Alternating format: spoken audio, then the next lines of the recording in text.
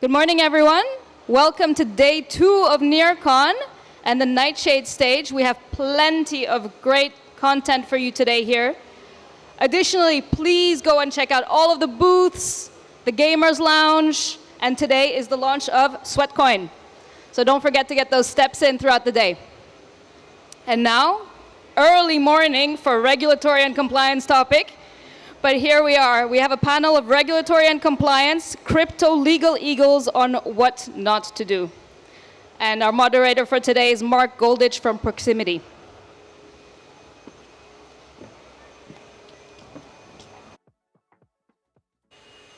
That vacuum is... Can you hear me okay? Wonderful.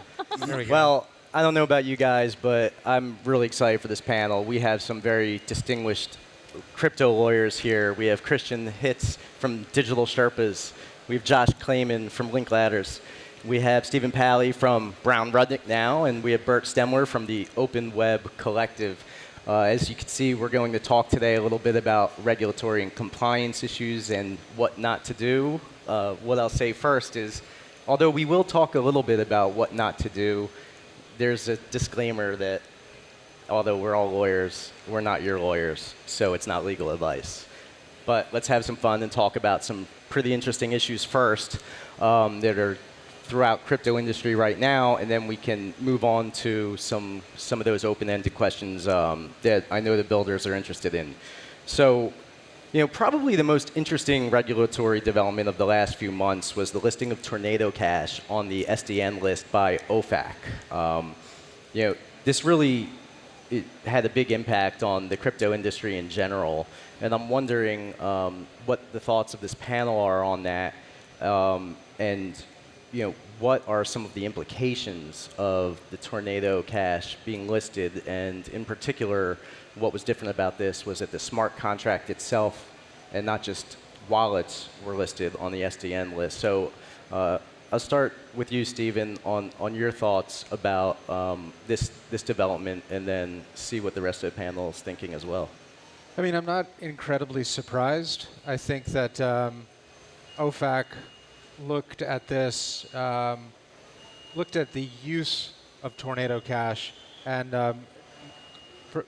undertook its analysis from that. Basically looked at it and thought, this is something that's being used by North Korea to launder money. We're going to list it. And the thing that's interesting about it, of course, is we know that Bitcoin addresses have been listed in the past. This is different than a Bitcoin address in that it's not static, right? It's dynamic. It can perform functions. So I think the interesting question will be, and I know that there are some challenges in the offing, whether or not listing a piece of software as opposed to a particular wallet address or a particular person or instrumentality is within the remit of OFAC's statutory authority. TBD, but I think that's one of the issues that we're going to see litigated in the future.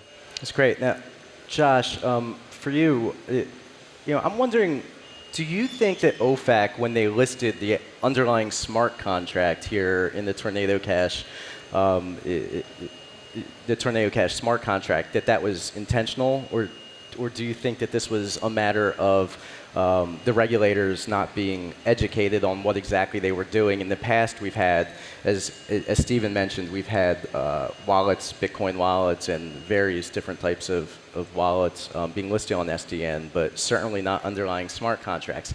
Was this intentional? So I don't know whether it was intentional. I mean, it's anyone's guess, unless you're at OFAC.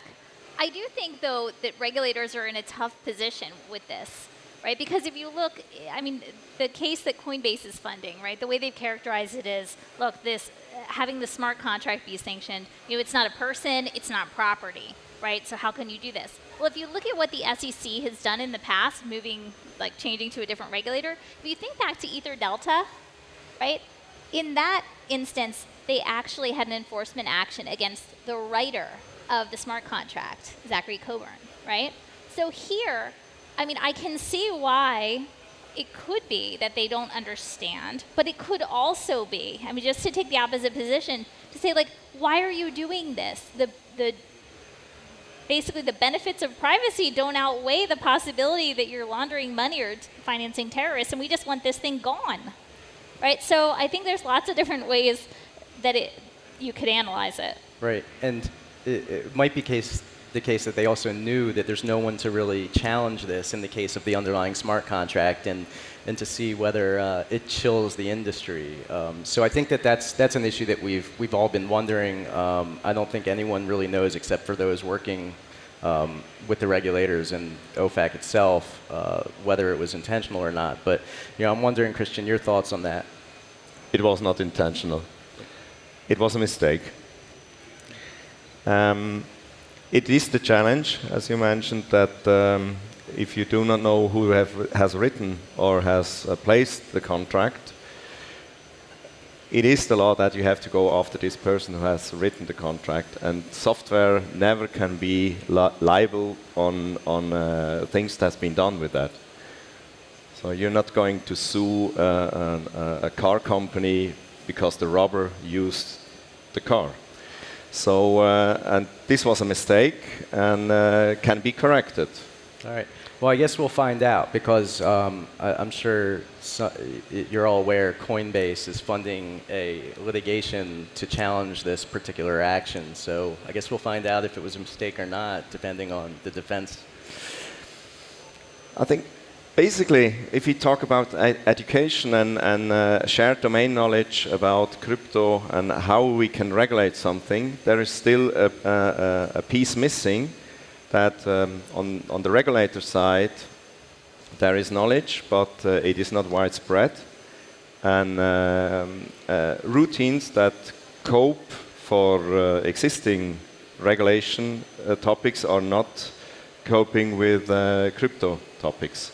So there the best answer is to go with education. Yeah. On the other hand, people who write contracts on the developer side, they need to think that it's not a free market.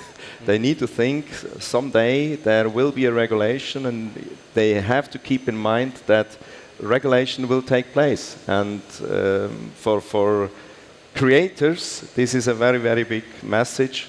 Think of building blocks that brings rules into your contracts. Right. So, you raise a great point. I mean, whether or not it's intentional, just setting that aside, I think it is an opportunity for education and policy work to be done, which I think we probably all agree is much needed. Bert, working in-house, I'm wondering what your thoughts are about the implications of this particular action on projects, both in the United States and abroad, and what international crypto companies should be thinking about. Do they need U.S. counsel, and what are projects considering now that this has occurred? Sure. Yeah, I do think it impacts the whole industry and projects, whether they're U.S. or non-U.S. And it's one of those things, as you mentioned. There's just a rippling, chilling effect that goes through all projects, and it really it has the intended effect of shutting it down, whether they knew that they were stepping out of line or it was very intentional and they knew exactly what they were doing. And so it's one of those gray areas, and I think we all know that crypto is extremely dynamic and just developing on a day-to-day basis. So as we think about how to advise projects, my view is you have to come at it from a risk management point of view. That your counsel is your tool to manage risk, and saying whether it's explicitly right or explicitly wrong to interact with a certain smart contract or an account that's so many steps removed from a smart contract is really up to the user and the project, and a real weighing of the risk that people are willing to assume. So I do think it's it's important to use counsel and to use, a lot of younger projects don't have in-house counsel, and so they rely on outside counsel. But to help them weigh the risks and to help them, make a decision, because the last thing that we want as an industry is to avoid, to have projects fully put on the brakes because they are uncertain about what to do. So, we encourage them to move forward and to build and to, try to use their counsel as a risk mitigation sort of strategy. I wanted to add something to that, which is that, there's a saying that lawyers have, which is bad facts make bad law.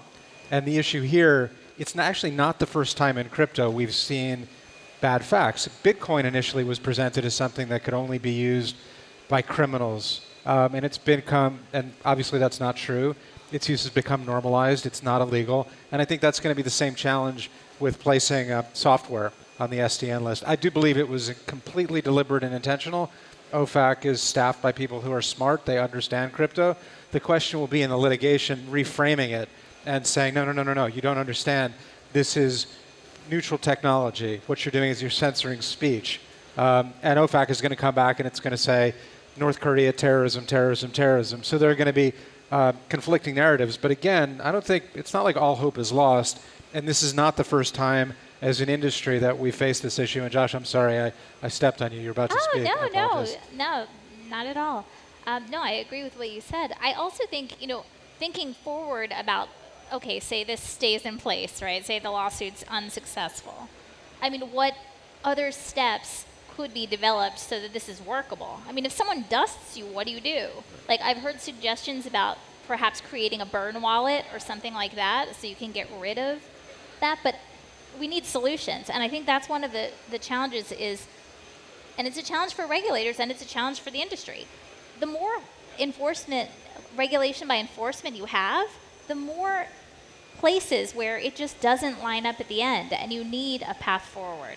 So for builders who are in our audience who may be running front ends or they have a protocol that they're working on and they're going to need some type of a front end for users to actually interact with it, what should they be thinking about? And is there a danger here of over-compliance or is the danger under-compliance? And really, as outside counsel, how do you look at that, Josh? And then we can see what the inside counsel thought is with Chris.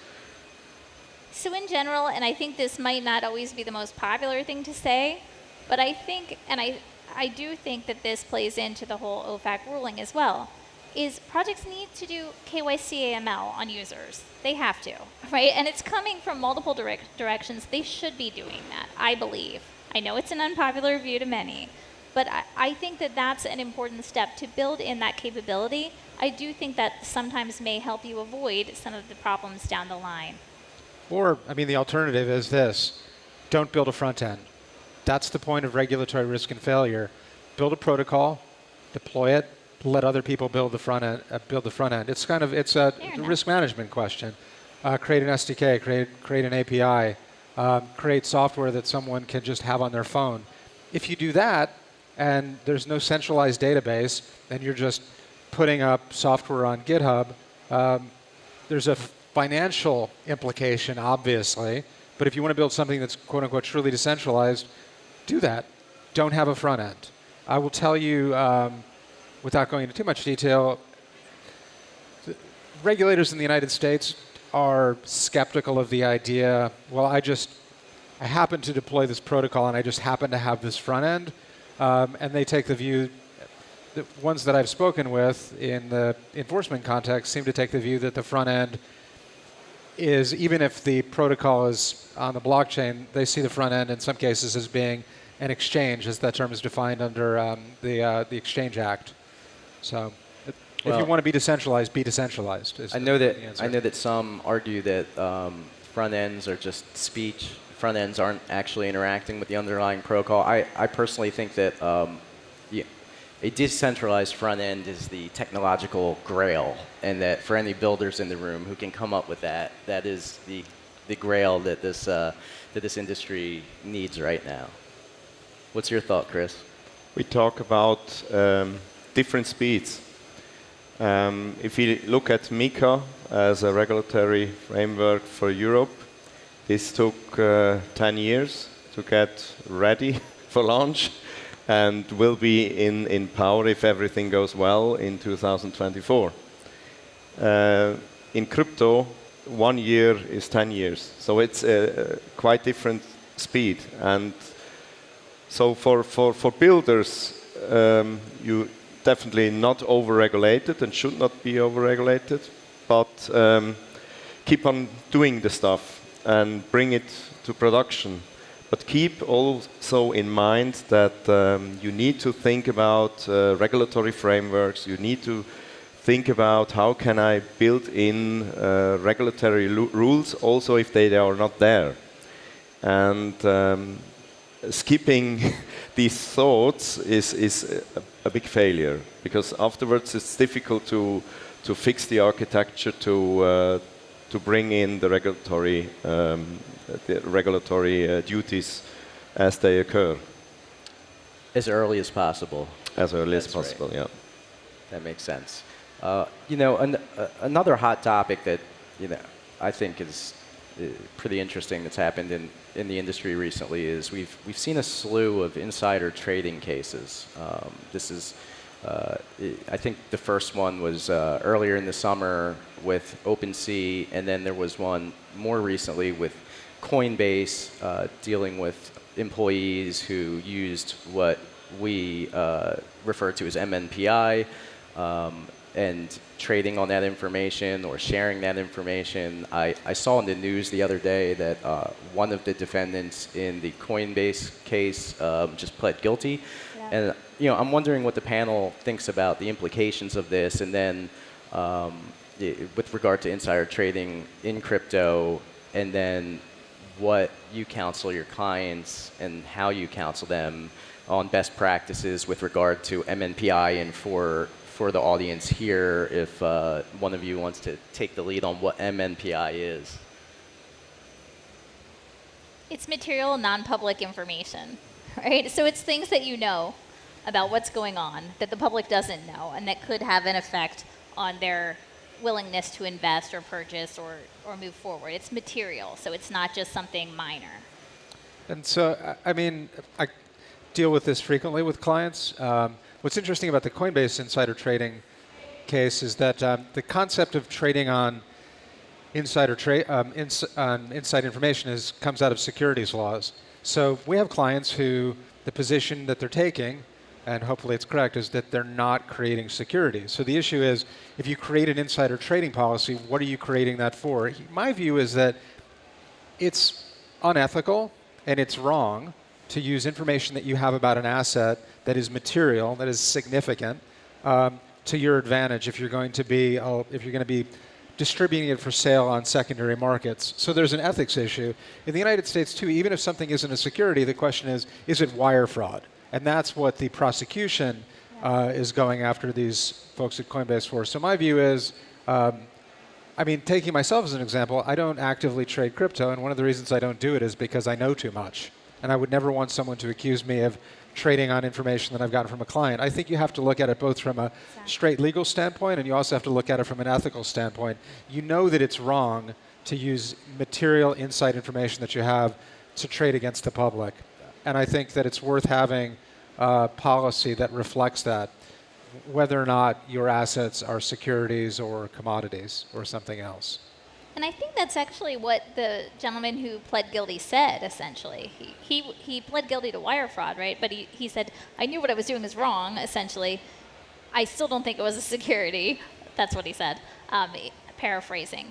But yeah, and the OpenSea case has shown it doesn't need to be a security. They don't need to allege it. Of course, it's interesting that they're styling it as insider trading, when that's very securities law linked phrase. But I think in terms of what, for clients, what I often advise, again, not legal advice, but is if you have material non-public information, right? Say you know something's going to happen, a big project. Say you are hypothetically a Swiss foundation, right? And you have to give grants to different folks, and you know who you're going to give grants to.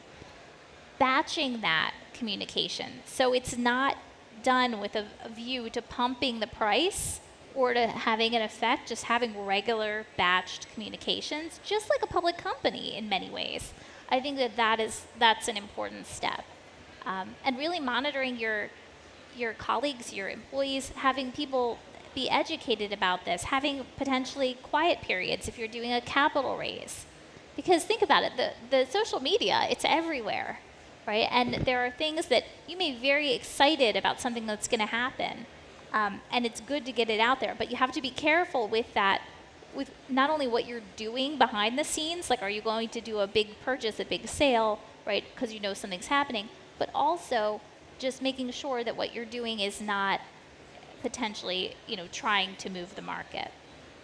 And now you're seeing that exchanges are, they're telling the public when a new listing's coming ahead of time, right? And do we think that has to do with insider trading concerns? Me? I think I would say it would have to be case by case. But I think if they put it out there, then they themselves can trade, right? So it doesn't become insider trading at that point because you've disclosed that this is going to happen. Everybody's theoretically on level playing field. So, I mean, it does seem like a good move to me.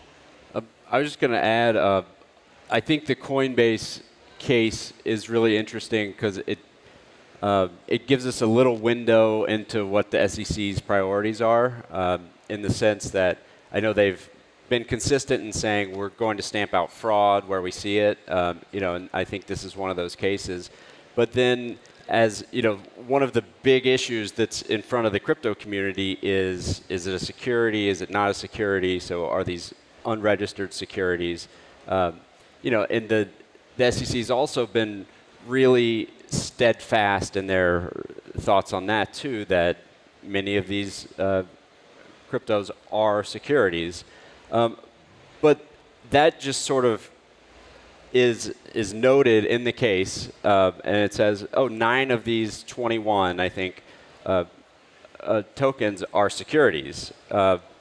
And they didn't rush out and do 9 enforcement actions against those protocols and or say, against Coinbase. Right. And likewise, they keep threatening exchanges, saying, you're listing unregistered securities, but they haven't, really acted on that in a really significant way. But so they just underlying the case is this claim that they're securities, and that they base their claim on that, but really what they're shooting for in the first instance is fraud, which is puzzling because most of the conversation is around what is a security and what's not. But the SEC isn't out there filing thousands of enforcement actions against protocols for unregistered securities. Maybe they will, but it doesn't seem like it's at the top of the list. It's just in their talking points constantly. No, that's a great point. I mean, the question as to how the SEC is going about this. They're attempting to set a precedent for these particular tokens without setting precedent, right? And doing it in maybe a persuasive way and without having an actual defendant that's going to challenge it. So it's sort of similar to the OFAC SDN listing in a way to get around, attacking these things head on, I think. I mean, I think it's strategically brilliant of them. Yeah. I think who is going to want to go against, I think it was said a few years ago, Coinbase has a $4 billion war chest for regulatory defense, right? All the SEC has to show is that one token was a security in order for a trading platform to have been violating, the rules. So I think to the extent that they can get it done by chipping away at perhaps less well-funded defendants and doing it indirectly, I think ultimately the bigger fish for them is to go after the platforms, but they're setting it up in a planful way. It's interesting, but as a legal matter, if there's a finding in the wire fraud case that one of the assets is a security, that finding won't be binding against Coinbase. So there's some. Exactly. There's a. I'm going to give you a little legal jargon. It's called non-mutual offensive collateral estoppel. Basically, if the SEC were to go after Coinbase, it would not be able to use a finding in the wire fraud case against Coinbase because Coinbase isn't a party to that case. So they could theoretically have to litigate it multiple times. But I'm sure it's a deliberate risk because they'll at least be able to show it to a judge, and the judge might say that they're ignoring it. But it's hard to get once you let a pig into the jury box, it's hard to get the smell out, right? That's another little legal aphorism. I'll zip it after this, but I do think I think there are tons and tons of enforcement actions and investigative subpoenas that are out there, including relating to that case. So I think we may see it coming in a lot of different ways. Yeah. Chris, internationally, what are some upcoming laws and regulations, Mika included, that the builders in the room should be thinking about? How early should crypto companies be engaging counsel, and what's going to hit the industry? Well, in Europe we are very happy end of July that Mika come to a stage where it's ready to launch. Right. So these processes take so long time, and it's incredible to see how many people are talking to the same topic to get these laws done. The question, what is a security, what is not a security, starts there when a normal governance token can become a security, and the other way around. So coins can change their role. And how can you regulate this? So it is a moving target then, and I think as it will launch and get in force, by using the technology, a lot will be regulated by the market. So and when the market kicks in, a regulation is much easier than taking nowadays rules and apply them to a technology which is completely decentralized, worldwide decentralized. Then we have also to tackle the Oracle problem. So a contract is deployed worldwide, but locally law needs to be enforced and applied. I think there is a huge journey in front of us, and it starts with education. It starts with a shared domain knowledge that everybody knows it's not evil. Everybody knows you need to treat this serious. That's not a game. Yeah? And this is now changing in the minds of people. And things like Mika is a very good first step that to be there. And when we look at different countries, how far they are, I would say Switzerland is a little bit a pioneer, and we are proud of that, but other countries are far behind. They have to catch up, and it's not done by doing lots of law enforcement stuff. It's done by educate, regulate, and get the process done. So we have about a minute or two left. Any closing statements for the audience? Anything that they should know? Any advice that's not legal advice that you want to share? I mean, I would offer this. Law and technology have a long history of interconnection. We wouldn't have had copyright laws if we didn't have the printing press, but the printing press came first, right? So I think it's the same here. One of the frustrations will be is that law comes after. I would say, be smart, build, get advice from people who are smart, but part of creating new technology is accepting a certain amount of risk. There's no way to completely de-risk a project. If you do that, you won't be able to build anything. Great. I would say just to builders out there, you may have incredibly good intentions for your technology, but it's really important still to consider the legal risks, because there are many laws out there, including U.S. laws, but also laws of other jurisdictions, that it doesn't matter if you're not located in the U.S. And it doesn't matter if you didn't have the intention to do something bad. There is no mental component of intention required in many securities laws and other types of laws.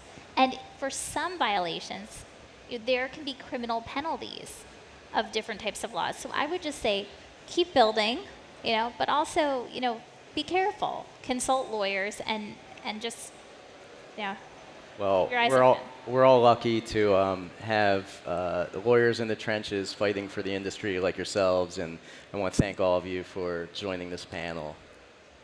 Thank you. Thanks, Marc. Thanks. Thank you. Thank you, guys.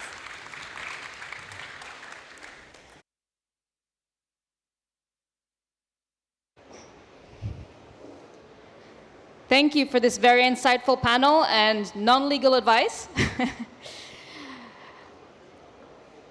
If you've just joined, welcome. We still have a few sessions going on. I see some of you already have your Sweatcoin t-shirts. Be ready to walk around and use the bouncy castle later on. Next up is recruiting and retention in a bear market with Ali Paul and Caroline Lowe from TrueSearch.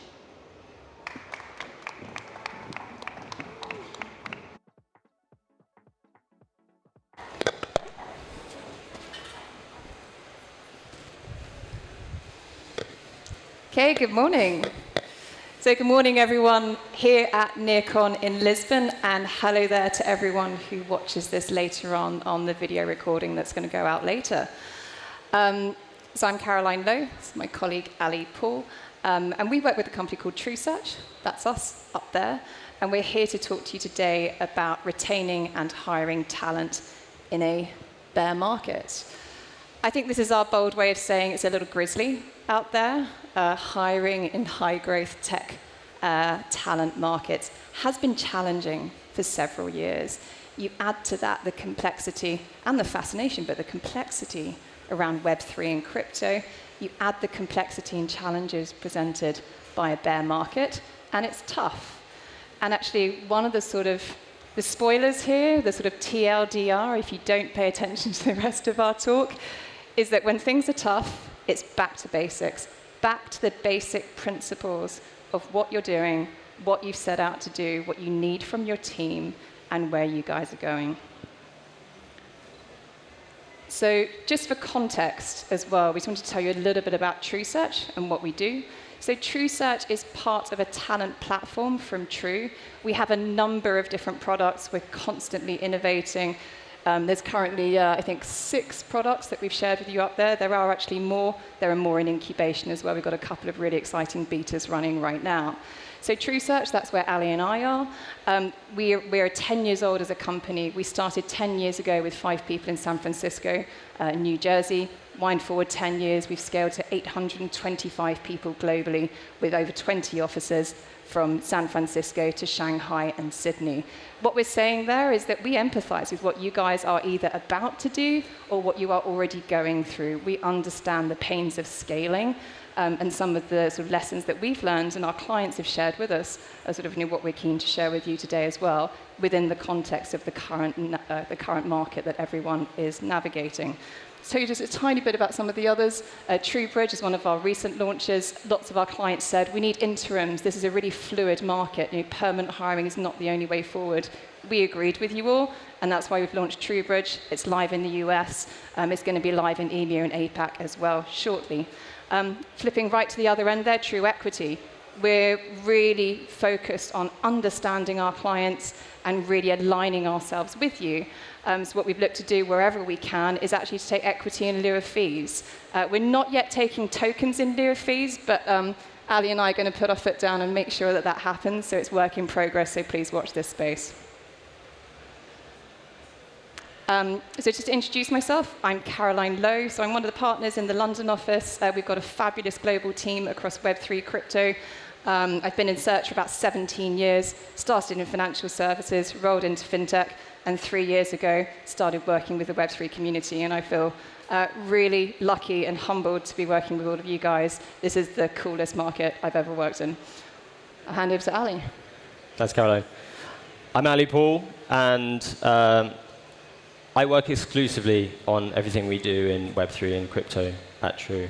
I have a bit of a non-traditional background. I used to be a detective in the Met Police, and during that I got interested in blockchain through evidence management systems, and then from there discovered blockchain, other blockchain projects, the infrastructure, and just how exciting it is. So it's good to be here. As I said, we work pretty broadly across the space. We've done a lot of work on the CeFi side of things. We've worked with like Bitpanda, with BlockFi, across DeFi with Aave, Avantgarde. And then also now moving into a lot of the layer 1 infrastructure, generally Near Foundation, one of our biggest clients, Algorand, and also gaming as well. And across all of those, we work with organizations of all sizes, from 500 plus people to founding teams really starting out in their basement. Atomic Hub is a good example of that. A super small team, 10 people, all developers, and then we build teams around that. It's really great to be here, talking to you about the market today. So the state of the market right now, ultimately, the last year and a half has been an awesome time for the industry, right? It's gone from magical internet money to now something that's a lot more accepted generally, and a lot more interested. There is a lot more interest from people in Web 2, especially wanting to move into the space. That said, we're still super early, and the talent pool right now needs to grow a lot to reach the level of maturity that we've seen in Web 2. There's definitely greater candidate scrutiny now. We're in a bear market. When prices are going up in the bull, people are super ready to jump into this exciting new space.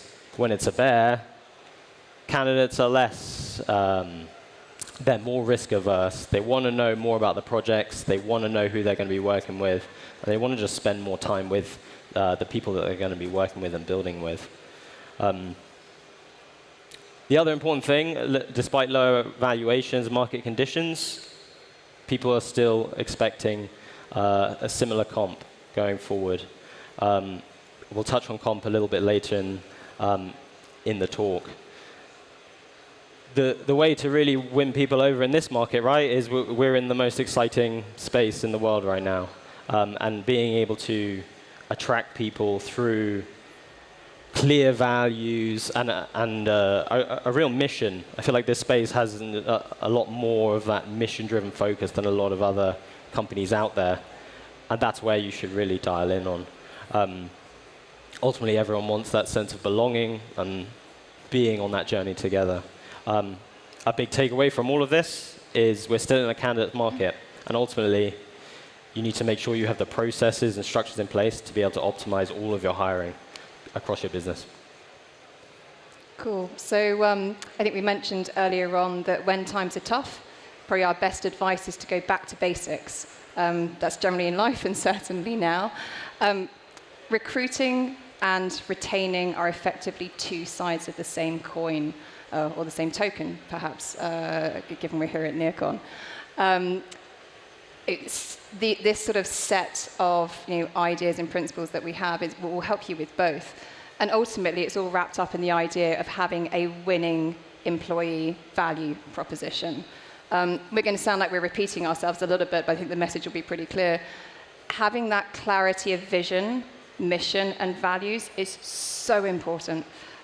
We were fortunate enough to join the Changemakers breakfast yesterday, and we were chatting to Amy, the founder of Blue DAO. We say, what is life like, as founder of Blue DAO? And she said, you know what? It's like building a bridge, having the guts to walk on it at the same time, even though you have no experienced bridge architect or bridge engineer. You've got to be brave, and you've got to have a very clear mission and purpose as to why you're doing it, and also the values that go hand in hand that help people come along with you on that journey. When you think about that team, both the current team and the future team that you want, invest in that team. That team is your absolute greatest asset. You have one or two fantastic people along for the ride with you. They will bring along other great people with them. They will find that talent for you. People see a happy, thriving team who are excited to do what they're doing, even though times are tough and even though things are not quite where you want it to be. They will help you find more people and also retain that broader team that you go on to build. It goes without saying, I mean, we'll talk about compensation through this. Not everyone joins or leaves because of compensation, but it sure does help the wheels go round. You have got to make sure that your compensation structure, both short and long term, is always aligned with what you're doing and the exact market conditions that you're currently operating in. And then to sort of wrap all of this, being open-minded and looking at a diverse talent pool, it goes far beyond just being open to someone in Web 2 to come into Web 3 and bring what they know from there and learn everything that's new to them about Web 3. It is about diversity of thought. It is about diversity of experience. So really go broad, cast the net wide, and then sort of drill down in terms of who is actually going to be aligned with your value set and bring at least the top priority skills with them that you need, rather than a huge shopping list of skill sets and experience. So just to go on to like the here and now, sort of retaining in this market. I did say there's a fair amount of repetition here, and actually one of the best CEOs that I really respect in this market, I said, what did you learn about being a CEO so far? And he said, repetition. Once you've repeated something several times and you think that people are bored of you, you probably still need to keep saying it again. We're going to skip to point 2 there. One of the things is just over-communicate. Communicate constantly to your team. If you can increase the visibility as much as possible, you're reducing the uncertainty for your team, and therefore just helping to hold on to some of your best talent. Leverage the hell out of your core values. These are the things that keep people together during tough times. Speaking to another CEO the other day, and actually when things got very tough, they actually reduced the number of values they had from 7 to 3.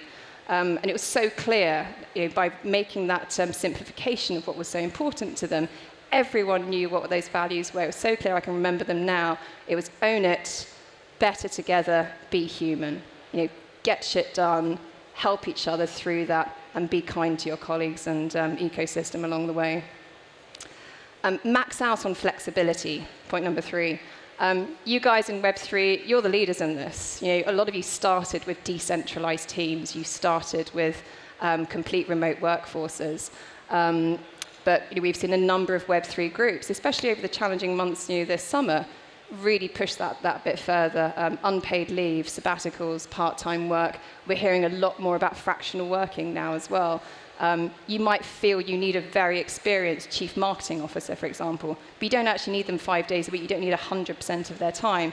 It could be hugely advantageous to you to have someone maybe 2.5 days a week, and they spend the other 2.5 days or more. You guys tend to work a lot. You're passionate.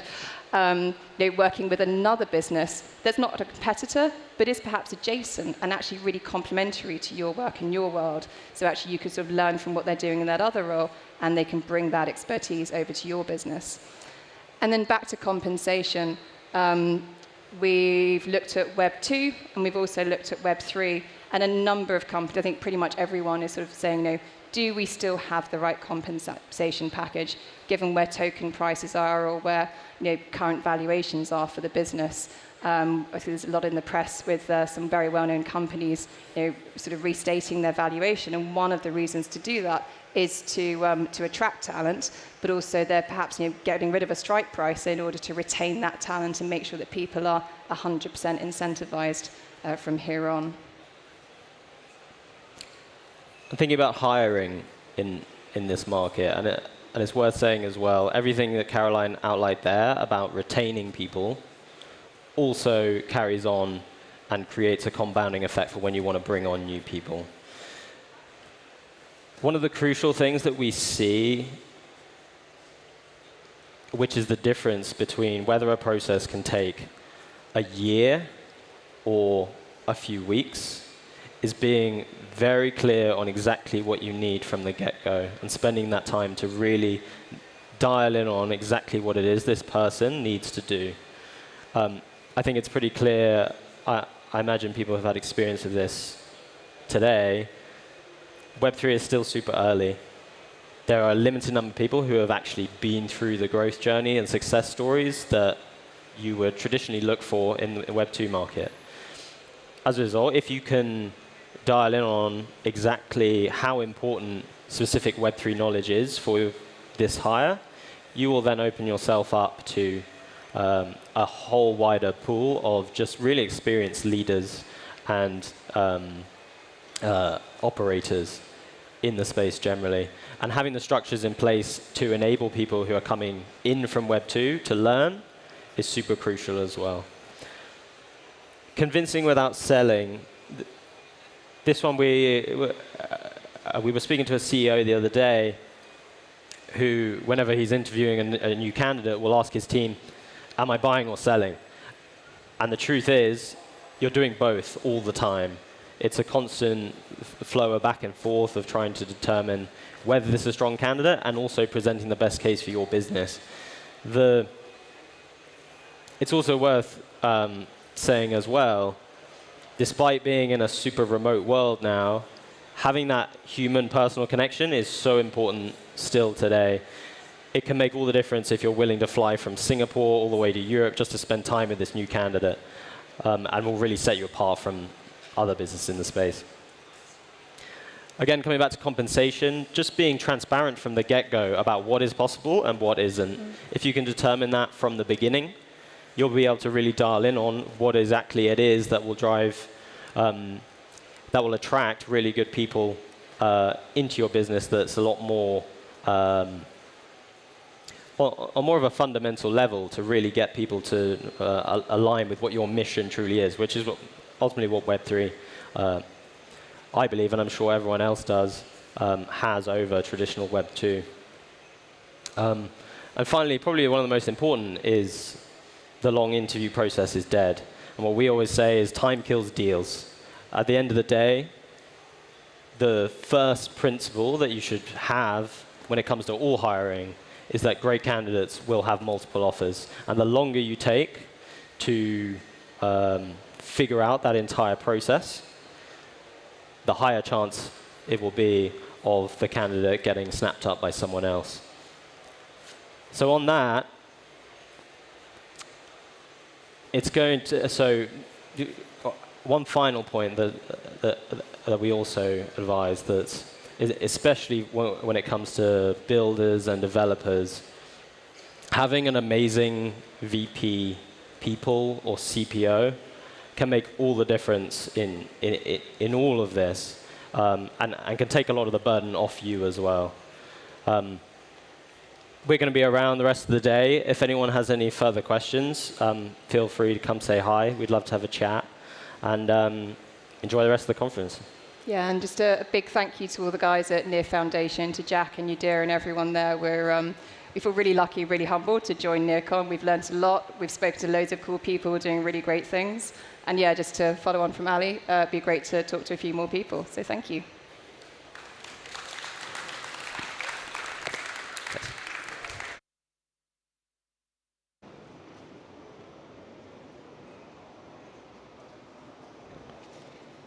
Thank you, Caroline and Ali. Next up is sustainability. And I see that we have a number of the sustainability teams here.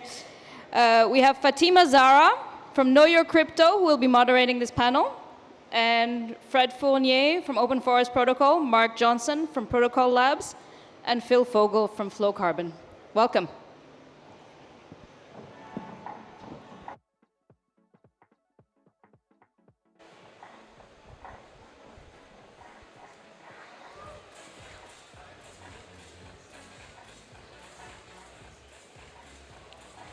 All right.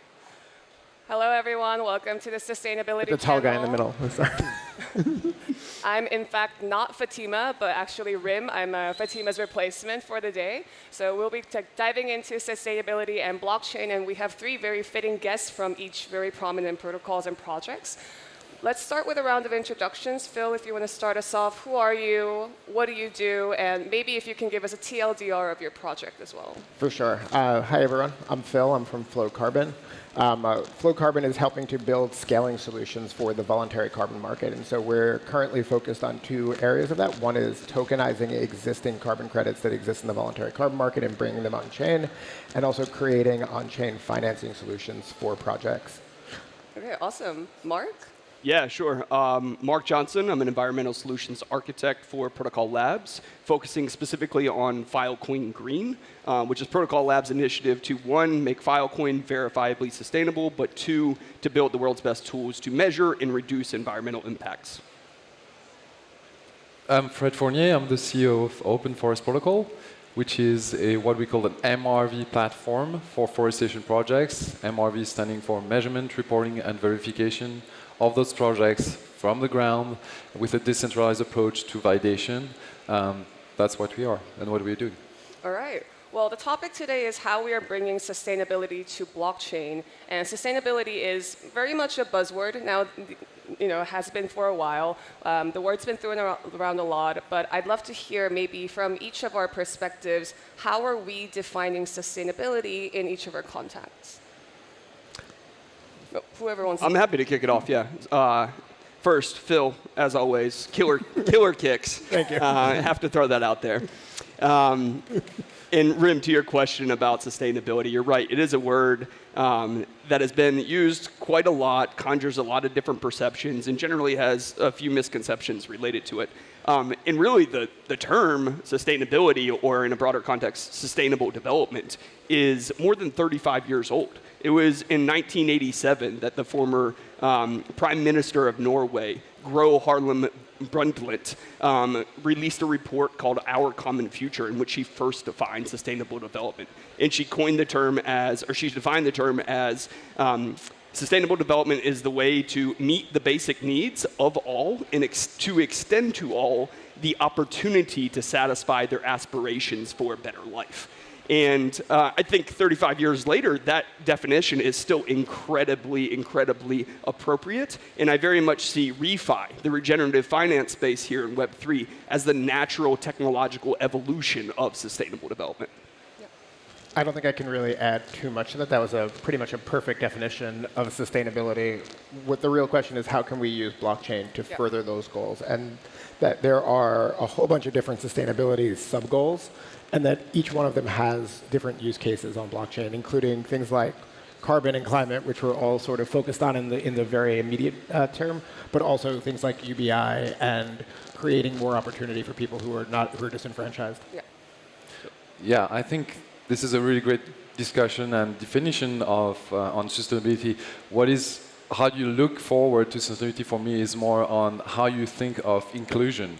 How do you bring people in a society where the wealth is distributed in another way than today, so it's more decentralized, and that's of course what we discuss a lot here in Web3, but it's all how do we decentralize wealth, decentralize the access to resources, make sure that our society, our environment will be a better place in terms of distributing those resources in the future. Yeah. The other interesting thing about sustainability is not just about the planet today and the people on the planet today, but how do we make sure that the planet is sustainable for future generations and that the future generations have access to greater resources and greater wealth than we do today. And that's a very difficult challenge to tackle, and that there's a lot of, starting to be a lot of applications in blockchain to do that. Yeah. So I think this is a really important point, that when we talk about sustainability, often I think in this context especially, we think about climate, we think about how can we think about the environment, but it's more than that. It's a very inclusive term. We're thinking about equity, we're talking about social justice, we're talking about inclusion, distribution of resources. very much literally how can we have a foreseeable, sustainable future that will last for future generations. But kind of coming back to a specific climate point, I think because especially for NEAR has been a carbon neutral chain from the very beginning, has been offsetting its carbon emissions. Being a proof of stake, it has much larger energy consumption to begin with. But from the outside, when we say blockchain and sustainability, a lot of people are skeptical. So I think we could, I know it's a boring question, you've been getting this all the time about how much Bitcoin is using up energy, but maybe we can clarify a little bit about the misconceptions when we say, aren't you just using blockchain and crypto as a gimmick? Isn't this another form of greenwashing? And the real question is, can blockchain and crypto economics actually bring fundamental solutions to existing problems? Yeah, I mean, it definitely can. I mean, let's start with the misconception, right? So proof of work blockchains are energy intensive. They just absolutely are. And Bitcoin is certainly the worst offender in terms of their energy usage and therefore their carbon footprint. Ethereum, sort of the second worst offender. Ideally, sometime in the next couple days, that's not going to be true anymore. And if you look at the actual carbon usage in terms of megatons, when you look at a proof of stake blockchain, it's 0.0 megatons, right? It basically becomes a rounding error in terms of energy consumption. Let's not get it wrong. There is still energy consumption there that should be offset, but it's not. It's basically a meaningless amount of energy consumption. Yeah, and to add on to that, I think one of the misconceptions is that we hear a lot is that blockchains are burning the world and things like that. And definitely agree with Phil. Blockchains do consume a lot of electricity, just like any other computing infrastructure. What I think people fail to recognize is that so does every other economic form of economic activity. Right? You compare the entire Web3 space to, say, the global steel supply chain, global lithium, aluminum, cobalt, concrete, you name it. We are minuscule compared to these other forms of economic activity that really are the foundation of global society. So when we're talking about energy consumption and sustainability, we also need to recognize we need to do much more action in those areas than we need to in Web3. To make sure that we are achieving the deep decarbonization that climate scientists say that we must achieve in a very short amount of time. And I very much believe that blockchain networks and crypto primitives have a unique opportunity to realign incentives and drive collective action towards reducing emissions. Yeah.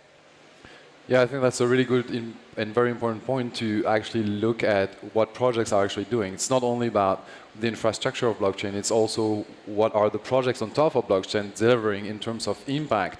And of course, we talk about carbon, but there are many other impacts that are linked to that. So it's needed to have a holistic approach and not to be focused too much on this blockchain has that many carbon emissions. It's more important to kind of have the discussion on what is delivered, what kind of value proposition is delivered through that blockchain, through the projects of the blockchain. Maybe more concretely on the question of how is it that blockchain actually can solve problems rather than just being a buzzword attached to a new NFT project, we're now sustainable, we're going to offset carbon. Could you tell us maybe through your own projects, what is the solution using blockchain or the realignment of incentives through crypto economics yet you're bringing to an existing problem now? So I think to even talk about, we're talking about financing and creation of carbon credits on chain. And to understand how those should be used, you actually have to go a step back and understand why are carbon credits used in the first place. And the answer is because they're used to offset someone's footprint. And so before you can offset your footprint, you have to calculate your footprint, which is actually a very difficult challenge because your footprint consists not just of the carbon, the fossil fuels that you specifically are burning and releasing into the atmosphere, but also all of the carbon that's being released by your supply chain. And so going back to that supply chain and figuring out how that supply chain is emitting carbon is an incredibly difficult challenge that requires trusted data. And so one of the things that blockchain can solve, not our project specifically, but that our project relies on, is all of these other projects that are working on what's called carbon accounting. And the carbon accounting is specifically of what's called the scope 3 emission, which is your downstream suppliers' emissions, is an incredibly challenging problem because you're trusting your suppliers to give you valid information. Yeah. So that information, when stored on chain, can now go into that accounting system in a really meaningful way. And so that's one of the ways where blockchain can do it. Then you come to us, and we basically are helping to create, and you go to other protocols that are also building primitives around carbon credits that can allow you to take that calculation in and build it out. So I'll mention another project. There's another project called Menthol Protocol, which is being built to do the carbon accounting that exists for users on chain. So a user can basically install or use this like middleware software that just sits there, looks at the carbon footprint of a blockchain, and says, okay, you're responsible for this portion of it, and automatically offsets. On chain, that's really easy because it's all the data is available. You can interact with smart contracts, and it can just happen. When you're talking about the steel industry, or the lithium industry, or the cobalt industry, it's much, much harder to calculate these things. Yeah. So on the data layer, there is a fundamental solution to the existing industry in terms of accounting, as you mentioned, how much carbon is being used, how much is being emitted, and how much is each entity responsible for how much carbon. Yep. Yeah, and to add on to that point specifically, Filecoin and IPFS are the data availability and storage network of Web3, right? Filecoin specifically launched in October of 2020, and in just short of 2 years, we have scaled the network to over 18 exabytes of storage capacity, which is, to put it in context, about 10% of AWS, about 1% of global storage capacity. There's 4,100 storage providers, aka small little data centers around the world that are storing data on behalf of clients. And when we think about it in sustainability and decarbonization in the context of our network, we're really focused on 4 main areas of activity. One, on evaluating the energy use of the Filecoin network itself. And through that work, and happy to dive into this in a little more detail, through the methodology that we've developed and some of the dashboards that we've developed, we are super proud to say that we think that the Filecoin blockchain is the most transparent blockchain, major blockchain in the world, when it comes to electricity use. Because we know exactly on a very granular basis the electricity used by all of the storage providers within our network that make up that 18 exabytes of storage capacity. The second major area is connecting all those storage providers to renewable energy. And the primary market instrument that we're using for that is renewable energy certificates as opposed to offsets. Because when you're talking about the emissions that are generated via the consumption of electricity, connecting that electricity consumption to renewable energy via RECs is the appropriate way to mitigate and minimize those emissions. The third primary way that we are decarbonizing the network is by developing a slew of tools and guidance documentation to help all of the 4,100 storage providers decarbonize their own operations. Right? A lot of what we're doing now in connecting the network to renewable energy is done on behalf of or by Protocol Labs and the Filecoin Foundation, but it's certainly not our intent to continue to do that forever. So we are providing them the tools to continuously decarbonize their operations and baking into the protocol some incentives to give them economic rewards for achieving deep decarbonization. And then the fourth main area is to try to catalyze this nascent space of environmental Web3 projects. And the primary ways that we're doing that is through our green grants pipeline. We just launched one earlier this year with about $1 million dedicated to funding early stage ideas. That green grants pipeline ends at the end of this month, and we'll be kicking off another one. And then through events and hackathons like our Sustainable Blockchain Summit. You all were there, a few of you in the audience were there in Paris around EthCC when we held our SBS EU, and then around DevCon in October, we'll be running another one, SBS LATAM in Bogota. So yeah, to bring the discussion from the carbon angle to a more sustainable angle, so our approach is basically, thinking about how the world is talking about carbon and looking at how you apply this to include people in this discussion and people that need it the most. So looking at what we do in the forestation sphere, we've developed an MRV tool for the people on the ground to onboard this journey and to show what they do into forest and how they conserve and preserve and restore forest. So that's what we've been developing, and I think the core benefits here, we're talking about carbon eventually, but the core benefits here is they have access to the latest digital tools, but this enables them to basically scale the projects. When we talk about smaller projects that are not able to access the carbon finance, not able to access any kind of technological tool, then suddenly they find a solution where they can onboard this kind of journey with everyone else and basically bring broader co-benefits to the carbon discussion. So that's what basically we provide, and I think it's very important to, on the macro level, to think on how we could include the maximum people in this kind of business evolution, and I think Web3 is really the place to do that because it's really a community-based approach, and it's super important for bringing sustainability on our businesses and in Web3 as a whole. So if we kind of quickly sum up, I think there are two main points. On the technology side, so blockchain as a database layer and also the tooling that you can provide with blockchain technology actually solves problems in the industry, carbon accounting, whether that comes to MRV in the forestation sector. And then there's also, I think, Marc, what you were touching upon about realigning incentives, incentivizing people to decarbonize through crypto economics. And I think that's also a financial layer that is very interesting that we can introduce because crypto economics, we are able to re-strategize and re-theorize the ways that we incentivize things. I think yesterday, so we had a Refi Lisbon event, and Jon from Refi DAO was talking about how, currently when we think about capitalism, it's an extractive form of finance, but now we are realigning incentives towards incentivizing regeneration of things that actually help the planet. Kind of picking up on that point, could you tell us a little bit more about how each of your projects not just use blockchain technology, but crypto economics in order to kind of realign these incentives and how you're mobilizing capital basically to go to the right places, right? Yeah, so it's interesting. When we talk about tokenizing straight carbon credits, there's actually no tokenomics. There is no crypto economics. In fact, the general principle is to take something that is a spot commodity in the real world, so to speak, and to make it a spot commodity in Web3, right? And so in that sense, there are no crypto economics. Where we step back and say in financing and how do we create and go and finance projects, we actually are looking at ways to create economic models using tokens and using additional platforms and using the benefits of multiple L1s and their ecosystems to bring their tokenomics and their incentive systems to providing a liquid, deep market for carbon credits. And so there are lots of ecosystems now that are putting a tremendous amount of capital, and it's phenomenal to see. And one of the reasons why that's happening is because fundamentally sustainability is a mass coordination problem. And luckily, Web3 is a mass coordination tool. And what you're seeing is Web3 take real ownership and responsibility and saying, this is a problem that we want to, a challenge that we want to tackle in a meaningful way.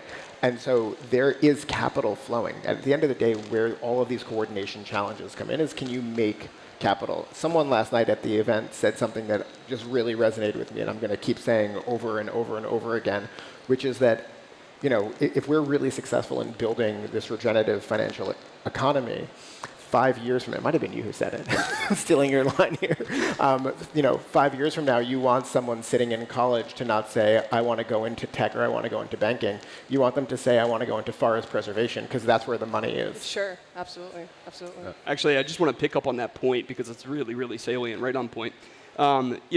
The United Nations Environmental Program releases a report every year called the Emissions Gap Report, and it evaluates the trajectory of emissions, global emissions, and pairs that to policy measures around the world. And that showcases exactly how far off we are or how closely we are tracking to achieving the long-term goals of the Paris Agreement, maintaining a 2 degree centigrade rise in global temperatures. And last year's report was aptly titled, "The Heat is On." And it definitively concluded that climate change is no longer a future problem, it is a now problem.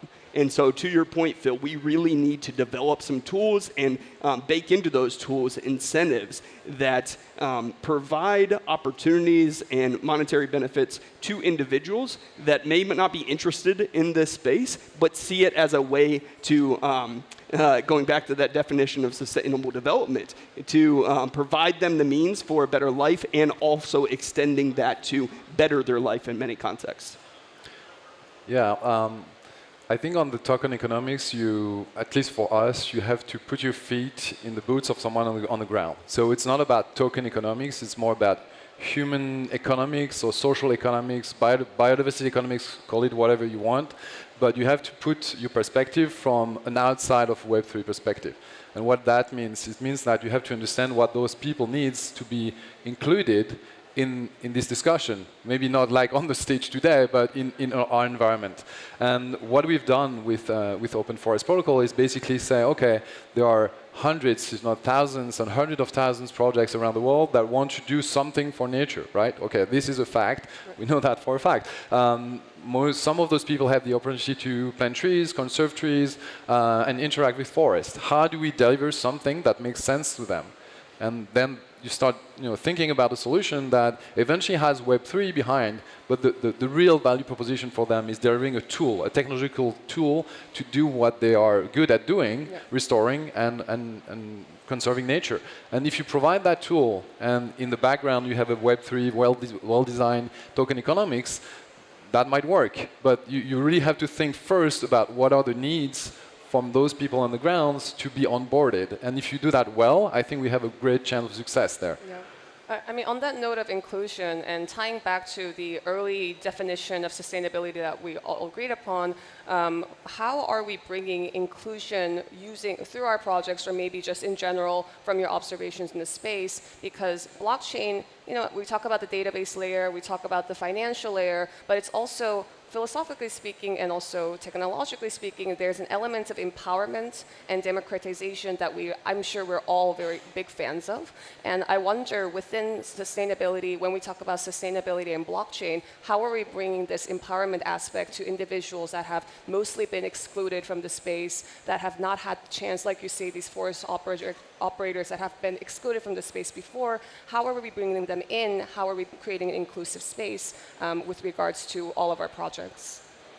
Yeah, so when you talk about a lot of nature-based carbon projects, they actually take place on indigenous lands. And so bringing the indigenous communities capital and giving them economic opportunity that isn't related to destroying their lands, which they often have significant spiritual and cultural ties to, is really important. So right now you can go throughout the Amazon basin, you can go to Indonesia and lots of other places around the world, and there are offers to these indigenous tribes to come in and cut their land down to grow palm oil, or to do mineral extraction, or to drill oil, as is currently going on in the Congo Basin. Right? All of that is, can we create an economic alternative to that where they don't have to cut their land down in order to receive economic benefit? And so that's the way that we're bringing them into this, or we're trying to bring in this inclusion. And by giving them the tool set that everyone is building to make it easy for them to do that, where the tech-enabled element of it is just on and available, and that the capital that flows to them doesn't flow through a large number of extractionary intermediaries, right?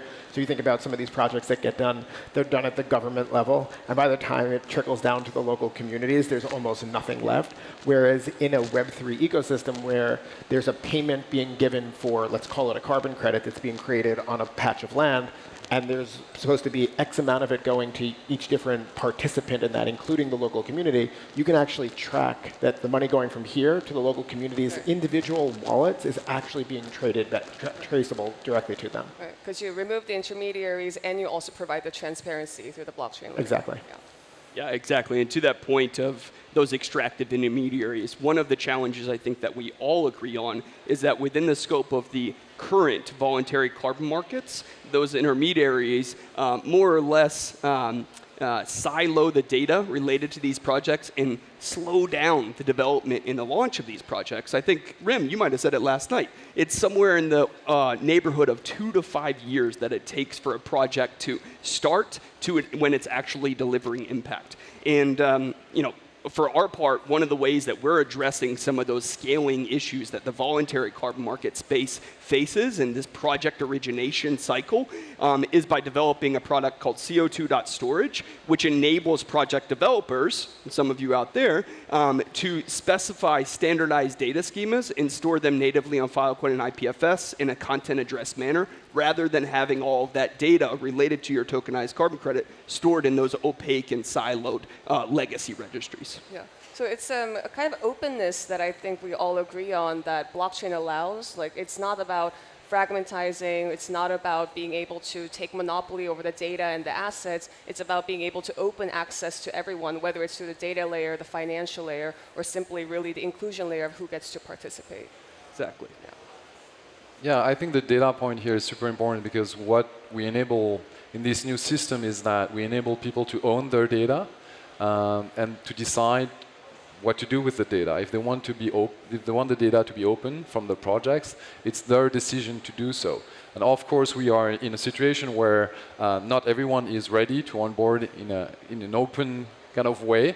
But I think it's super important because if we make that shift, the more and more people being more transparent, being more open, it's going to trigger that transparency. It's going to create a ripple effect eventually. Obviously, some countries will try to stop that. There will be frictions, definitely.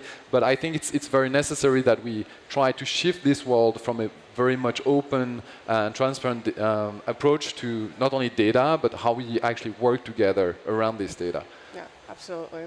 So we have about 5 minutes left on the panel. I want to address, we are kind of talking about the ways that we are addressing the question of sustainability on blockchain, the innovation that we are bringing. But there are obviously challenges, and challenges that we can't solve by ourselves because this space is very nascent. It's just getting started. We need other players to come and help us.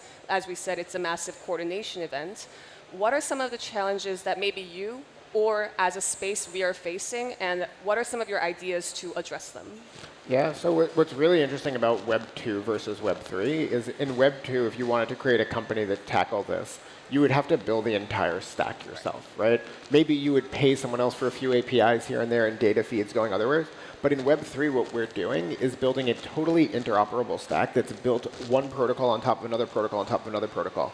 So just the three of us sitting up here today, in not that long from now, we'll have a solution that an end user can use that actually at some point in the value chain touches all three projects and all three protocols. And on top of that will be another protocol that actually allows for better user interface and allows for more and greater use cases. So I think what we're really looking for in terms of additional things to be built is we're building a lot of the core backbone infrastructure. We're building the scaffolding, so to speak, of the ecosystem. Now what we're looking for from a lot of people, builders in the space, is to build the front-end applications. What do you do with these carbon credits and these data streams and all of this storage of data that now exists that will move the industry forward and make it more accessible and more usable by others?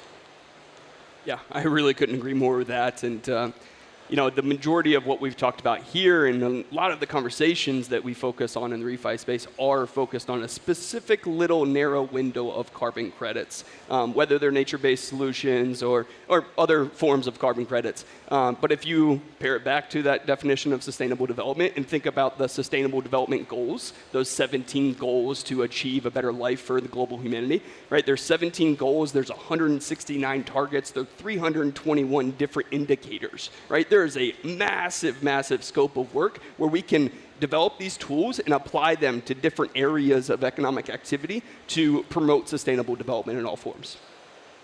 Yeah, you said it. The beauty of what we do is exactly lies in there. It's not only about beauty, it's about efficiency, it's about scale. So everything we are kind of putting together is going to go much faster. It's going to be more transparent than anything else we can build, I think. Of course, there are challenges on how we build that infrastructure. It's not necessarily easy. It's not necessarily straightforward. But I mean, the perspective on how we build together in this space is enormous. And it's not something you find in Web3 or in other type of companies. And especially, we can say that from our perspective, that when you interface with companies as much as we interface with validators on our side that are not into Web3 or projects, they have a very specific and siloed approach on what they want to deliver in terms of products. We also have that, but we have the perspective on delivering and connecting that product to a much broader base. And I think it's been a year, or more than a year for us, of development, but it's been a year, but the space has evolved so much in a year. If you look at outside of the space, how much has been done in a year, it's incomparable. Yeah. No. On that note, as we wrap up, maybe I could give the stage to you guys to do a quick call to action. We were talking about having more composable parts, more building blocks to make this space as big and as coordinated as possible to actually reach the goal of scaling climate solutions, advancing sustainability through blockchain. Would you have a call to action to the audience out there? Yeah, if you're building in this space, think about all the infrastructure that we're building and what you could build on top of it. I mean, I've been just inspired for years by the work of Filecoin, the work of Uniswap, the work of all these other big infrastructure plays that was like, oh yeah, we have this great idea in 2017 to scale the carbon markets, but we can't do it without all this other infrastructure that was built, that needed to be built first. Now this next layer of infrastructure is being built. What can you build next that's going to sit on top of it to further advance sustainability goals that are not just carbon-based? Yeah, that's amazing. I'll plug once again Sustainable Blockchain Summit, this event that we're running on a quarterly basis to try to bring together everybody that's interested in these crucial topics to hold these conversations and move the needle in the right direction and really get involved. Let's work together to promote environmental and human flourishing like we've never seen before. I think my call to action would be if you have an idea that is somehow linked to sustainability, you are some kind of an expert in your field, whatever the field is, social impact, environmental impact. If you think about something that might, change how things are built in an inclusive manner, I think, come talk to us or talk to other people in that space, and let's try to build together that, the stack that we can build here is really, really wide, and there is plenty of opportunity. I'm pretty sure that in 10 years from now, hopefully we'll be there and seeing this space really being really wide. All right, thank you everyone for listening, and thank you to all of our panelists. Let's keep on building for sustainability. Thank you. All right.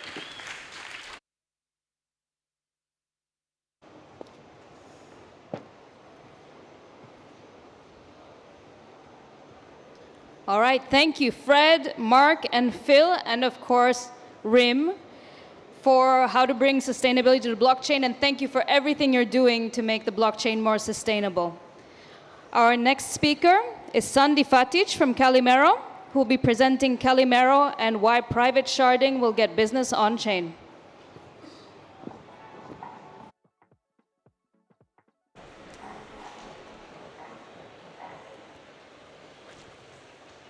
Okay, works. Everybody hears me. First of all, thank you everybody for coming. I have only 10 minutes, so I will try to explain bestly what we do and why private sharding is important. Just to start, my name is Sandi. I'm the CEO of Calimero. And I was the first infrastructure engineer at NEAR, essentially responsible for shipping mainnet at NEAR. Last year at NEARCON, 1 year ago, we started thinking about ideas. How can we bring blockchain to the masses? So currently we have, we have Web 2, we have Web 3. But the question is like, how do we build 1 billion users into this space? How do we bring them? And essentially, we are currently a bubble. Like we are thinking that only Web 3 exists, but there's 1 billion users there waiting. And if you think about like what Web 2 was, Web 2 was a centralized, private, trusted, siloed custodial. So like companies like Google, companies like Facebook. And now we have a decentralized, public, trustless, interoperable, non-custodial solution, but like none of this actually solve the problems of like how do we bring billions of users. So that's why we decided to build Calimero. Like blockchains, by design, are not privacy-preserving technologies. They are transparency engines. So we had problems with data availability, with interoperability, with all these things in Web 2, but now we built the polar opposite. Essentially, we just went from one extreme to the other. And that's a bit problematic because you don't want, like, people were complaining in Web 3 when we were starting, oh, I don't want my data to be, at Facebook. I don't want my data to be at Google. But like what we built, all your data is public now. Like everybody can use it. So like it's even worse. And that's very specifically a problem for enterprises. So like enterprises cannot join, like banks cannot join, governments cannot join, DAOs, gaming communities, they really cannot join because there's certain data which has to be stored in a different way. So why I think like we have to backtrace a bit from Web 3 to Web 2.5 and rethink like how do we design these systems. And in my opinion, like there is use cases where we need federated systems, so like small communities running it, governments running it, consortiums running it. Also, we need an interaction between both public and the private. So the question is, how can a bank use public assets like Ethereum, like Bitcoin, like others, and benefit from these assets, like store them in a federated consortium? We had Hyperledger before, we had Corda, we had R3, all these other guys, but like they were building for governments to put it at a data center and never like interact with anything. So what we wanted to build at Calimero was essentially a private shard, which provides you the ability to both interact with Near mainnet or some other chains, for example, Aurora and Near, and in the future maybe others, where a community, an enterprise, can run this private shard and then talk to other private shards, interoperable, have smart contracts between them. And that's how it works, essentially. I think we are, the first bridge. We are coined 2 new terms. So, like the first term we coined in this space is a realistic bridge. I don't know if somebody claimed it already, but essentially, if you look at Ethereum, we have, Arbitrum, we have optimistic rollups, all these other things. But first time, in my opinion, like we build a bridge which works under 5 seconds. So, like you lock an asset, it gets transferred to the other part of the chain in 5 seconds. So, like we use near finality, which is 2 seconds, and then on the Calimero shard, you have 2-second finality, and it just works. This was enabled because Near is the first chain where you could actually verify signatures from the block headers. It wasn't possible before, now it is. So we built the fastest bridge. You can bridge NFTs, you can bridge fungible tokens, you can do cross-contract calls from a private shard into the public, and the other way around. So imagine you have, and one important thing, so currently we work both on Aurora and Near. So if you're already running an application on Aurora or Near, you can easily, just use the same contracts, use the same SDKs, use Near API.js, and just deploy on the private shard. Obviously, if you want to do bridges and stuff, we also are building a small SDK which will help you do that in Rust, JavaScript, or Solidity. What else is like a big problem, I believe, in this space? Like, we don't have enough infrastructure. We have enough builders, but people don't want to manage infrastructure. It's a pain. I worked as an infrastructure engineer in security for many years, and people hate infrastructure. You're building a product, you're a startup. You don't want to focus about, how do I run all my nodes, where are they running, all this other stuff. Where's my API? Where's my indexer GraphQL endpoint? It's exhausting. So essentially, we build a dashboard where you can, with one click, deploy a private shard. You get an indexer rolling. You get an RPC node rolling. You have a marketplace where you can just deploy applications for like Procotol, NFTs, fungible tokens in like few buttons. So and that's also like for both enterprises and startups.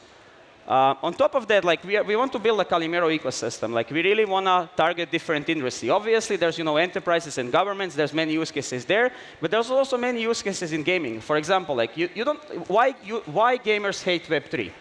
Because they don't want to pay to get into Web3.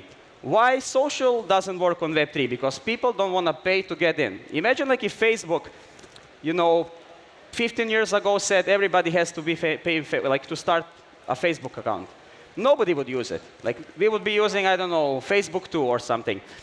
And that's a problem. Essentially, they took the data, and it's the same thing actually. Like before you didn't have cloud, you had servers, but Facebook had to, put the servers into DataRex, and then essentially, pay for the hardware and the things they were running, and find another way to monetize. And that type of monetization was essentially ads. Now, with Web3, we have composability, we have interoperability, we have smart contracts. We can find better ways to monetize. Even like if you don't want to use ads, just pay for subscription services, and you will not have ads.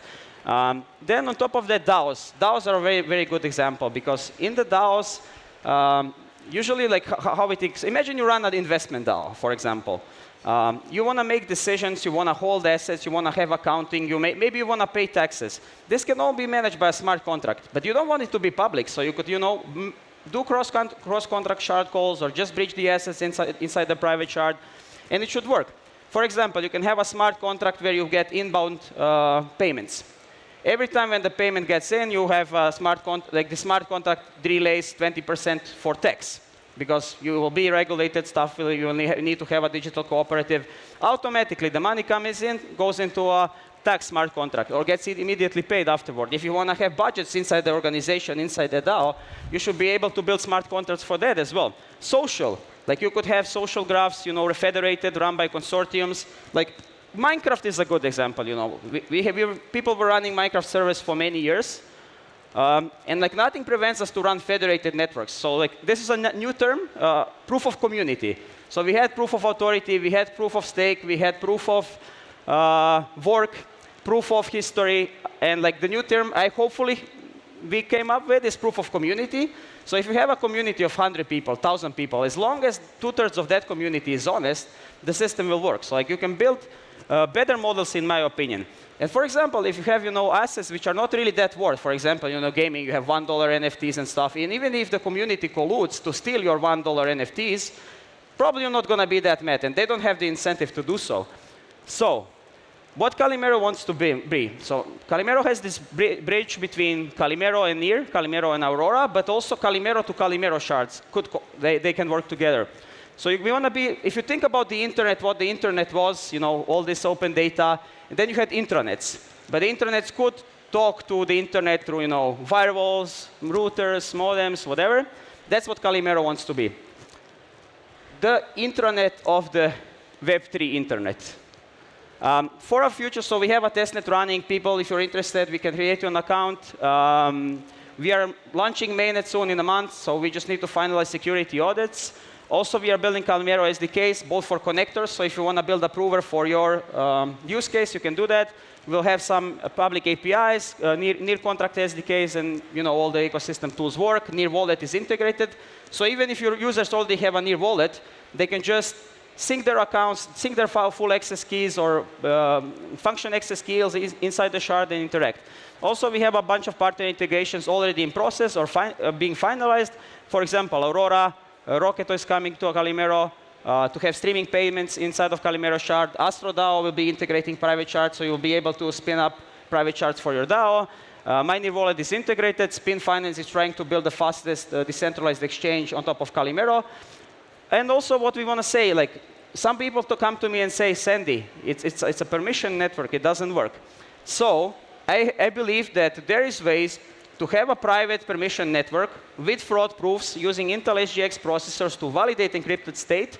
And then obviously we'll have a bigger delay between transferring assets, but you can build systems where, for example, some external validator runs state transitions on top of the validates the state transition, and if there is a issue, for example, if Coinbase ran the private shard, and they did an invalid state transition by themselves, external validators of the community could, get that, or the SEC could run it, or I don't know, whoever wants to run it, and then punish them, slash them, or whatever thing. And essentially, last 6 seconds. Actually, I'm over. So if you're anything from like a DeFi project, DAO, government, enterprise, and you're looking for a privacy solution or looking for a gas-free scaling solution, we got you covered. Please come talking to me. We have a booth here, and thank you so much.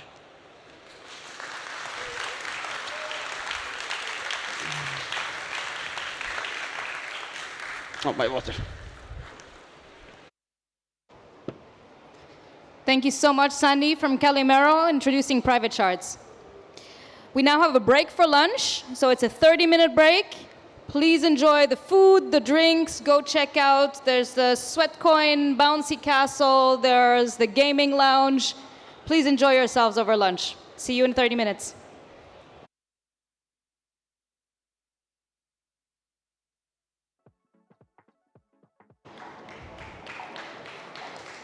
Welcome, everyone. I hope you had a nice lunch break and you've had a chance to try out all the delicacies from our different trucks and food providers from all of our different regional hubs. This session is about the future of Near wallets.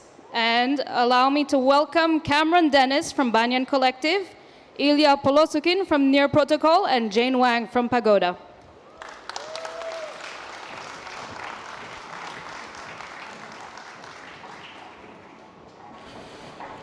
Thank you. Should we sit here? No. Hi. Hey, everyone. We have a really cool session here with 3 of us. We're going to cover kind of high-level, kind of the way we see the future of wallets and some ideas for everyone to talk about. Then Jane will talk about kind of the transition from wallet.near.org. And then Cameron will talk about how community can get involved, what's happening, and kind of exciting things there. So let's kick it off. So I'm Illia. Great to see everyone here. And let's dive in. So our core kind of idea behind Near is always been on removing barriers, right? Is to make things really simple to use and onboard a billion users. And so to do that, we've been kind of, from the start, trying to innovate on how the kind of wallets work. That's why we've originally built Web Wallet to really kind of delivers this Web 2 feel, right, where you just log in with Google, you kind of acknowledge it, and then you go back to the app and start using it. And like onboarding is kind of a major barrier in Web 3, right? If you think of it, like at some point when we were just starting, we were trying out to buy a CryptoKitty, and it took like 28 steps to go from like not having any crypto or any wallet to actually buying a CryptoKitty, which is ridiculous. And so the kind of core of this issue always been that, like, yes, if you're already in Web 3, it actually becomes more convenient because you don't need to sign up in every single app for new. You don't need to like enter a credit card. You're actually able to use it. It interacts and contributes. But the kind of the beginning of the journey is complicated. And also, as we have more wallets, as we have more kind of ways to interact with apps, it also becomes more complicated, right? I'm sure kind of people already familiar with you click sign in and you have like a whole list of like 40, 50 wallets, right, that you can use. And you need to find yours. And so one of the things we want to continue pioneering on is how to improve this, how to improve the onboarding, how to improve the interaction with apps. And so one of the kind of paradigm changes that I want to propose is split up this logic that you need to have a wallet to sign up into the app, right? That you kind of need to go to another application to be onboarded in the application you actually want. So think of it as like you want to use apps, you use the app, you create an account there, and then the wallet is becoming where you manage your account, where you manage your assets, where you manage kind of across applications.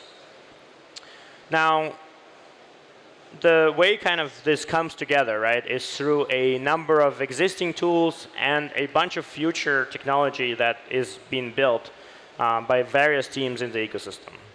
So we started by building extensible account model, right? I'm sure kind of if you're familiar with Near, you know, named accounts, ability to have lots of different kind of keys with different permissions to kind of configure how things work. You have web wallet and link drops, so you can actually onboard new users really easily, kind of without them needing to like sign up and then send something. And we actually have over 30 wallets at this point in the ecosystem, which is pretty amazing. At the same time, now that we have 30 wallets, we actually need to give people a way to select them, right? And so this is what Jane, for example, been working on as wallet selector product is like how do you give a way to kind of log into apps with different wallets across the ecosystem. At the same time, we're working on meta transactions. We're working on things like Aurora Plus, which allows you to subscribe and not pay for transaction fees every time you use, right? So it removes a lot of barriers to interact with the app. One of the things I've started talking about is how do we go away from this need of like, hey, I have a crypto wallet. I have a Bitcoin, for example, wallet, and I want to use a Near app. Well, users don't actually care that Near app is on Near. They just want to use it, right? So we can actually give them a way to log in with their Bitcoin wallet by proxying their transaction and remapping their account ID into Near. Similar to Ethereum, to any network, right? Any cryptographic wallet, we can actually proxy that information to Near through meta transactions and allows them to use Near apps without needing to set up a Near wallet right away. And this is where this concept of kind of separating the transaction signing, logging into apps, and account management that happens is starting to become. And so that's why the wallets, right, all of these wallets are becoming more of an account management tool, right? This is where you go to manage your account, to send your tokens, NFTs, etc. It's not exactly the gateway to the applications per se. And this is why wallet selectors, for example, can allow users to log in with email, log in with kind of social, log in with all kinds of ways. And maybe you've seen link drops that are like allow you to do multiple transactions before you actually need to create an account, right? So we can go beyond just like create account before you can do anything to a state where you can start using apps, start doing something, and then you can manage your account separately. And obviously with that and with our kind of flexible account model, you can have lots of kind of security improvements and way to recover your accounts, because now you can set up email recovery with different permissions through Taurus, for example. You can have a way to recover through kind of consumer custodians like NearPay, and maybe some others are launching. So you have lots of different ways to kind of interact with your account while still being able to use your apps in this way. Now, a lot of this is still future work, so this is more of a inspiration. And so what's happening right now is this transition from web wallet to wallet selector and opening up access to all these wallets in the ecosystem. Obviously, we have kind of lots of more infrastructure coming, and so I encourage everyone to participate and contribute to this. And we have a wallet working group to kind of actually develop the standards and build this kind of amazing experiences together, and so that everybody supports them. So I'll pass this to Jane to talk about wallet transition and roadmap. All right. Hi, everyone. I'm here to tell you about the wallet transitions roadmap and strategies. A little bit about me. I'm a product manager at Pagoda, managing the developer tools and wallets based in the US. My personal interests are in NFT, DeFi, and governance. I'm tinkering on something on the border of DeFi and NFT at the moment. So let's get into this transition. So this transition will happen in 5 phases, starting with the community engagement, which is happening right now. And next phase is when we officially kick off the offboarding of users from the Near wallet. As you know, this is a massive transition. Near wallet is a predominant wallet today in the ecosystem. And this is going to offboard a lot of users and presents opportunities for the wallet builders right now in the ecosystem. So that's expected to start in October. The next phase is after some months of the transition, we're going to change the product that lives on wallet.near.org. So it's becoming a portal, which is no longer a wallet. And that's expected to complete by the early part of 2023. And the 2 final phases are where we're going to remove some of the features that were built in the early parts of the transition. So we're winding down the transition. And so you should be hearing from us, from the Pagoda Foundation blog posts, as well as social media channels and our amplification partners. So make sure you stay tuned. So now we're in phase 0. And as part of the phase 0, we're here to tell you that the wallet transition is imminent. So we ask you to get ready. And this impacts your wallet users, developers, as well as wallet creators. We're here to raise the profile of the wallets in the ecosystem. A lot of them are here at NEARCON, so we invite you to speak with them and find out about their product. And finally, we're here to tell you that there is a massive opportunity here for the wallet builders in the ecosystem. All right, so if you're a wallet user, right now you are asked to look at other wallet options in the ecosystem. There's a number of wallets available today at Awesome Near wallet page. And I should also mention, you shouldn't actually wait. You don't need to actually wait till we officially start the offboarding process to switch to a different wallet. So the passphrase that you had created when you first created your user account actually gives you full access to your wallet. So you can move to a different wallet today just by essentially importing your passphrase into that wallet. And if you want to wait, in phase 1, we're going to launch a export functionality that makes it really easy and seamless for you to export your account to a different wallet. All right, so for the DApp developers, this transition also has a major impact on you. So if you're implementing or integrating with only the Near wallet today, this is no longer the recommended approach. Like Illia said, wallet selector is going to become front and center, and that is the recommended way to integrate wallets in the ecosystem. So what is a wallet selector? It is a single library that provides a single point of integration to many wallets. And check out the GitHub here. So this is what the wallet selector looks today. We just launched the new UI last week. So you can set up the wallet selector by defining which wallets you want to include in the wallet selector, as well as the order in which to present the wallets in. And on the right-hand side, there's information for new users who are onboarding for the first time. So this comes in a light and dark theme, and we just launched a new model component that's written in plain JavaScript. So if you're written in Angular or Vue, you can use the plain JS component. And we also have a React component that you can use. So we ask you to migrate to the wallet selector in the next few months. And if you need support, Pagoda is having office hours right now, so please take advantage. And there will be developers who are on hand to support you. All right, for the wallet creators, as you know, there's millions of users who are offboarding from the Near wallet, so this is a time for you to onboard users. So there's a couple of things that you need to do before you become an option that we can send users to. So the first thing is we asked you to implement this new feature called import account by private key. So this really sits on the other side of what we're doing inside the Near wallet. We're exporting keys from the Near wallet and import into your wallet. And second, please join the community Telegram group, which Cameron Dennis has created. So here's where we'll provide the latest information that's impactful to you as a builder, and where we'll be talking about NEPs that's going to affect all the wallets. And then finally, please complete this wallet onboarding form. So this tells you about the features you have in your wallet, what makes you special, as well as your security stance, so we have a good understanding of your product. So this helps add your wallet to the export list as well as a wallet portal in the future. All right, so in early October, we'll be launching phase 1, which is when we officially start to offboard users. So there are some features that will be launched as part of this transition. The first part is we are going to stop account creation. So if you're looking to create a new wallet account, you cannot create that at Near wallet. You have to go to the other wallets in the ecosystem. And also, we'll be launching this export functionality and makes it really easy and secure for you to migrate your account to another wallet.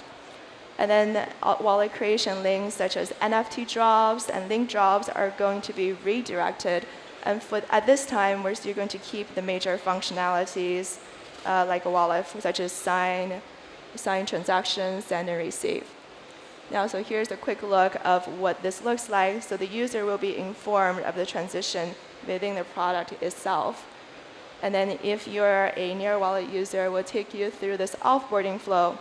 And this offboarding flow, we're focusing on security and ease. So there's about 4 steps. 3 of those 4 steps are focusing on security. So the first step is we are going to create a new full access key that's added to your account to make sure that no one else has access to that full access key. And then the newly generated access key will be used to export your account to a different wallet. So in this case, let's say the user selects sender, we're exporting that key to sender. Once your account is imported in sender, you will come back to this flow.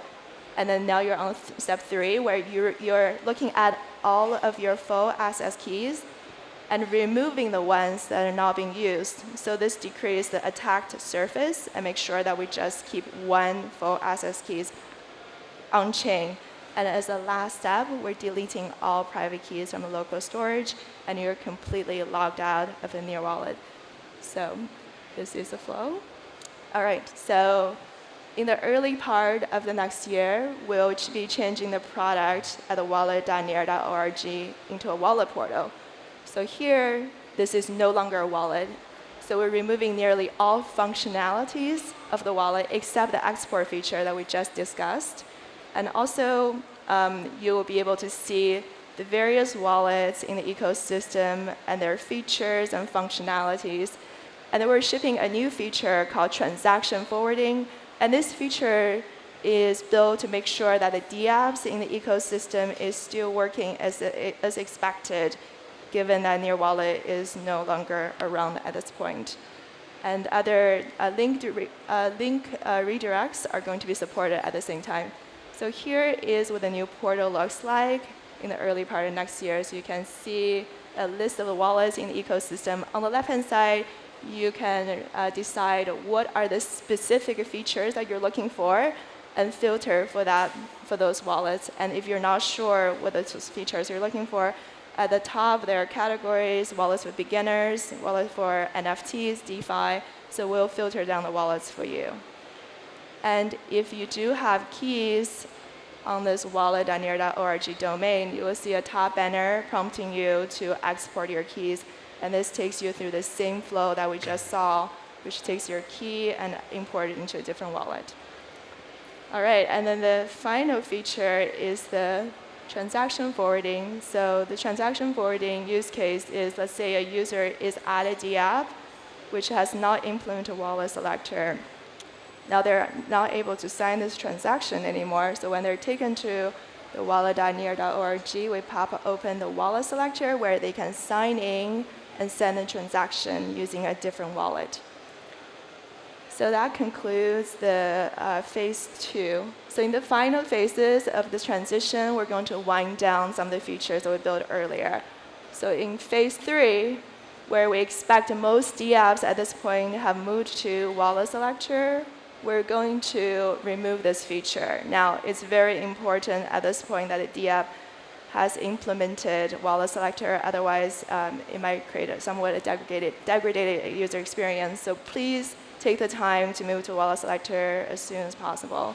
And in the final phase, we'll be removing all the keys from this domain, as well as removing export functionality. So we'll complete the transition, and this page just becomes a portal for wallets.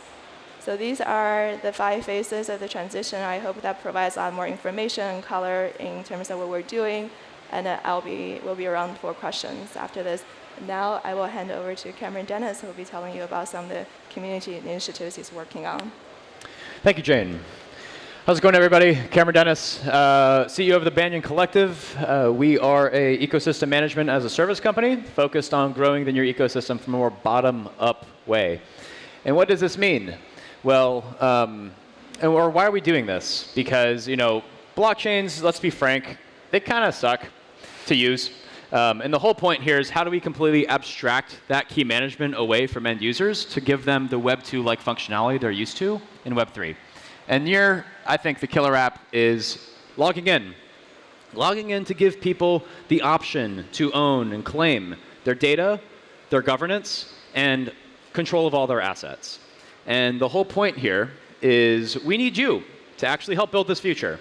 And so, you know, we had an amazing meeting yesterday in the Bounce House. If you don't know the Bounce House, definitely check it out. Sweatcoin's doing it. And we just got a lot of the wallet builders together to identify exactly what's missing in the ecosystem and what they need to succeed in order to onboard all of these users and provide them that experience like they are used to in Web 2. So in order to do so, since we live in a remote world, we have to do this remotely. And we are going to be running a monthly working group meeting or community group meeting and a pretty much daily Telegram channel focused on developers and founders in the wallet ecosystem. And the whole point here is how can we work together to identify the missing gaps. For example, there's a lot of innovative things that could be created if we're all working together and speccing out these solutions to suggest at hackathons to get people to build together. We can, you know, create standards together to actually push through the amazing working groups that have recently been developed. And last but not least, make sure that there's clear paths for communicating all of these critical updates, like this talk right here, but for the future. And so this is the launch of the Wallet Community Group. And it really got started about a month ago, just kicking it off, getting a lot of wallet builders together. But now it's formally being organized, and it's going to be broken up into 3 different categories. So as I said, there's many components to wallets, onboarding and payments, custody and recovery, mobile and integration. And I'm just going to walk through all of these like bit by bit. Because in onboarding, a lot of people, especially sort of more corporate types, they need help. Like I know the Open Forest Protocol team actually works with people from around the world, like tribe leaders in Africa and the Amazon, trying to get them onboarded to Near wallets, and they have to sit on a call with them to work through what is the seed phrase. So that onboarding there's such a critical point of education here that needs to be streamlined in the user experience. And so onboarding and payments will be focusing on this education, on Sybil resistance, on-ramps and off-ramps, because you need that ability to actually turn your dollars into crypto or fiat. Payment streaming, there's all these really innovative use cases that we just need to work on together to spec them out. And then there's a Telegram group. That group is going to meet every other week. And then the custody and recovery group is a little bit more tailored for people super interested in a lot of cryptography or implementing existing SDKs that are being launched by a lot of institutional custodians to sort of help abstract, again, that key management away. Because let's be frank, Beyoncé's fans are not going to be using MetaMask to onboard to the open web. We need to give them that super seamless experience, and custody and recovery is a critical piece. So this is where we're going to be talking about multi-sig contracts, the user experience for multi-sig, actually how do you set up that key recovery, and then also account extension that Illia mentioned before. So again, that group is going to meet about every other week. These groups are intended for founders and developers interested in solving these problems. Although we do want people to, everyday users to give their feedback, that's going to be a different channel, probably independent with each wallet company. And the last one's with mobile integrations, because again, the world's not going to be carrying a laptop with them to transact. A lot of us use Apple Pay on our phones. We need this native mobile experience that Near has actually done an incredible job with in browser. It beats every other blockchain in my eyes in their mobile experience. So there's going to be a lot of projects currently working on mobile SDKs. Let's make sure that this work doesn't get repeated and everyone's reinventing the wheel. Let's make sure that we're just actually collaborating and focusing on things like wallet selector for all the integrations, notification protocols. There's so much to be done here, which is why we need to break it up into 3 separate groups. And for more context, the meetings, there's a Google Calendar that you're able just to subscribe to. You'll get access every single week to these meetings. And then every month, we're going to essentially summarize all of the meetings in a working group call. And so this is for people participating in all of the calls, just to make sure everyone's on the same page. And so all these times are flexible for now. I mean, this is pretty much set, but if there is a big portion of the community that can't make it, async is totally fine, and we're also moving the call times. But to be even a little bit more tangible, there is a hackathon coming up, 2 of them. MetaBuild is one online. I believe there's over $1 million worth of prizes. And so these are really clear call to actions for you to start experimenting with these new models of key management and making money for submitting them. Now, if you're looking for something a little bit more physical and are based in the United States or interested in traveling, we'll be running a series of hackathons. The first one actually is next week. The party doesn't stop here. If you're in New York next week from Asari Mainnet, come by. Illia is actually giving a talk. And we will be doing this almost every month. And the whole point here is we need more tangible call to actions for founders and developers of the ecosystem to go deeper. And so hackathons are an amazing place. Really want to offer this amazing opportunity for you guys to submit your own bounties for hackathons. We are actually even subsidizing the costs. So if you have a really cool idea and you're an early stage wallet that might not be totally well funded, and you want the community to start hacking away on something specific, you can submit that bounty. And if we like it, we can even put money on it for the community to build it, as long as you judge it. So there's a form to fill out. I believe if you're part of the wallet working group, you've received that form. But this is a schedule for the hackathon series in the United States. And again, submit your Near bounties if you're interested in having that actually be shown up in the next hackathon. And that's about it. So, questions? Yep, moving on to questions. Yeah, what's up?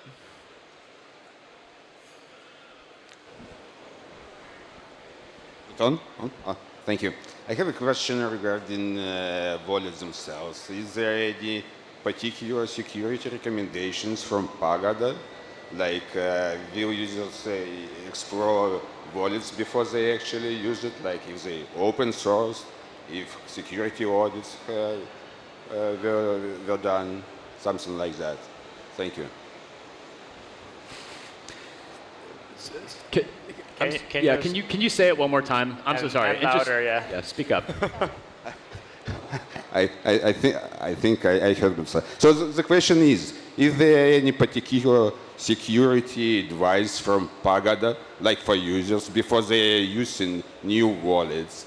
Like if user is open source, if they pass security audits and stuff like that, like at least very minimum, because we are talking about handling somebody's funds, right, which is quite serious. Thank you. You want to take it?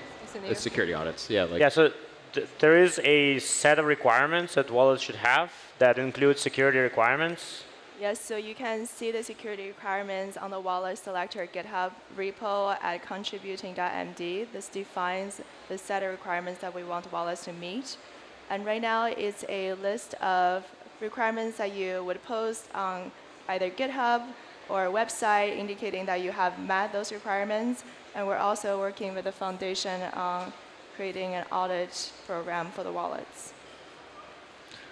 Early stages, but yes, there will be hopefully a program to ensure all wallets. Well, there is a program to ensure all wallets that are listed on Wallet Selector are security audited, but hopefully there's a program to actually help them get those audits as well.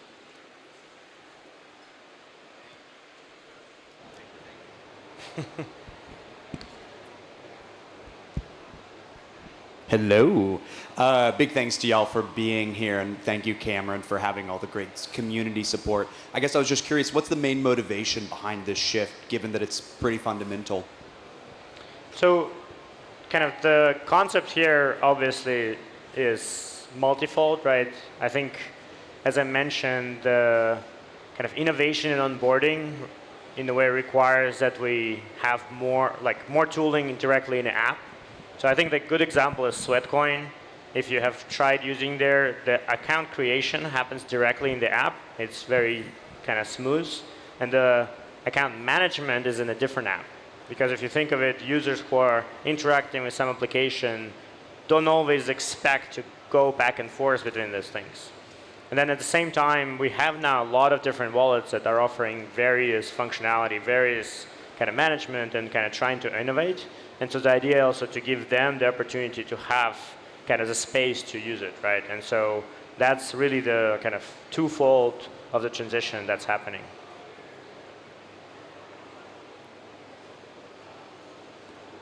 And on the community side, we have, there's so much that Near's flexible account model offers, and a sort of indicator of this and why Gnosis Safe in the Ethereum ecosystem recently raised $100 million to build an ecosystem around it. Near has that capability built into the layer 1 itself, and it's been that way since day one. But people aren't thinking about how to actually leverage this in new and innovative ways. So thinking like, how can you vote on a DAO verifiably by liking a Twitter poll? How do you manage access keys in a way to interact with APIs? Like, these are things that are possible on Near, but we need the community to get together and innovate around it. So this is really the launch of real activation to really abstract key management away. Here's the idea for the hackathon. Turn an account into NFT to be listed on the marketplace, and then people can claim it back to get the account back. This is actually possible on Near.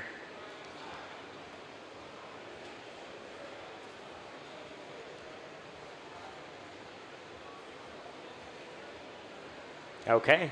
Sounds like it's pretty clear. Wallet transition, everybody's ready. Yeah. Yeah. No more questions. We're ready to go, right? Hi. Awesome. Thank you, everyone. Thank you. Thank you.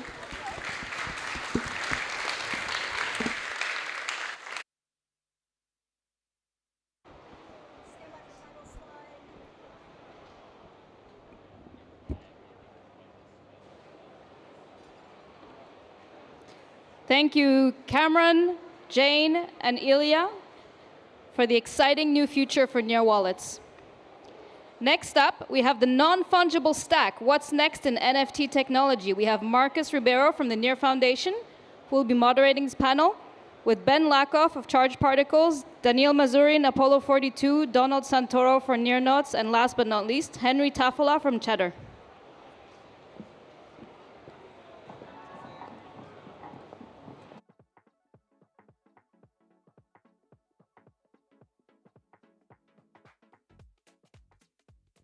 I don't know. We got 5.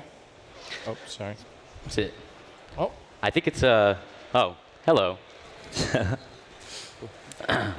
Hey everybody, I'm super excited to be able to share the stage with these amazing people that are building some interesting things on Near. I'll go ahead and let each of you introduce yourselves and share a little bit about what you're building with the audience. We'll start with you. Yeah, Dan. sure, Marcus. Thank you so much. My name is Daniel Mazurin. I'm the founder of Apollo 42, a social NFT marketplace. We're building a Web3 hub that is focused on the social aspect of NFTs, building communities around NFTs. You know, innovating some stuff in terms of augmented reality. We'll be releasing like a Pokemon Go thing for Near NFTs, Near Nuts too. Love it. So yeah, you know, innovating, having fun, and building for the NFT community, Near community. It was a very nice journey. Excellent, good stuff. I'm Donald Santoro, the co-founder of NearNots, and we have built a no-code solution for launching your own generative NFT collection on your protocol. It removes the total need for a developer, and it generates you a complete mint page. And then anything launched through that will automatically be indexed into our marketplace, which is on mainnet now. You can check it out, astromarket.io. And then, you know, from there, we're creating a little ecosystem where 50% of the revenue generated will get distributed to all the NearNot holders. So that will incentivize them, you know, to use the marketplace and things like that. So we're just trying to create a well-rounded ecosystem that all sort of feeds into each other. All right, yeah, and I'm a NearNot holder, so yeah, Let's go. NearNots, And me but too. Yeah. But yeah, I'm Henry Tafala, co-founder of Cheddar. We're a user onboarding experience within Near that's really focused on teaching users about Near, crypto, and DeFi. So we've got like no and permanent loss pools that users can farm tokens from our loyalty network partners, and games, NFTs, and you know, just a lot of fun out there for users to keep them entertained and active in the ecosystem. Love it, love it. And you have the staking, right, as well? Yeah. So you can stake NFTs and earn Yeah, tokens. you can stake NFTs. We've got a power-up feature, you know, with our NFT and some things like that, and NFT staking coming very soon. Yeah. Great, love it. Yeah, it provides use cases for NFTs that wouldn't otherwise have them. Yeah, absolutely. Which is nice. Yeah. Awesome, thank you guys. So we have the topic here today. I have a couple of several discussion points that we can go over. Ideally, if we have any time left over at the end, I would like to open the floor up for Q&A. So we'll see how much time we have left. But breaking the hype cycle, how to think long term. So what is next in NFT technology? I mean, right now we have PFPs. We're starting to see other utility like NFT ticketing. But where do you think we'll go from here? I think ticketing is a great step in the right direction, okay? How many here bought an NFT ticket to come here? Did anybody raise your hand if you did? Cool, that's awesome, right on. You know, and that's the kind of thing we're going for, right? We want you to be able to use blockchain technology and purchase NFTs without thinking about it. Because we all know, like, when we talk to somebody who's not really involved and not super techy, anything like that, you say the word blockchain, and they stop listening. You know, they check out completely. So we have to bring it down in terms that we have to communicate it in a very easily digestible manner that everyone can sort of take in and not even know that they're using NFTs, right? So that's sort of the goal, and that will help with the the mass onboarding and onboarding the next billion users and whatnot. It's all about behind the scenes, using it behind the scenes, and creating real life situations where they're purchasing NFTs and they don't even know it, right? Go ahead. Okay. Well, yeah, I think that this NFT hype is going to be transformed into a much more utility-based thing, right? Yeah. So we have all these PFP collections right now that most of them are useless, right? It's going to zero, unfortunately. Not near nuts. No, near I nuts understand, yeah. are legendary, right? But I think that if we're talking about the NFT technology itself, the future here is connecting to real life assets. If we're talking like a merch, if you're doing a brand new merch, you're going to connect it to NFT and build community around your merch. Because the NFT tag allows you basically to build anything you want with people who owns it, right? You can build a community, you can make a better access to an application that you've built. If we're talking about the software ticketing, right? Mean-Base did a very cool thing with NFT tickets to the NEARCON. So yeah, I think in this sense we'll see a lot of applications being built with NFTs, and we haven't even talked about social media. Right now we can see, you know, Facebook, this meta thing, going all into NFTs, and it's just the first step, right? Yeah, definitely. Imagine you have a Web3 social media where every post is an NFT and you really own it, right? And it's not centralized at all. So Facebook is a 100% centralized platform, and you don't own your content there at all. They can monetize it as, you know, as much as they can think of. So yeah, social media and NFTs can be also the future, and we're also seeing right now the evolving social media platforms in Web3 as Niche, for example.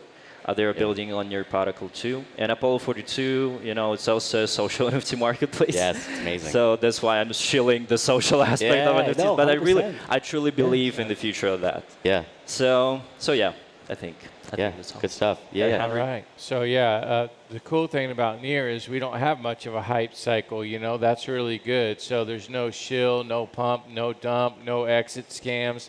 That's something I've always been proud of, being part of a Near because of that. So, but in terms of how we break that and build beyond the hype, I think, you know, what we've been talking about is NFT utility. So how do we take these NFTs now and make them unlock things within the Nearverse? You know, how do we use them as keys? How do we then take those and build additional utility? On Cheddar, we did something kind of interesting, and it's kind of one of the first features on Near like that. We have a concept of a power-up. So if you own one of our Chetty mascot NFTs, you can boost your farming and power up your farming on the yield farm. So I think finding dynamic ways to build utility that then we can spread throughout the ecosystem so that multiple projects can join in, more of an NFT utility as a service type thing, and find those markets that really will provide utility across the board. That's going to be really our key. Yeah, definitely. And I mean, I think PFPs in general are just a great jumping off point for NFTs, you know, because we've all made an account somewhere or an avatar, an Xbox, PlayStation, whatever, you know what I mean? And you set the profile picture, and, you know, everyone does it of whatever. You know, and if we can, well, we are doing it, you know, this whole PFP kind of movement in a way. It's just, it's a great jumping off point to open the door to sort of create a familiar experience, right, with, you know, instead of just downloading an image off Google or whatever it is, you know, you have your own, there's only one in existence, you know, it's yours, the proof is on the blockchain, you know, and this is my personal avatar or whatever it is. I don't know, I could go all day. Yeah, it's good though. Yeah. I mean, yeah, for sure. Cool, no, some really interesting points. Now I'm just curious, I mean, for the NFT space to grow, what are some really large gaps we currently have in the space that need to be filled in order to make NFTs usable in the real world to facilitate onboarding? I think a big thing would be getting like institutions like, okay, so your ID and your passport and things like that, right? If you can turn that into a digital asset that's tied to you, right? You can, you know, remove the need to carry that thing around. You can have it all digitally or whatever it is, and it's, you know, it's tied to you via whatever transaction you made from your bank account or whatever it is, however they want to verify it. You know what I mean? But anything can be an NFT. Okay, we just have to, when we say NFT, like I said, when you say blockchain, people stop listening, you know, if they're not familiar with it. So we just have to kind of call it, we have to communicate it, right, in an easily digestible way that someone can just understand. Someone 60 years old, right, who doesn't know anything, who just calls all of crypto the Bitcoin, right, something that, you know, get them on NFTs without them even knowing. I mean, it's the same thing as like when the internet was around in the 90s. Most people, same thing. You mention it, they just kind of walk away. They didn't know what to do with it. And then now everybody from your mom to your grandma is now on Facebook. So yeah, you know, just kind of making it familiar to people. I mean, what are your thoughts? And there was a lot of fat around internet in the 90s, right? We had articles that said literally internet is for bad people, right? We're seeing the same thing with Web3, and it's very funny how, you know, human psychology works. Yeah. Yeah, and if you look at it, mobile phones were in the same context, right? When the phone came out, we had a few apps. There was nothing really to do. You're like, what is this? It's probably not going to take off, but now it's a tool that we use every day.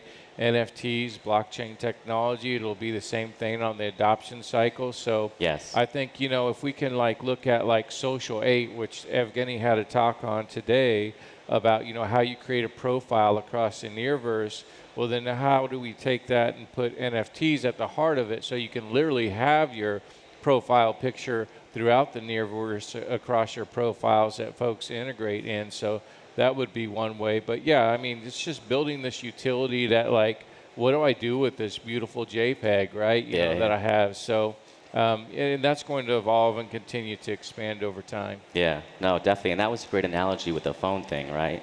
It's and Marcus says this all the time. And so the analogy is what we're doing is equivalent to like when the iPhone came out a long time ago, and everyone was like, there were articles about why it was going to fail, how it was a poor business model, and whatever. But people were still developing applications on the iPhone. They were still building things on that.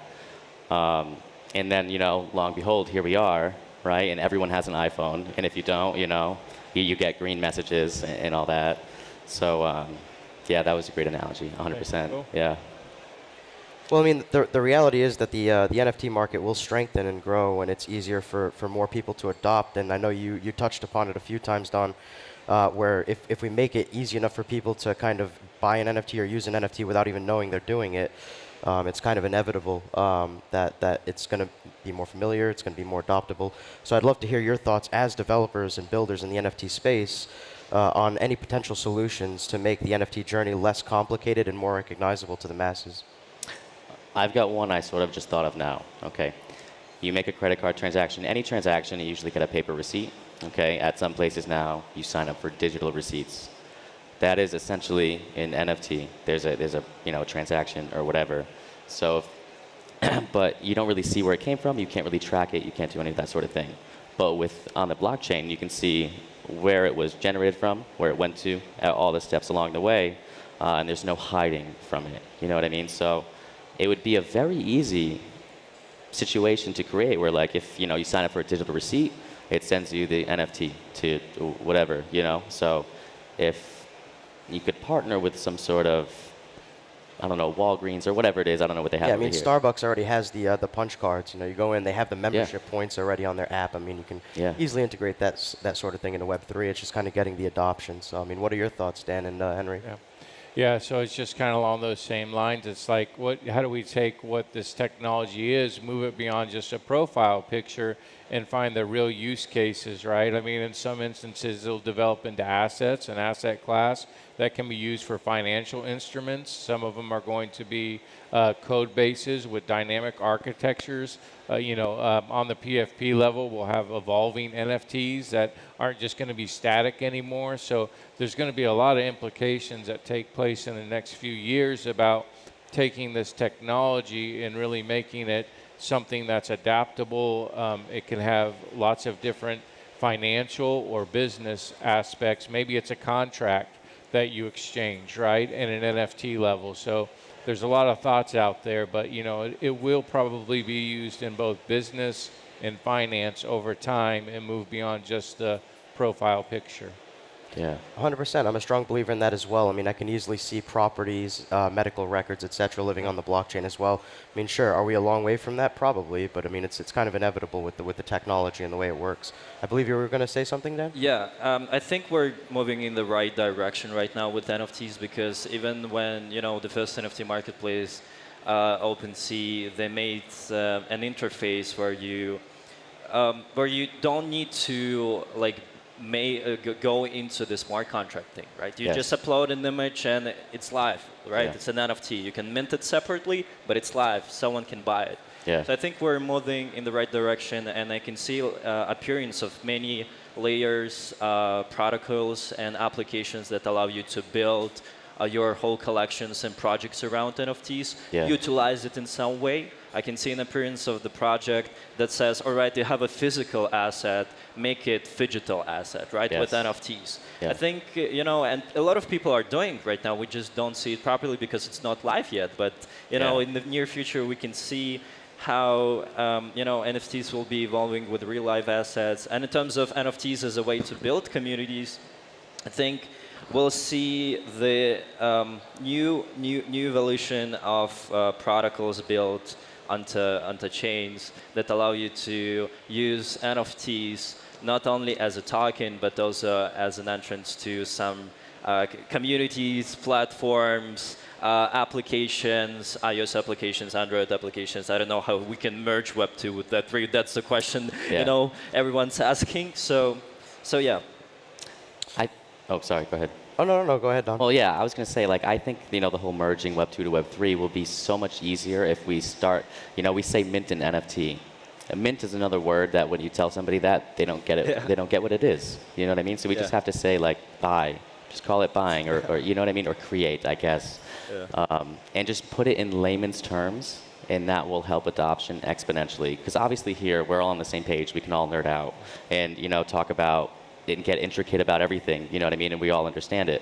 But 90% of people don't, and they think, that they FUD it and do whatever it is, But we have to just put it into terms that everybody already knows, Yeah, I want to come back to the point because I was just thinking as we were talking, how can we summarize this? Some of the major categories that are going to present themselves are things like proof of humanity, proof of attendance, right? Proof of ownership, right?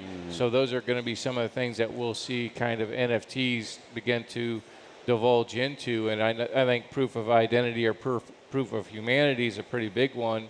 And the co-founder of Cheddar right now is actually working on that in the hackathon because we think that's a critical, topic that needs to be addressed. So proof of attendance is another one. You were here at NEARCON. You've got the NFT, so therefore you're a person, right? Because you had to attend. So we're going to see some markets like that to begin to emerge that really use this technology better. Yeah, definitely. And imagine, right? I mean, the first thing I thought of was license and registration, right?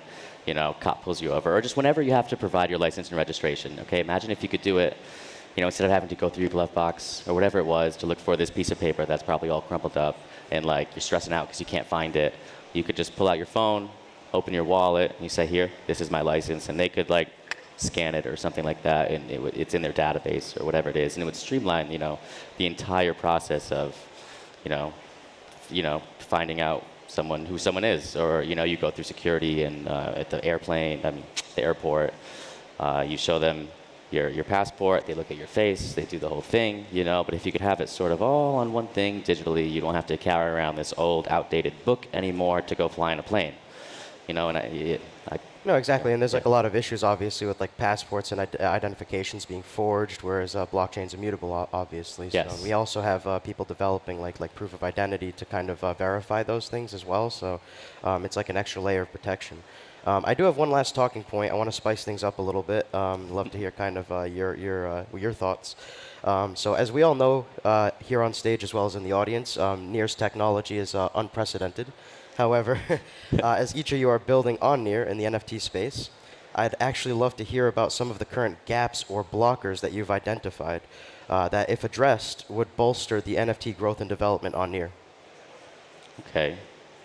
I guess, some gaps that I think could be filled would be the difficulty in finding people to help you create this stuff technically, on the technical side, because we have all these ideas and we can communicate them, but we have nobody to create them for us, right? And it's very hard, NEAR is, language is Rust, right? And it's JavaScript as well. So say again. Now we have JavaScript. So actually, that's right. So now if you know JavaScript with the NEAR JavaScript SDK, you can now build on NEAR, which is absolutely amazing. And now I have to look into some JavaScript developers, and which is actually, never mind. Take away that gap. We just filled it, right? Like I said, it's unprecedented. Yeah, it's unprecedented. Absolutely, 100%. How about you, Dan or Henry? Yeah. So the tech is definitely here. I would say that one of the challenges that we have is it still is very highly technical to launch an NFT. So we're techs at heart, but when we went to launch our NFT, and thank goodness for like Tank DAO that went out there and put out the contract code for people to do that. So I think we'll see just the evolving development of making it easier to launch NFTs, and there's a lot of people working on that right now. So to make it easy for the end user. So that's probably one of the gaps. And then how do we just bring parity between all of the NFTs, right? So how do we bring more community consensus instead of, making those bridges to build that utility? That's probably another gap for us. And if we solve that NFT as a service, NFT as a utility gap, then Near's really going to shine, as we do in many other areas, in this one as well. So yeah, agreed. Yeah, I think the real gap. Well, we see a lot of innovation around NFTs right now. So we have like NFT collection that are building their own decentralized application, which is pretty innovative. On Near, I've never seen it on any other chain, like even on Solana or Ethereum. So we have like Near Nuts building Astros. We have Classic Kangaroo building Jump DeFi, right? Yeah. We have Kaizo Fighters building Dojo Finance. So we have a lot of that stuff. But I think the real gap here is the founder's mindset. So we say, all right, there is no liquidity right now in Near NFTs, right? We'll just have to wait. People will come. Near Foundation will do something. No, man, that doesn't work like that. We have to do, as a project founders, onboard new people from other chains, outside of crypto, onboard new artists, onboard, educate people. Look what Big Experience is doing, right? So I think we have to change this mindset that the time will come and we'll just build. Yes, of course, we have to build, we have to innovate, we have to do many things around our product, make this product as best as possible. But besides that, we have to onboard new people and make this liquidity on our project by ourselves. Yes. And I have an example, right?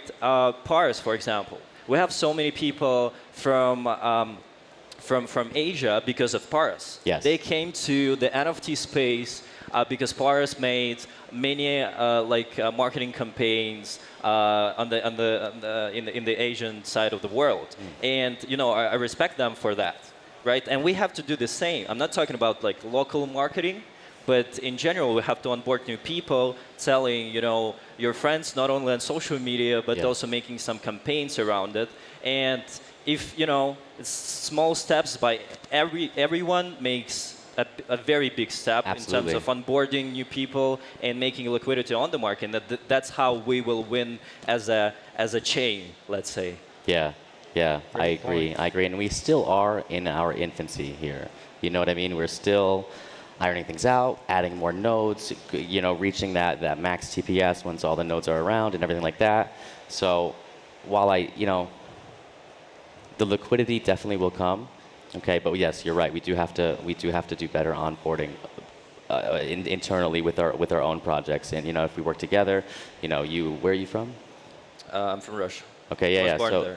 Yeah, so you can target the Russian community and everything like that. I can try to target like the American community because Paras has got that whole the Asian and the Malaysian area and the Philippines and they've that's where the majority of the user base is, and they absolutely crushed it, and they're nailing it, So if we can all do our part to get Near and Near Protocol and spread it all over the world, and also I just want to say it was dope to come here in Lisbon and see NEARCON signs everywhere. That's the coolest thing ever, you know what I mean?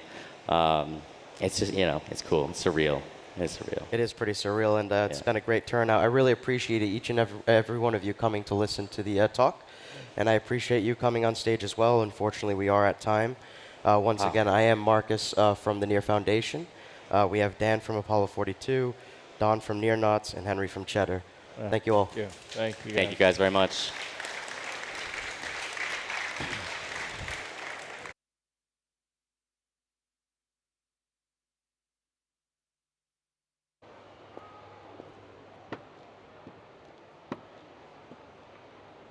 Thank you, Dan, Don, and Henry, for the future of NFTs and NFTs on Near specifically.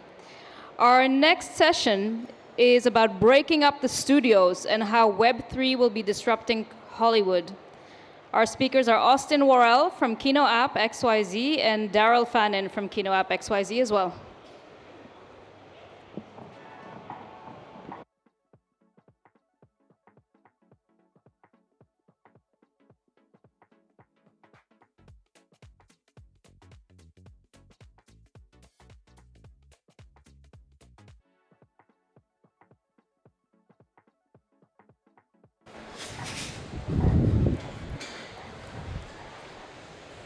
Actually,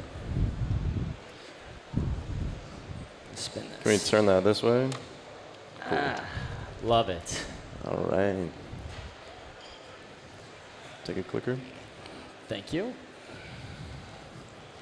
I've got all the control. I love it. Amazing. Well, hello, everybody, and welcome. My name's Austin Worrell. My co-founder, Daryl Fannin. Yeah, nice to meet you. Austin is a founder of a charity token, did 500 million market cap, 500,000 holders, also USC Gould School of Law, London School of Economics. And my co-founder Dale is an executive producer who has sold shows to Netflix with the likes of Matt Damon and Peter Berg. Most recently, he sold a show to ABC Disney with Jimmy Kimmel. He actually currently, back in LA where we're from, has a movie premiere with Sylvester Stallone that we're skipping to be here. So it's good to be with everybody. The weather's a bit better here than it was in LA. It's a little bit cooler. So we're excited to chat today about the future of film and television, breaking up the studios, rebuilding Hollywood based off of better technology, better law, and better economics. Daryl, there are like 3 primary problems we're going to talk about today for why Hollywood can be benefited by Web3, in particular the economics and the systems that we're building at Kino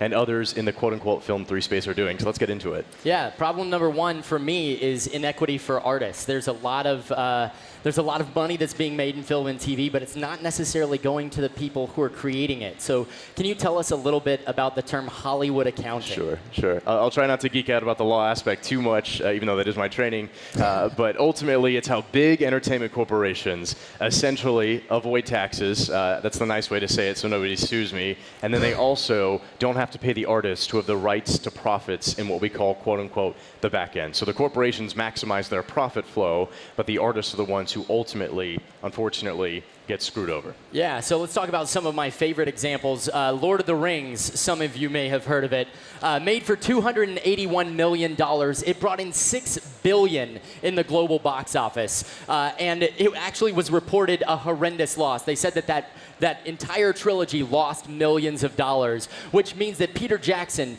who was supposed to get 7.5% on that $5.8 billion profit, got nothing, and that's absolutely insane to me. Another great example is Bohemian Rhapsody, made for around $55 million, brought in about $900 million in the global box office and revenue, and yet they said it was a $51 million loss. Again, that's great for the corporations that are making these projects, but it's terrible for the artists because we don't see the royalties that were promised. And let's be very clear.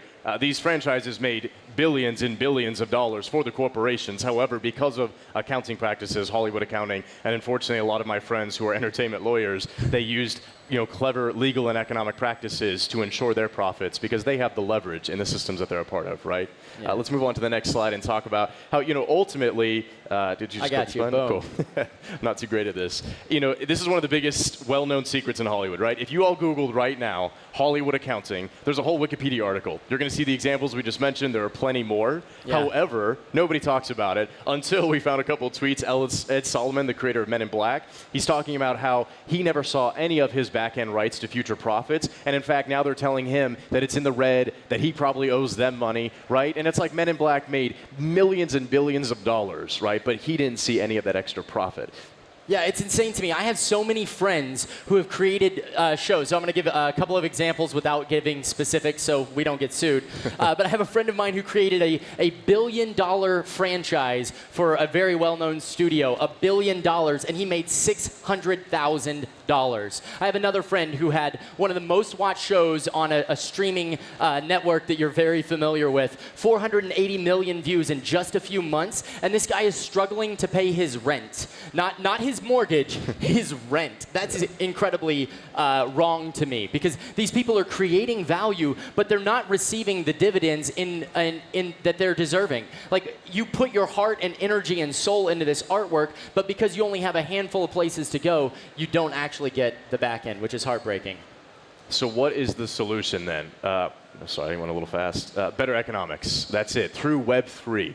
Now is the time. We finally have the technology to facilitate a better structure in Hollywood, much like other industries that we're seeing disruption due to Web3. Yeah. Web3 gives the chance for greater ownership of artists, of their own art, and it also gives the chance for us to give everyone who's on set, from the director down to the new kid on the block who's a PA assistant and is just getting into the industry, everyone can succeed together. You know, as us founders of a technology company that's venture-backed, everybody who joins our company gets shares, right? That's right. Because all of us, when we are motivated to succeed together, we win, right? We crush what we're building. We're all excited because we all know that we profit together, and we believe a win-win scenario is the kind of economics that we need to bring to the Hollywood space. Yeah, you know, this brings up a great point. Right now, royalties only go to a handful of people at the top. So the executive producers, maybe the director, a few named actors, those are the people who get what we call back end. But with this new economic model, we're able to give everyone who works on a project. So it doesn't matter if you've been in Hollywood for 20 years and everybody knows your name, or you're a PA who steps on and this is your first day on set.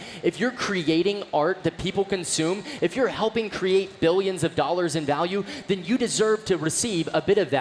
And it makes me think, you know, the stunt drivers. This is one of the things that absolutely kills me. There are people who have literally died making this incredible piece of art, and yet they see no financial profit on the back end of the value that they're creating. And Web3 allows us to change that. And what's that? There's actually a term in the industry. What's it called, Daryl? Above the line, right? Oh yeah, above the line and below the line. So if you're above the line, you're going to make some profit. You're going to get some royalties. Below the line, forget about it. Yeah, I mean, with Web3, we can erase the line. Everybody can succeed together, right? And we're able to do that through blockchain. Yeah. Which again comes to sort of what is it that's solving the problem, right? You're talking a lot in philosophical terms. It is the blockchain itself. Coming from a legal background, I get excited. My favorite class in law school was contracts, right? Nerd. That was the trust protocol that existed back in the day. How did we do things in life? How did I go and buy David's laptop, who's sitting there in the 5th row? I would say, here's $100, give me that laptop. It doesn't look like it's worth very much. And we trusted each other because we'd write it down.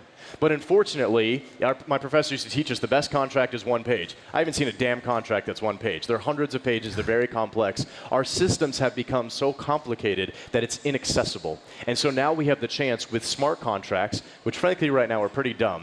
But if we have a lot of people like myself who are excited about blockchain and have the right legal training, we can work with brilliant engineers to create smart contracts that actually are able to handle complex transactions, like putting together a film production on-chain, automated, transparent. And it's going to do all the things that you see above me. It's going to reduce transaction costs. It's going to create accessibility to anybody that wants to start a company or a film production. It's going to create seamless automated rights pathways, and it's going to create embedded transparency and accountability, which is huge for combating things like funny accounting businesses in Hollywood. I get so excited about this because it is really providing opportunities. And the other thing that we're able to do is we're able to bring the community, the fans, all of us can come together to support these projects, and we're able to bring them in. And you know, you wrote your thesis on community-based economics. Let's talk a little bit about that. My professors thought I was crazy when I wrote a law school thesis about Web3, but community-based economics is the term that I put together in the paper that I wrote, saying how, you know, in my last project, Social Impact, it was called Elongate. If anybody's ever heard of that, it was on the Banyan smart chain. Blew up. We donated over $4 million to charity. We had over 500,000 holders based off of a meme. But we did a whole lot of good in the world. And that opened my eyes to the power of community in Web3. That is the big differentiator. You know, we look at Web 2. Social movements, right? I would go and like something that I believe in. Web3 is the power of the like plus the financial, right? I don't just like something, I can put my money behind it. And that's powerful. We're able to empower artists through community-based economics and what we call fan demand, right? That ability to say, I like you and I'm gonna put my money behind you. Usually, film companies do that after the movie's made. I'm going to sell you a t-shirt. I'm going to sell you a ticket. You can come to this theme park, whatever. But the reality is that all of us as humans, if we love an artist or we love a story, we have the demand to come in earlier. And what we do at Kino and what Film 3 is doing is saying we can pre-sell that fan demand when the idea is just a script. And you can get excited and you can put your money behind it and buy that ticket to the red carpet premiere 2 years early, or buy a share in the film and you participate in the profits, or you could buy the right to a prop, you know, from the film itself, and that money we take at the beginning, it goes directly to the artist, so you know that it's empowering people, and then the film that you're excited about gets to be made. Yeah, the other thing that's really cool about this is that it brings the fans in, and we have a real loss of fan connection in our industry where, you know, the example that we talk about all the time is Squid Game, which I absolutely love. You know, the most watched show in the world. Yeah, who here's seen Squid Game? Yeah, Raise everybody familiar? Almost Yeah. everybody. Yeah. Who here's seen Game of Thrones? Yeah. Yeah, just about everybody. Does everybody remember when Game of Thrones came out? That thing was like, we talked about it for a year, right? Like I had friends that would go, they would travel city by city, the cast and crew, and you could meet them and ask them questions. Squid Game existed in the zeitgeist for like a couple weeks, you know, and that's a problem due to binge culture of the streamers, but also due to this fact that we have such high intensities of capital from the studios flowing into just hits and hits and hits without communities. It's untested IP that they're just throwing out there hoping that we're going to eat it up for a day and then move on, right? And what's really sad, again, looking at the value that was created by Squid Game, the creator of this show brought in about $900 million, almost $1 billion of value to Netflix, and again, made a few $100,000 on that. They never paid him outside of this original contract where they come in and they buy it all up, and that is such a shame because this is an amazing show. It created so much value and joy for all of us when we were stuck in the pandemic and we had nothing to do and we're binging, and now I look at this creator and I go, most of us don't know his name. Most of us haven't talked about it. We haven't seen the interviews with him, and it's not because he isn't creating amazing talent, like beautiful art. It's just because it exists in the cultural zeitgeist for so short that he doesn't even get his time in the limelight. I mean, there's like other tangential effects, right? Like there's less impact on culture. When we're not talking about the stories that are being made for very long, they're not impacting cultural change. And at Kino, we believe that storytelling is the #1 way to enact change worldwide. That's right. It's what allows us to literally be put in the same room as somebody that doesn't look like us, a story that we've never heard of before, a fact that we didn't hear, right? And because we're only talking about film and TV for a day at a time or a week at a time, the cultural impact is so much less, let alone from a business perspective. It's a lot harder to sell t-shirts to you that have a squid on them if we only talked about it for a week. It's a lot easier to sell you literal Iron Thrones for years on end because we talked about it for so long. So there are so many iterative points that it's so crucial that we bring community back in and we expand that time that stories live in our culture. So how do we do that? Yeah. Well, the solution, of course, is community, as we've talked about. It's the democratization of Hollywood. It's bringing fans in from the beginning. I mean, like, everybody here probably has a list on Netflix. My sisters make fun of me because I always add things to my list, but I never watch them because I just want to save them. But, you know, we all have our niches. Like, you might be a horror person. You might be a thriller. You might be a Hallmark movie lover. One of our friends was telling us that's the only kind of movie she watches. We won't judge her for that. But, right, like, we all have our niches, which means we can create communities around that. We can support the kind of art that we love in particular, and by supporting it, we're furthering it, and we're expanding that opportunity to see more of the things that we love. Yeah, and the other thing is that we don't get just to watch this as a fan, but we also get to participate in the upside. So for the first time, fans can actually engage in a financial model where they can reap the rewards by finding that artist and championing that underrepresented story. Well, the other cool thing, too, when we're working with Emmy-nominated, awarded, Oscar, etc. artists in our 10 films and TV shows that we're going to start launching at the end of the year, when we speak to these different artists, they are struggling with a problem of lack of fan loyalty. Because they're combating a world where literally my little sister is, and myself as well, are scrolling on TikTok and watching videos that last 30 seconds and forgetting about who was on them, right? Like our attention span is so short that loyalty for somebody that relies on loyalty for a living, they rely on views, they rely on you caring about the art that they're making, has been so shortened that the power of community brings back that loyalty generation. Yeah, the other thing is, as a creator, when I'm taking a show out to Netflix or Disney or any distributor, one of the first things that they ask about is the built-in audience. It's why we're seeing so much that's on this repeat IP pattern where it's like, oh yeah, we're going to see this, you know, the 38th iteration of X film, and it's not because it's a great idea underlying it. It's because at the end of the day, they want to know that there's an audience. And with Web3, we can say, hey, look, here's proof that there's an audience. There are 10,000 people who have put hundreds of dollars or thousands of dollars into seeing this, and then we can take that and leverage the best possible distribution deal to make sure that we can see this idea around the world.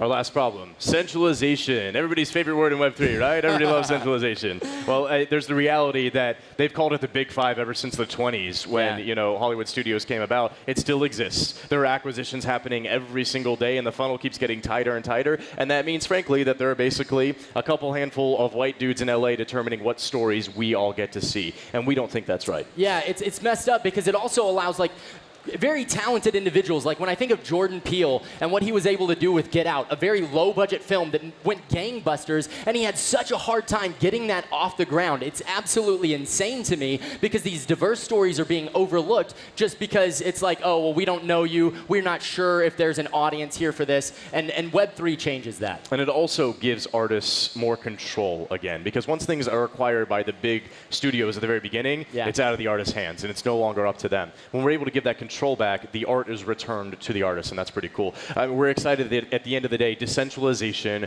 through Web3 is going to solve so many of these different issues that we've sort of run through here today. Yeah. It's going to put greater representation on screen, which in a world today that has become so tribalistic, mainly because of Web2, we are now able to bring us all into communities and to explore people that don't look like us, act like us, love like us, live like us, all of that, speak like us, right? Yeah. And when we put those faces together in communities, there's going to be a whole lot of social good that comes of it. One of my favorite film and TV creators, Norman Lear, he's been creating TV shows since like the 60s. He's 100 years old, still making TV. But he was putting people of color on screen at a time when that was not accepted by general society. And we didn't know it, but as we were watching it, the people who were innately racist were watching people of color, and then their empathy centers were triggered as they were watching these stories, and they began to be compelled by their life journeys. And that's the power of storytelling, and Web3 enables just such a broad scope of story. I'm so excited.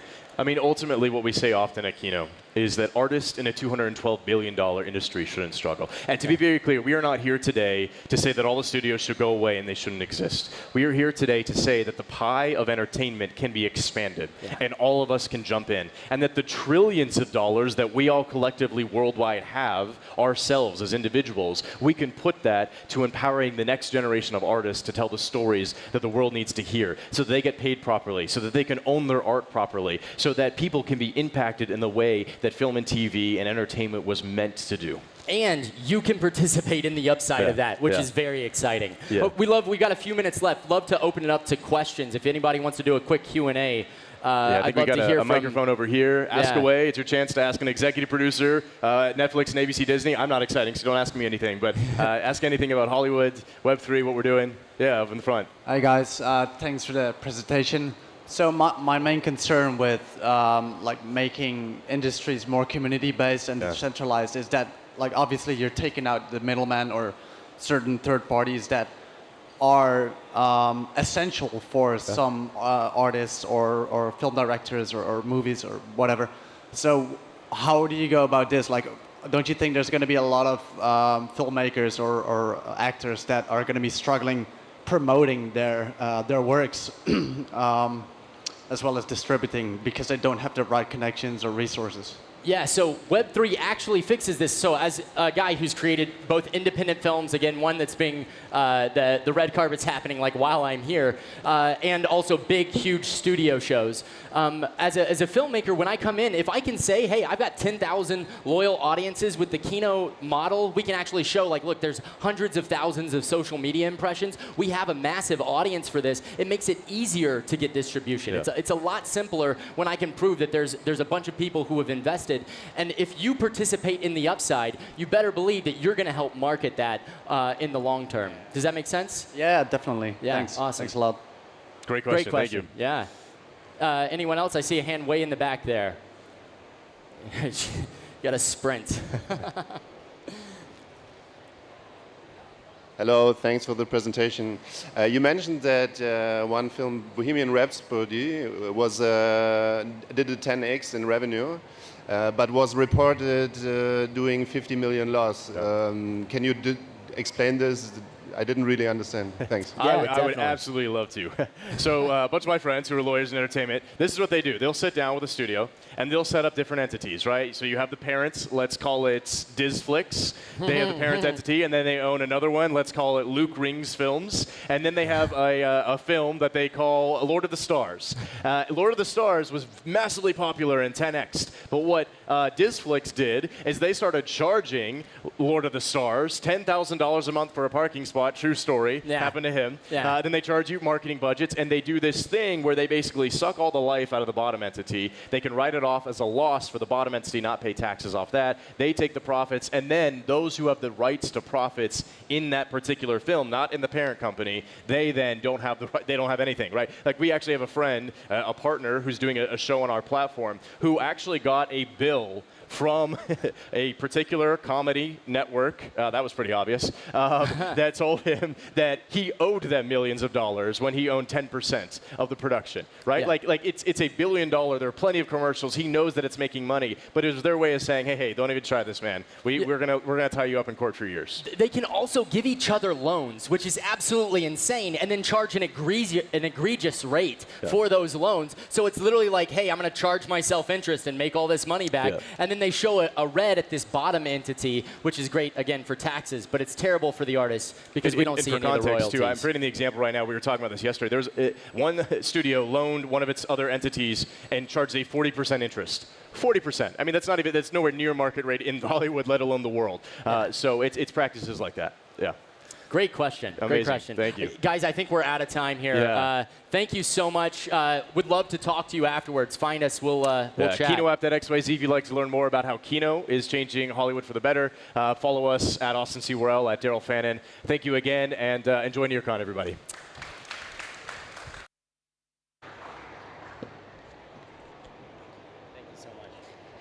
Thank you, Austin. Thank you, Daryl. That was Kino App XYZ. Am I pronouncing it right? Kino App XYZ? Great. And they're revolutionizing the world of Hollywood and bringing back decentralization in a very centralized infrastructure. Now is break time. We have a 30-minute break. Go enjoy all the booths. Go enjoy the Gamers Lounge. Enjoy Sweatcoin token generation events. Have fun. I'll see you in 30 minutes. Welcome back, everyone. I hope you've had a nice break and you got to see some of the great booths. We have a DAO topic now with the DAO team, how SailGP is evolving in sports ownership. And here, joining us on stage is Jordan Gray from Astra DAO, Todd Reynolds from SailGP, and moderating is Chris Gent from Near Foundation.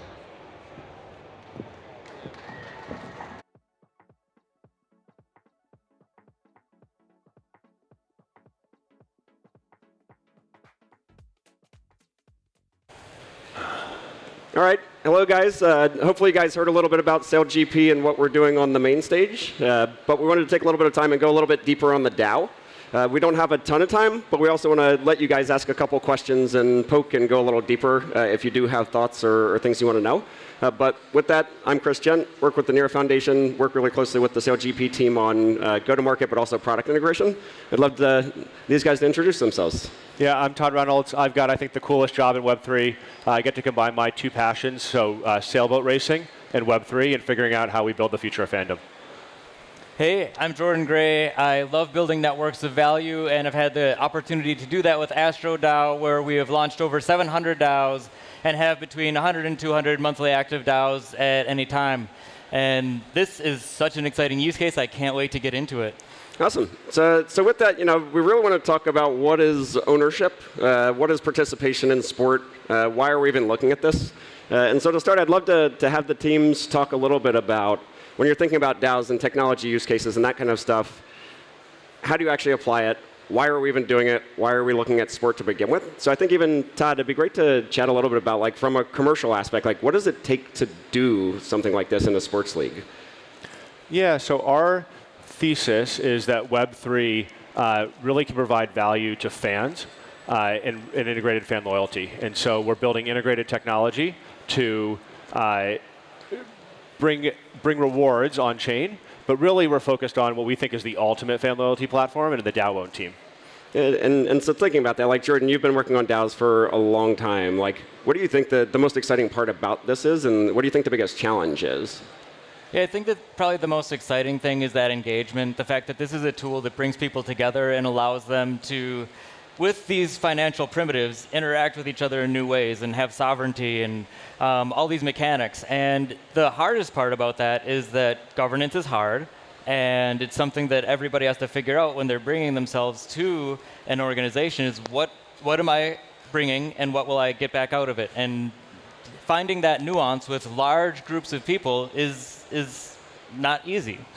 Well, and thinking beyond like consensus and traditional governance, like ownership in and of itself is hard, right? Decision making is hard, raising capital is hard.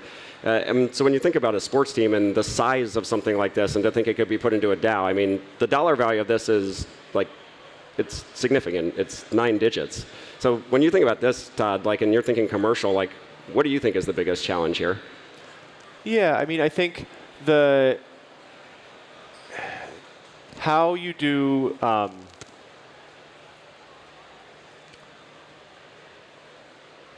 there's a couple different elements, right? There is the SailGP is a global racing league, right? We have international global teams competing around the world. Ultimately, this is just another team.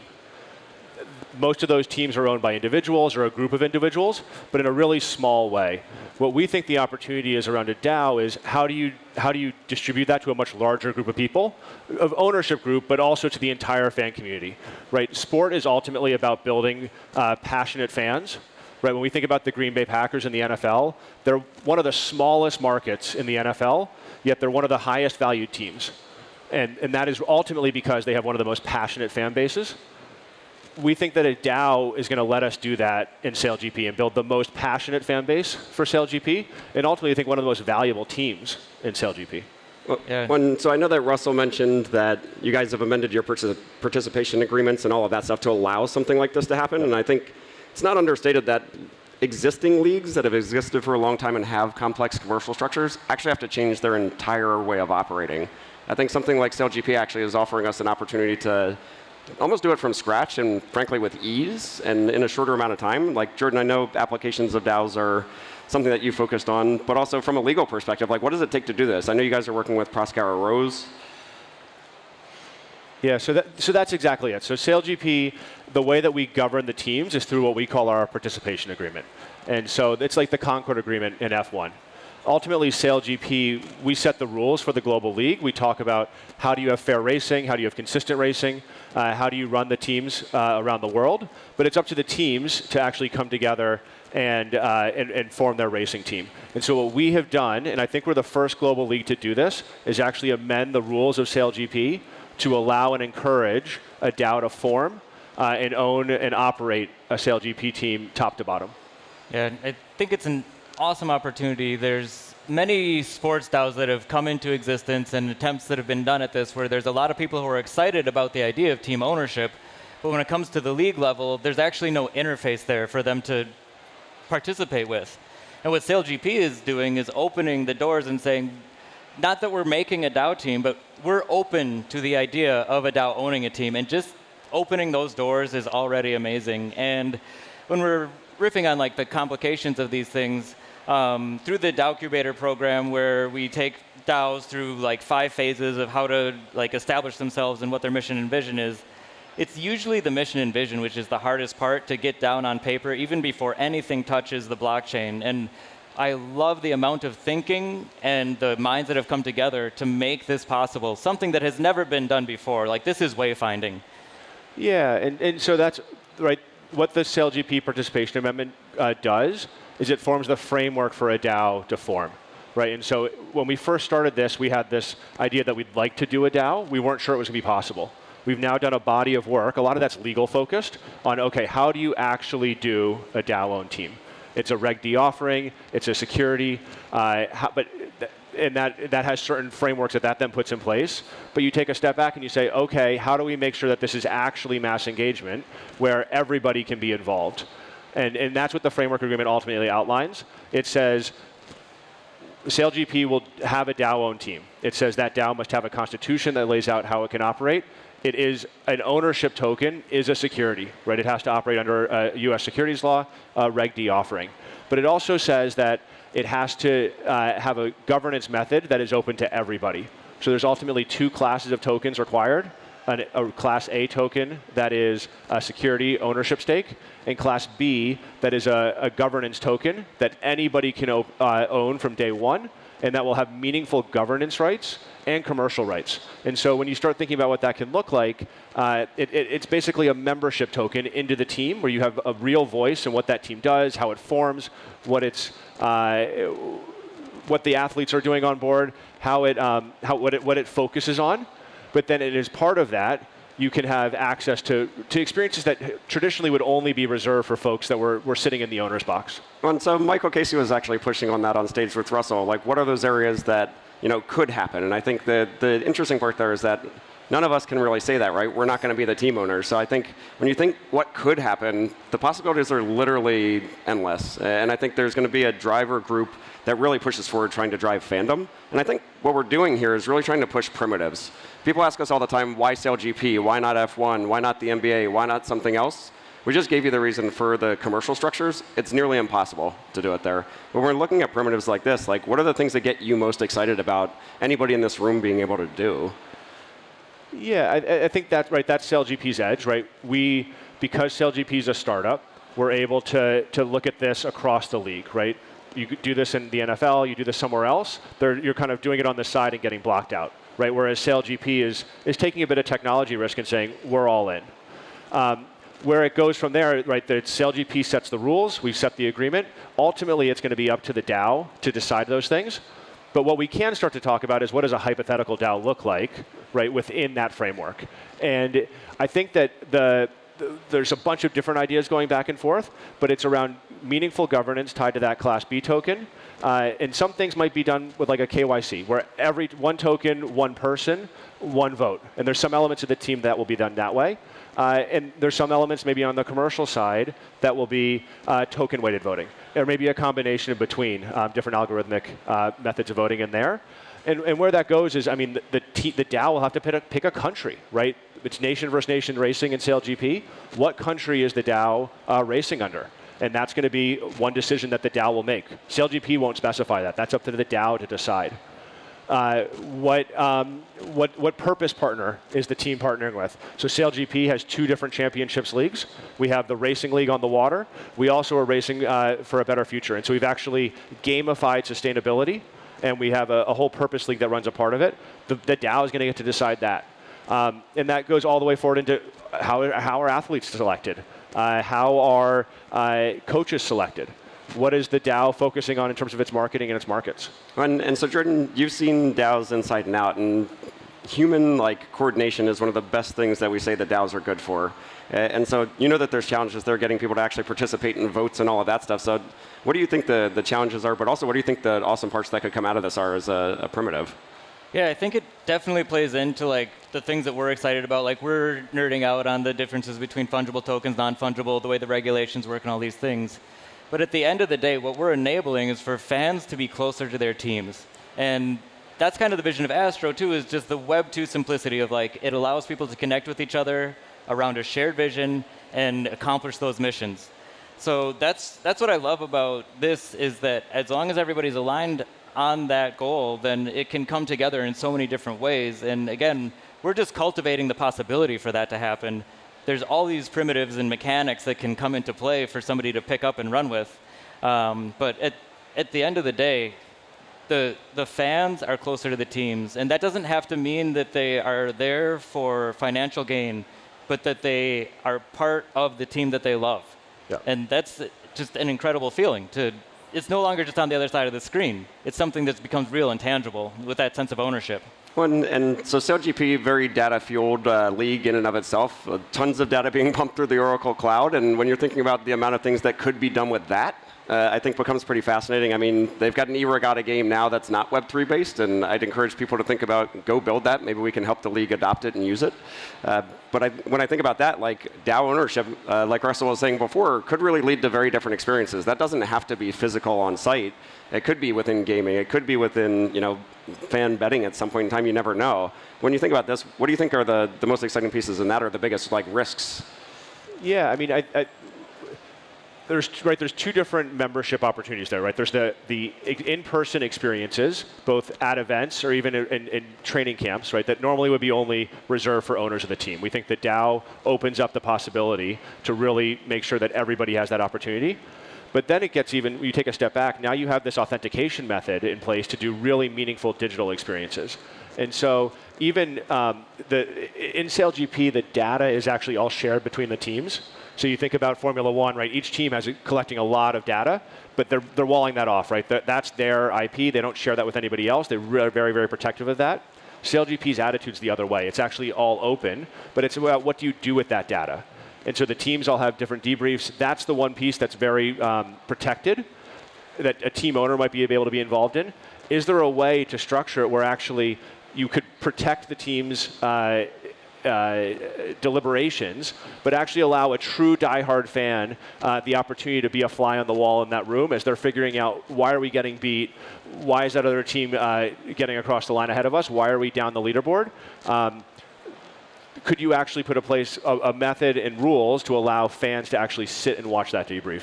In person or digitally. And potentially even have a say in it, right? Because we don't know what you can and can't have a say. I mean, Jordan, for you, if you were a member of this ownership group or the kind of membership group, what were the things that you would want to participate in?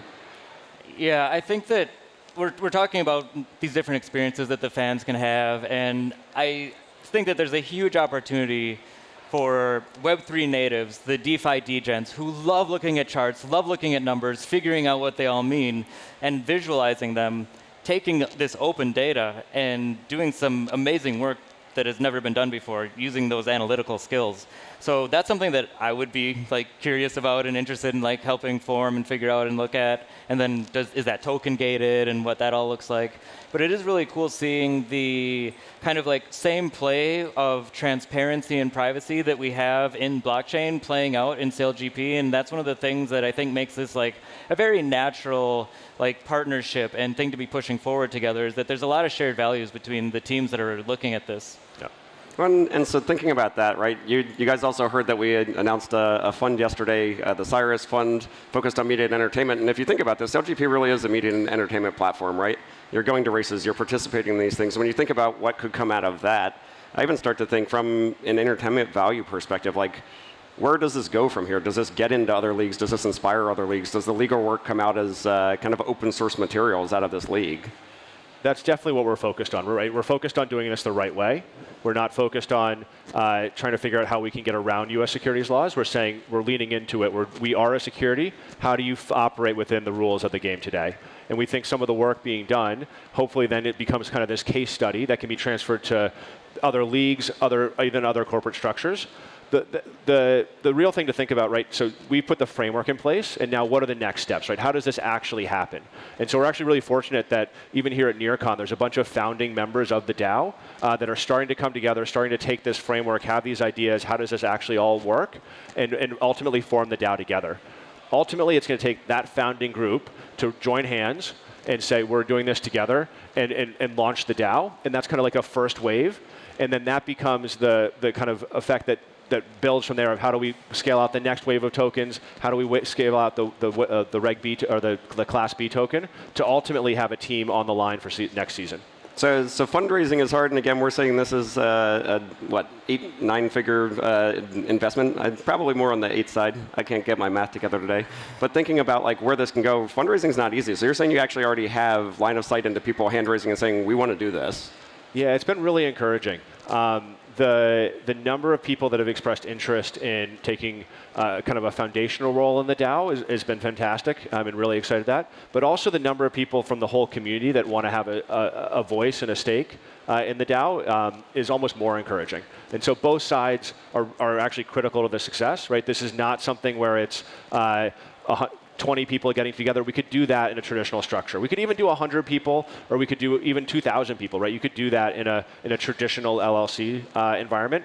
There are some advantages to being in Web3, right? There's liquidity advantages that come with tokenizing that ownership stake.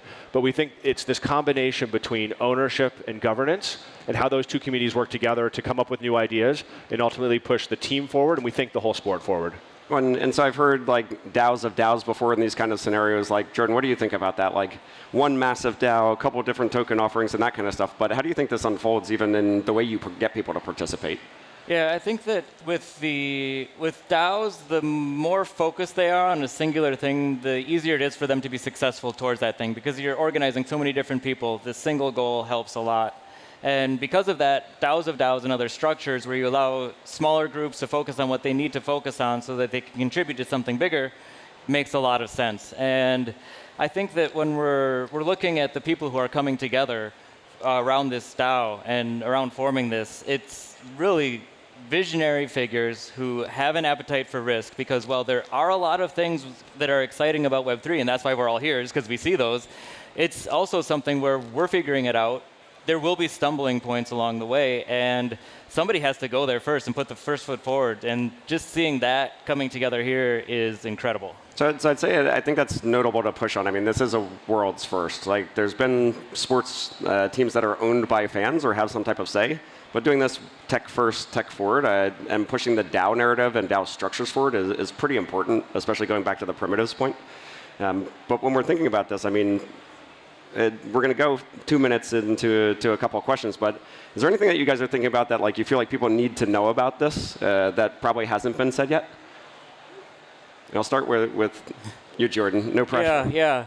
Well, I haven't touched on it, but with Astro DAO, it's simple to make a DAO. Like technically, you're able to do that in less than 30 seconds. If you know what you're doing, you just click through it and you have your DAO. And a lot of the legwork that happens are these people problems. In the end, this all boils down to people problems. And getting that right is the hard work that's happening right now so that we even know how to configure it when it comes to the technical portion of it. So as people think about DAOs, I always encourage them to take that into consideration, that it's really about the people that are involved. That's the important part. The DAO is in service of those people. It's software helping them run what they want to run. And then I think another really interesting aspect of DAOs is the more permeable they are, the easier it is to join them and leave them, the more successful they'll be. It means that anybody who can have an interest can come in and do what they want to do and get something out of it.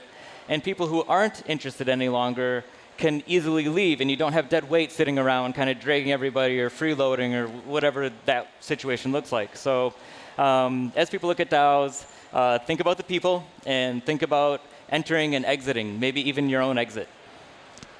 Yeah, I think the thing that excites me the most is I get so excited about Web3. I get so excited about what Web3 looks like in the future, but I also get so frustrated sometimes about what Web3 looks like right now. And I think that there's been, even we look at like what the Broncos tried to do, right? Can we tokenize a piece of the Broncos and go and raise $4.5 billion to do it? Oh no, we're going to block you guys out. But I think that what SailGP is committed to do here and is able to do kind of top to bottom with the league ownership, with the team ownership structure, committing to saying, okay, we're not going to put you guys over there and say you're a DAO, you're separate. We're going to figure out, we're going to work with you to make sure that you are successful. We're leaning into this. Sets up this ultimate primitive or this case study for how do you do this in SailGP, but this lays the foundation for how do you do this elsewhere.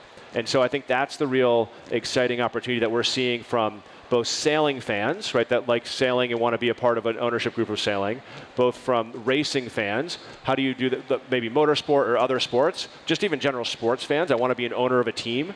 This is a great way to start doing that.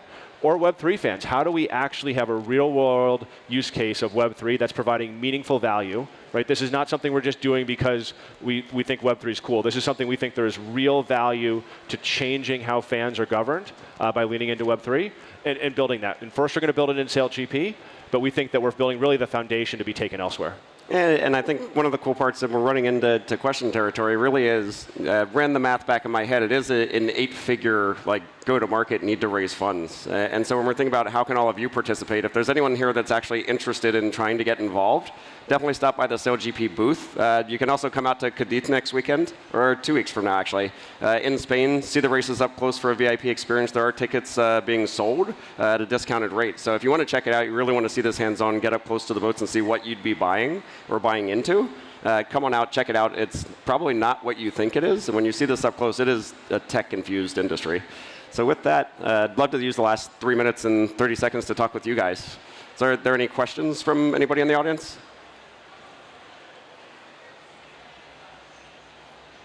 Everybody knows everything about DAOs now. We're set. Oh, we I see one. One in the back in green.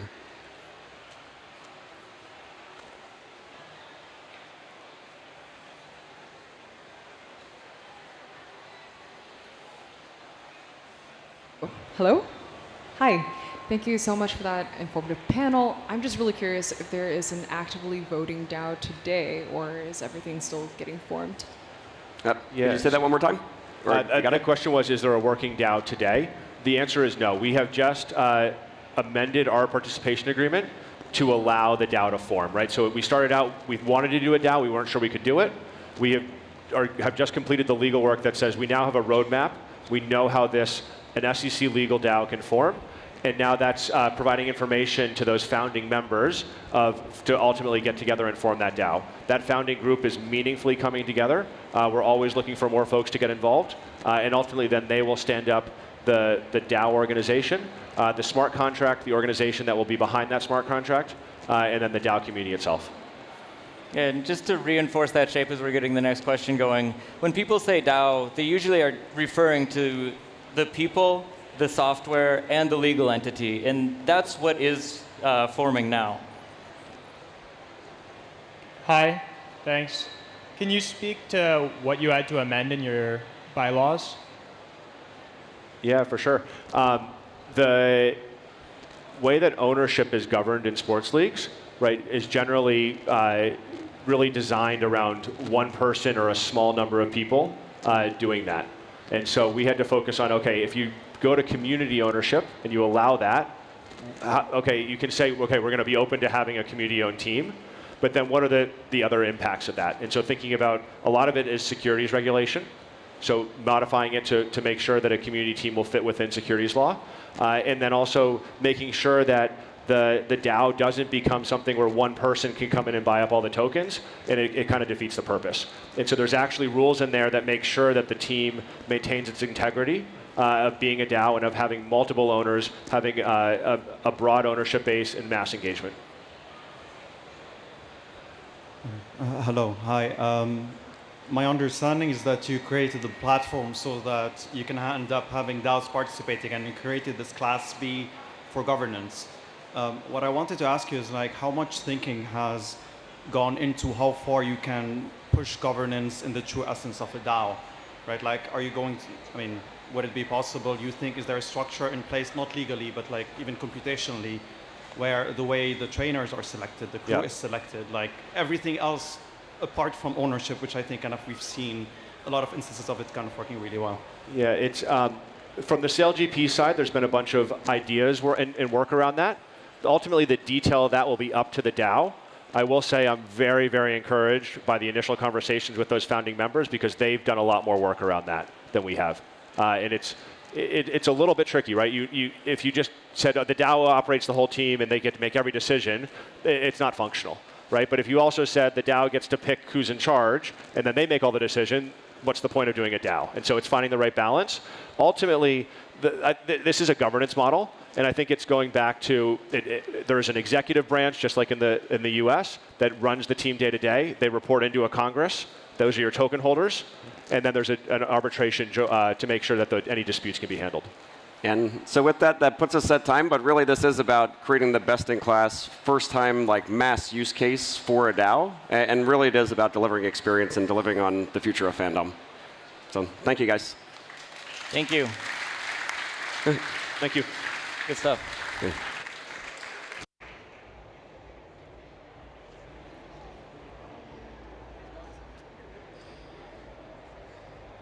Thank you so much, SailGP, and all of the DAO and sports and DAO makes it extremely exciting. Next up is Breaking the Hype Cycle, How to Think Long Term. We have Ashley Tyson from Hypersphere Ventures, Maria Shen from Electric Capital, Paul Varaditakit from Pantera Capital, and Ron Neuner from Crypto Banter.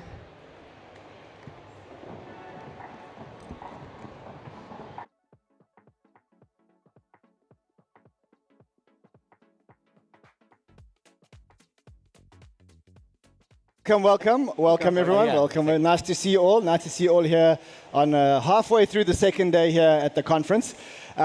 Great panel, great guests. Nice to see you all. I think before we talk about the hype cycle and breaking the hype cycle, I want to talk about Near Protocol. And I want to talk about what your expectations were before you got here and whether they've changed now that you're here and you've seen everything and you've seen everything inside. I'm going to start off with Maria. What do you think? What were your expectations before you came here? And has this met your expectations? Yeah, I mean, definitely beyond, I think. We were originally investors in Near in 2018, and I think just seeing how much it's grown, one of the things that we look at is the number of open source developers in the space. And last year in 2021, we noticed that the Near ecosystem, more than 4x the number of open source developers in their ecosystem. And that was, that was a great kind of numbers thing to look at. But I think coming to this conference and actually seeing the number of people who are drawn to the Near ecosystem, who are building on the Near ecosystem, is an entirely different feeling. Yeah, I think the last statistic I heard was 1,500 developers, if I'm not mistaken. So monthly active right now is a bit over 400, which puts Near at, like after Ethereum, at one of the top layer 1 chains that's gaining developers. But yeah, Near actually last year was one of the top 10 chains to have gained the most developers. And just for context, for those watching this, Electric Capital, Near is one of your investments? Yes, that's right. Yeah, so we invested in Near in 2018. Electric Capital is an early stage VC firm. We only invest in crypto. We invest at seed and Series A. And we have been around since 2018, so Near is one of our first investments. Awesome. Yeah. Paul, what were your expectations before you got here? Yeah, so just on Pantera Capital, we started in 2013, similar seed to Series B. So we're happy to do slightly later stage deals, and we've been invested in Near since 2019. So I think it was right after you guys invested into that round. Small investors, small investors. But it is one of our largest positions. And so for me, I mean, at the beginning of the year, I was saying this is going to be a monster year for Near. I was extremely excited. I felt like things were starting to align. Recently they got listed on Coinbase, so I think that's going to really open up the doors for the U.S. market. And I think now that the crypto prices have come down, I really wanted to sort of see what the developer sort of adoption would be. I mean, I look at the Electric report all the time to sort of see it, but I just wanted to actually, like, number one, meet these people in person and really just kind of understand the quality of the teams that are building. And so, I think the turnout was larger than I expected. I'd say the quality of the teams extremely high, and I was also impressed and also pleasantly surprised in how many sectors Near has been able to get really good quality entrepreneurs. I mean, we saw the announcement by Sweatcoin, so not only trying to go after DeFi, but really going after gaming in a bigger way, going after consumer in a bigger way. So with all of that said, I mean, I come out of this conference really excited. Awesome. And you say Near is one of your biggest investments? Yes. Why? Got in really early, and it's just been able to build a really strong developer ecosystem. It really leads in with tech, bringing Web 2 to Web 3, and they've just done very well with that thesis. Amazing. Ash, I guess your business is not as linear as the investment funds over here. Maybe you want to give us a little bit of background about Hypersphere, what you guys do, and then your expectations versus the reality here. Got it. So I'm Ashley. I'm a GP at Hypersphere Ventures. I started my career in crypto in 2013, but I'm a co-founder of Web3 Foundation. So I actually helped launch the Polkadot protocol. And then in 2020, I left the foundation and I started working with parachain projects. and actually started talking a lot to Illia, and was really curious about what the NEAR team was up to. I had worked with them at Web3 Summit in 2019. And all the Ethereum core developers were like, you know, I really like this NEAR protocol thing. Like, they're really smart guys. I'm going to angel invest, which they did very quietly. A lot of people don't know that. And I was like, all right, my spidey senses are telling me, let's talk to Illia. So I joined the NEAR team and started working with them in 2020. So I did that and then launched this fund. So Hypersphere spun out of the Polkadot ecosystem, and the first fund was a very Polkadot-centric fund, but now this fund is cross-chain focused. So NEAR is an LP, Solana is an LP, Ava Labs is an LP, so we've got a lot of cross-chain representation, and we invest in early-stage cross-chain infrastructure and go a little higher up the stack. But yeah, for me and my perspective of NEAR, I don't know, when I started working with NEAR, it was Illia and Alex and a few folks in the San Francisco office. And it was kind of this ragtag group of visionaries. And I just really liked how technical and how focused they were and their values and their vision. Because I think a lot of times you find some folks that are in this space for maybe the wrong reasons. And Illia and Alex particularly were just, really attuned to the values and what they wanted to create. And I couldn't help but be drawn in by that. And it's really amazing to see this come to life. Yeah. So I must say I agree with you. I think my perception of NEAR protocol before I got here was there was a bunch of really smart guys building a lot of really smart products and shipping them all very successfully. But they lacked a marketing department. They lacked the hype cycle.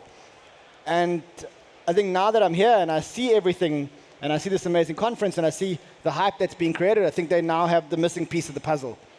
And I think that's probably a good segue into the next part of our discussion, which is how to break the hype cycle and how to think much more long term. And I think one of the things that we know is that most technologies have a hype cycle, and then we drop down, and then reality starts to set in, and we start to build and grow. In the NASDAQ in the 1990s and 2000, we had the hype cycle around the internet. That collapsed, and that carried on growing linearly. In crypto, we've had multiple hype cycles. We had 2015, we had 2017, and then we've just had another one.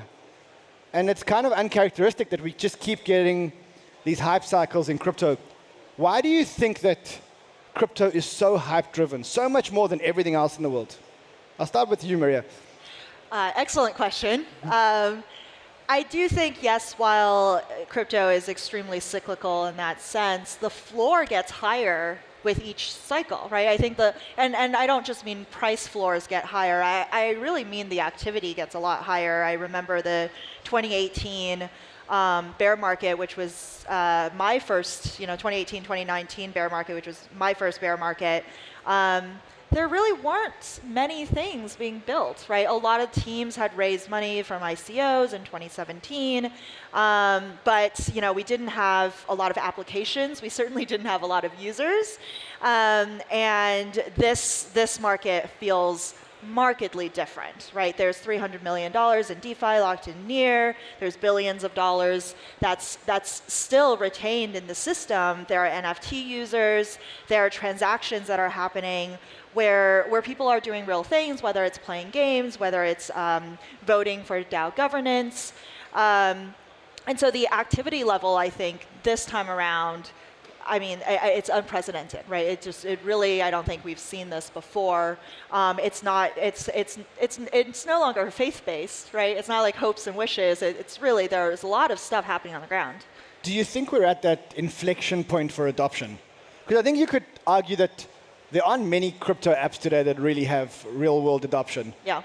Bitcoin, a lot of people hold it, but not a lot of people use it. Ethereum, no real mass adoption. Do you think we're at that turning point where in the next 6 to 12 months, we may get a mass-adopted crypto application?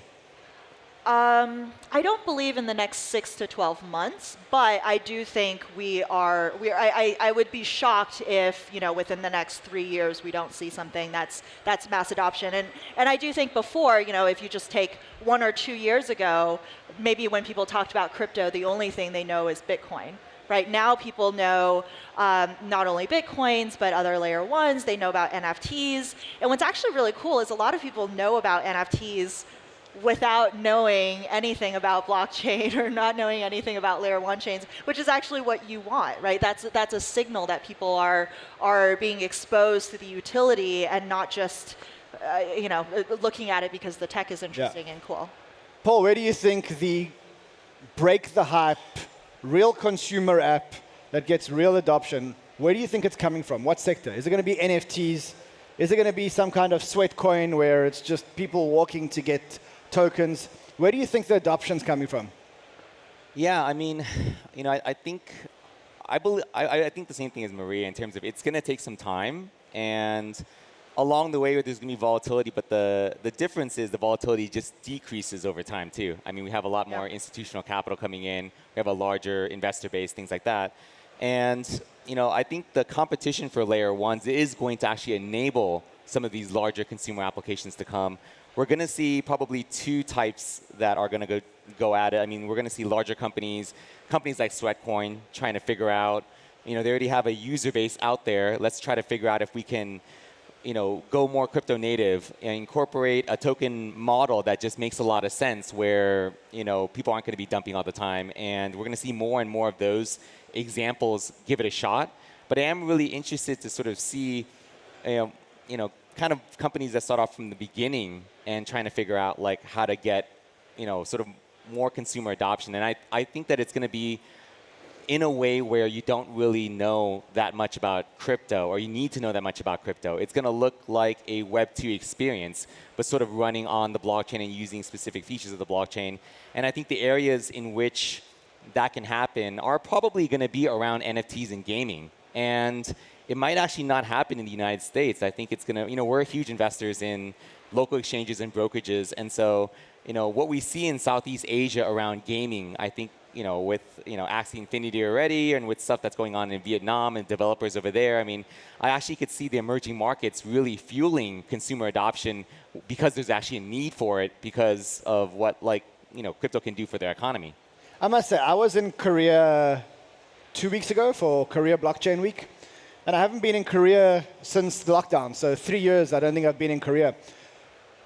And what blew me away was that all the funds, investors, incubators that used to incubate layer ones and bridges are now all obsessed with one thing, and that's gaming. All they're talking about is gaming. And to them, what they're saying is that gaming is the killer application that's going to bring millions of people into crypto and nothing else. All the biggest funds, Hashed, all the big guys that are sitting in Korea said exactly the same thing. I do think that it's going to take time for gaming, but I do think it has that potential. Especially if it can really unlock a different monetization model. I think it really just open up sort of like inclusion for everybody to participate in gaming and have better economics around it. So we're excited about that. We've done about 15 gaming investments so far. I was going to ask, what percentage of your investment portfolio today is gaming? And what percentage of your portfolio investments today are layer one? Layer one investing has sort of decreased over time. Yeah. So I'd say in this recent fund, we probably don't have any really layer one exposure. It's really been mostly around cross-chain and interoperability, and then mostly around the application layer, especially around gaming. I'd say gaming and consumer applications has risen in terms of percentage of our investments more than any other sector. So more or less, what percentage would gaming and consumer applications be, or specifically gaming? Gaming, I think right now is probably about 15 to 20% of our portfolio. That's huge. Yeah, it is huge. Yeah. Ash, what do you think? What is going to bring the billion people in? What's going to break the hype cycle here? So all of these things, I'm going to say yes, and maybe I have a slightly contrarian opinion. Coming into this space, the way I came into this space, I really think the most important value in crypto is not necessarily about how do we get the billion people in through some sort of Trojan horse, but how do we ensure that we're creating freedom and censorship resistance and true decentralization. So for me, those fundamentals are by far and away the most important, and we can build other things on top of that, and I think that's really great. I've noticed, the hype cycles, they change and they bring different people in, which I think is really great. I think there's something for everyone.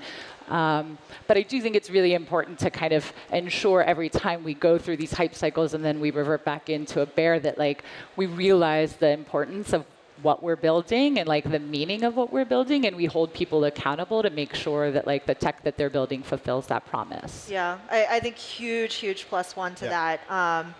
My sense being in crypto is that anything that can happen will happen. If there is something to be exploited, it will be exploited. 100%.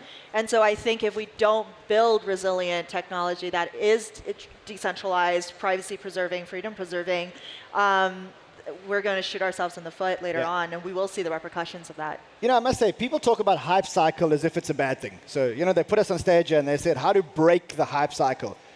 But I actually think that the hype cycle actually may be quite an important part of the cycle. And I'll challenge everyone here to say, ask yourself when you look at a coin. And usually when you look at a coin is when the coin's price is running up, and that's usually when it has the most hype. And then you look at the coin and you say, wow, that's actually a great narrative. And then you go and research the narrative. And then even though the coin may come down, the narrative keeps building. And I think we saw that with NFTs. So we had the hype cycle of NFTs, the crash of NFTs. But net, that hype cycle got a lot of people into NFTs. And so, whereas I hate the thought of people losing money on the way down, the hype cycle, you ask people, how did you find out about Bitcoin, or why were you so excited about Bitcoin? They didn't come for the technology.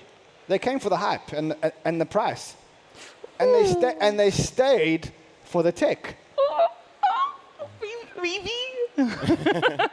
Maybe some How many of you got into Bitcoin without looking at the price? You see, there are three of you. Yeah. Wow, guys. Yeah. Well, it helps when you have skin in the game to actually motivate you to educate yourself about the space. I mean, that's at least for me. That's how it comes. There actually is data to back that up too.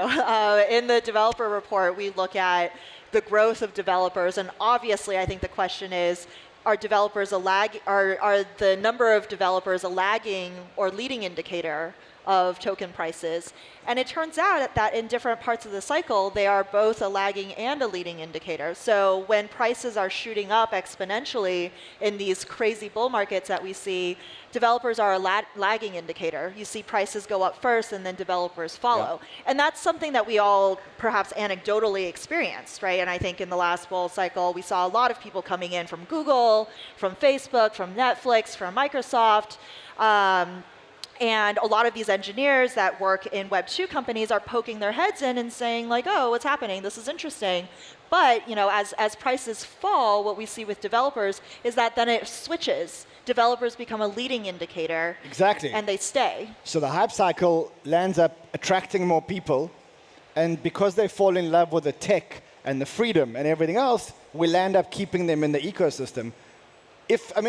I suspect that if Bitcoin's price remained static at $1,000, I don't think we would have brought that many developers into blockchain. And I think it's a hype cycle which is bringing them in. So it would be a great stablecoin at that point. I think people are telling us to talk badly of the hype cycle. I'm not going to talk too badly about the hype cycle because I think hype is a very important tool to bring people into an ecosystem. We've got a few more minutes. I'm going to look at you because I want to talk about cross-chain. You mentioned that a lot of your investments are in cross-chain. But cross-chain is becoming a very complicated and delicate space. Yeah. In light of the fact that most of the hacks this year have been bridges and cross-chain protocols. At the same time, when I look at things like Polkadot, we looked at their first parachain auctions. I don't know the numbers, but the amount of DOT that was staked to win the parachain was huge. The last parachain auctions, I think I'm worried that DOT's going to start giving away DOT to actually become parachains, flip the model. What is? Well, we can talk about parathreads, but I think that's a whole different conversation. But let's talk about the future of cross-chain. Sure. What does it look like? Does it look like bridges? Does it look like Cosmos? Does it look like parachains on one central chain? What does it look like? I think it looks like a lot of different things. It looks like all of those things right now, and I think things are super highly experimental, which is why like it's a dangerous proposition to say that we're like very ready for consumer-ready applications, right? We were investors in Nomad, and felt that quite heavily. And so, bridges were a really good opportunity, like to introduce cross-chain interoperability. Maybe there's better ways. Like the Axelar team is here as well. That's like a really interesting approach to cross-message passaging or cross-message passing. So I think it's more in our it's more important that we're funding people who can experiment in different ways and different architecture, and in an open source fashion will improve upon that like as we go along. So I don't think we know the right answer for that. I don't have an authoritative opinion on the best way to do cross-chain. But it needs to exist because this world is not interesting if we're all just siloed in a Near ecosystem or an Ethereum ecosystem. Like, what's the point of that? You have like 30 wallets or something. A what? And you have like 30 wallets because you have like wallets everywhere. I mean, how do you see the future? How do you guys see the future? Do you see us operating one application on Near, one application on Solana, hopping over to play a game on Avalanche, connecting our wallets, opening multiple wallets in multiple browsers? How does that play out? Well, I mean, it feels clunky. It feels clunky. Totally clunky. It's early. I've thought about this a lot, and I have very loosely held opinions here. So definitely don't quote me on this. I think a lot of people believe that we're going to be in this world where everything is abstracted away, right? Yeah. You have a wallet, and it's like, oh, you don't know what chain you're interacting with. You're just using whatever. I actually don't know if that's going to happen. Because I think organically, if you look around, people are at NEARCON for a reason, right? There's a feeling of loyalty to Near. And I think when you look at a layer 1 base chain, it's not just, hey, this is an operating system, right? Or this is like a technology stack. It actually comes with a community of people. It actually comes with a community of resources.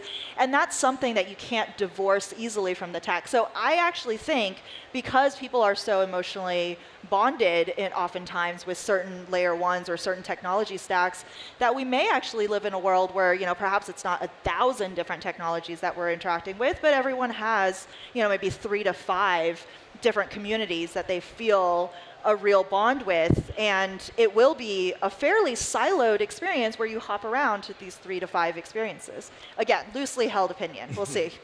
How many of you are going to be at Solana Breakpoint or whatever they call it? Just show of hands. How many of you are going to be at a ETH DevCon, ETH? How many of you are going to be at an Avalanche conference? Okay, so everyone here is going to all the conferences. Yeah, so look, I mean, I think it is a big problem that I think needs to be solved, because I think for as long as we're expecting users to jump from Solana to Near and from Near to Avalanche and then back to Bitcoin, it is one thing that's going to stop the mass adoption. I think making crypto more user-friendly is key. And I've seen a couple of applications here that are working on that. Things like not using private keys anymore, multi-party commutation that happens automatically. I think that's one of the keys to mass adoption, and that will bring in and break the hype cycle. Yeah. Okay, I do see we're out of time, so I guess that's us. Thank you very much, guys. Thank you. Thanks for the questions.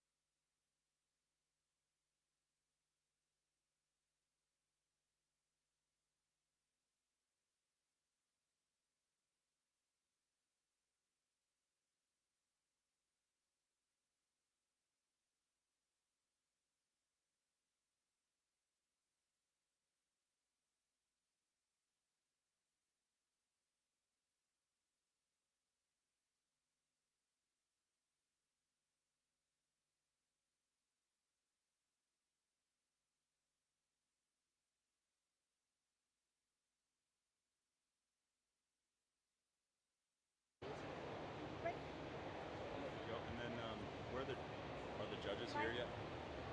That's fine. It's a backup. That's good. Where are the judges? I do not know. Let me just talk to you.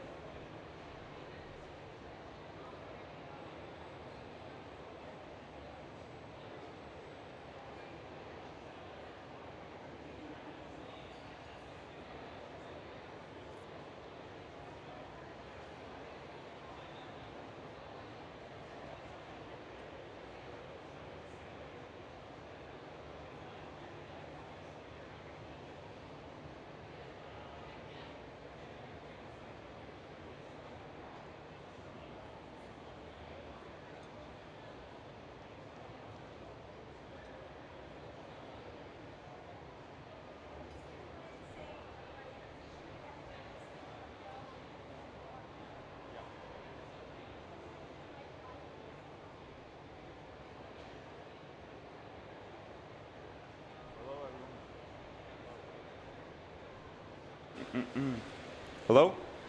Can we have the judges? I don't know where, Paul, Maria, and Alex, if we can get them up to the kind of the front of the seats, and then we should be good.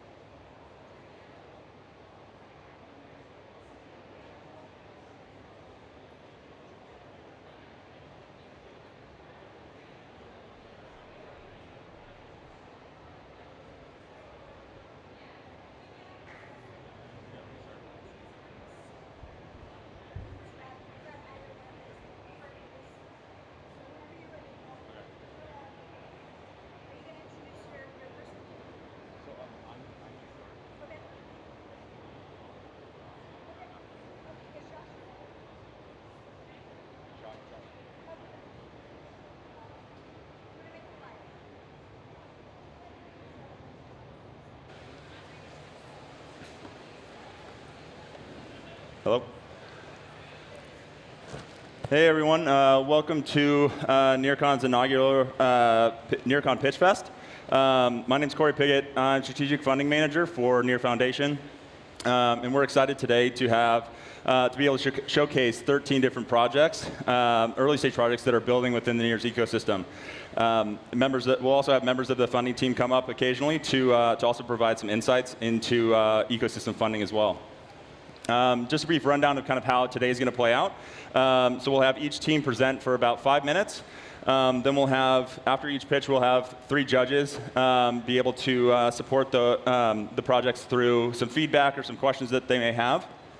And then also from there, we want to encourage community participation. So we'll also be having, and we'll be showing it in a little bit, a QR code. So anybody in the audience can also participate by voting for which projects you like, providing any feedback for the teams, whether it's you want to connect with them, you have an idea that they may be able to work with, or you're an investor and you're looking to maybe connect with them as an investment. So we'll also, after the pitch, post NEARCON, we'll be able to kind of tally up all the votes, and then we'll share the feedback as well with teams, and then the top 3 teams, based off of voting, will receive a grant from NEAR Foundation, $40,000 for first place, $20,000 for second, and then $10,000 for third, and the prize are denoted in NEAR USDC. Speaking of judges, I know 2 of them are not here yet, but Paul from Pantera Capital, Maria Shen from Electric Capital, and then Alex from DN Capital are here to support the projects. They've been, I think, really fundamental in NEAR's ecosystem as a whole, so we're really appreciative that they're here and able to participate. Here's a bit of our agenda. Like I said, we'll be going through a handful of these projects coming through. If you want to follow along and check out a little more about the projects, you can go to near.org/NearCon to learn a little more about the projects. And so next, I want to pass it off to Josh, who's our head of Near Foundation's funding team, who's going to be kind of chatting a little bit about our team's core vision for funding.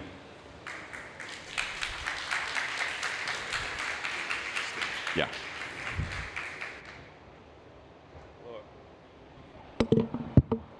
Hello, everyone. So quickly, I just want to kind of talk through kind of how we think about funding at a platform level as it relates to supporting the Near ecosystem. So it really comes down to 4 key pillars for us, and they all roll up to us really having efficient, clear pathways for projects of all stages, shapes, and sizes globally to receive funding at the right time with the right structure. It starts really with the supporting of the creator triangle. This is something Illia's spoken about quite a bit since the genesis of Near, and it's really about creating a space and an atmosphere for communities and projects and markets to really activate and develop. The next is access. So really offering those that may not necessarily be able to get funding for radical or unique, interesting ideas to provide that and the support that goes along with it. The next is the community support. And so ultimately being able to galvanize different projects together to really help them work, whether that's through guilds, whether that's through regions, and being able to ultimately help spark new ideas as well. And then ultimately aligning incentives. And so as projects are building, how are we really supporting them through the development cycles to ultimately get them from perhaps a hackathon idea to a project that's actually looking to raise, which many of the projects you'll be seeing today are in the process of doing. So here you can see sort of how the funding platform has matured over the last 2 years. We have from our grants programs, which are again decentralized, and we'll talk a little bit more about that throughout the course of the session, as well as our different organizations that are either focused on particular verticals or they're focused on a regional approach in terms of deployment of capital and supporting projects. Next, you have our ecosystem funds. You have 4 of them here listed that are active in the market, developing and supporting projects. We also just launched our next ecosystem fund, Cyrus Capital. We're really excited for what they're going to be bringing to the ecosystem as they focus on culture and entertainment. Then you have our venture network, and this is really for us really developing and informing venture capitalists who are supporting the Near ecosystem. And it's been growing nonstop. And so right now we have around 320 key backers and investors that are engaged and really thinking about the Near ecosystem, and they're really in a position to deploy 30+ billion of capital.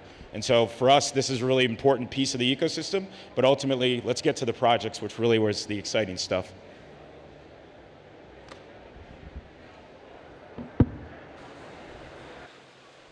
Thank you, Josh. So yeah, back to the projects. Next on stage, I want to introduce Jonathan from On Machina. They're building a decentralized storage network on Near.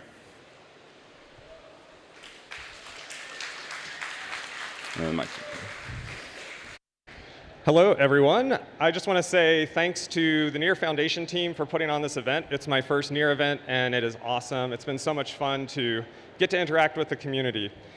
So I'm just going to skip these. OK, here we go. So on Machina, as Corey said, we're building a decentralized storage network.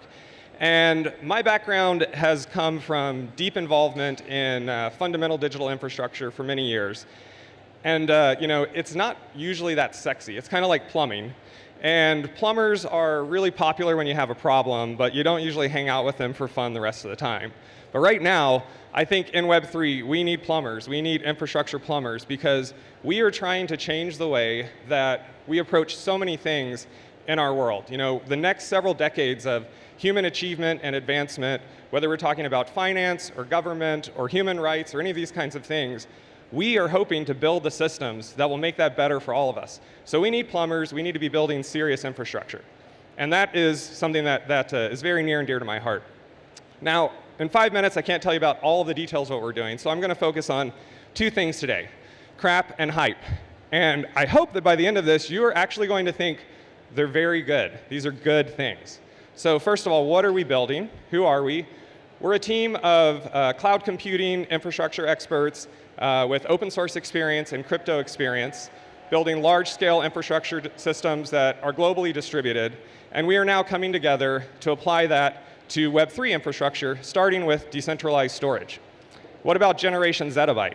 So we are entering an age where most of you, and certainly the next generation that comes along, is going to be generating unfathomable amounts of data. Today, we have about 95 zettabytes of data in the world. In less than 3 years, that's going to double to 180 zettabytes. If that pace continues, by the time we get to the start of the next decade, we're not going to be talking about zettabytes. Does anyone know what comes after a zettabyte? It's a yottabyte. So remember that one. It's going to be important in about 5 years. This is the scale that we're talking about. And if we want those systems to be running in decentralized platforms, we have to take this very, very seriously. This is something that's going to impact our world. It's also going to generate hundreds of billions of dollars of revenue, trillions of dollars of market cap, and that is a great opportunity, but also a big responsibility. So when we talk about storage, I think that there are some key fundamentals of storage, and this is where the crap comes in. You have to have capacity, resilience, availability, and performance. So often in our world, we get caught up in our ideals, and we build systems that are blockchain first or Web3 first, and we miss the fundamentals. And I think that that is an opportunity right now because there are systems out there that have not focused enough on the fundamentals of storage: capacity, resilience, availability, and performance.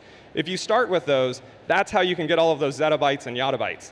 And then you can go from there, and you can enhance that with things that only blockchain can enable, things like decentralization and true ownership. And this is what we're doing with On Machina. Now, we're building this on the NEAR protocol. You can think of this as kind of our file system.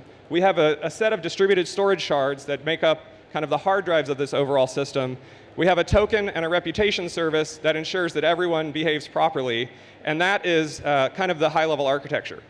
So, we've all invested in crap, I'm sure, but when it comes to storage, you want to invest in capacity, resilience, availability, performance. Remember that, okay. Now, hype. We just actually heard a really interesting conversation from the previous panel about hype. I too think that hype is great. I think that unchecked idealism is actually the biggest risk that we all face right now. If we look back at the early internet protocols, FTP, TCP/IP, HTTP, these were all designed from the beginning to be decentralized, to be resilient to bad actors, and to be something that we could all interact with interoperably. Well, what did we end up with? We ended up with a $180 billion oligopoly of 3 or 4 clouds. Why did that happen? It's because they made it so easy for people to get access to the systems that mattered that nobody wanted to figure out TCP/IP, HTTP, SMTP, all of the things that made up the internet. We have to make sure that we don't get so caught up in our ideals that we repeat this. And if we look at, this is an anonymous yet real-world data example of an existing Web3 system. This is its deployed capacity versus its actual usage. It's less than 1%. That, to me, is not a huge success story for Web3. And so I think that all of us, and especially those of us who are working on Machina, the decentralized storage network, we are laser focused on being realistic about how we truly achieve our ideals, how we build the right thing at the right time, take it to market in the right way, and then hype is your best friend. So, On Machina, you can follow us on Twitter, you can go to our website, sign up to get early access, and meet us around here. Really appreciate the time, and I hope that you will join us in building the decentralized storage network for generation zettabyte.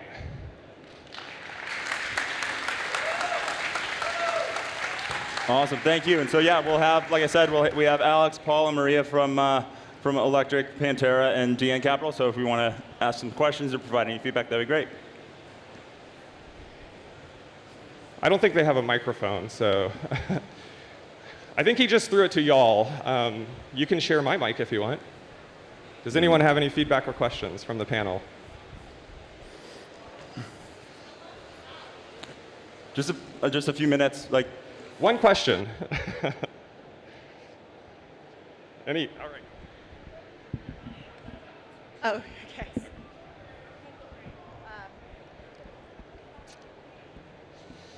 Hello? Yes, there we go. Thank you so much for the presentation, first of all. I'm really curious where you see the demand will be coming from for decentralized storage. When businesses or developers are considering storage solutions, why not S3 or AWS versus something that's more decentralized? How are they making these decisions? Sure, yeah. Is it possible to get my slide back up here? Okay.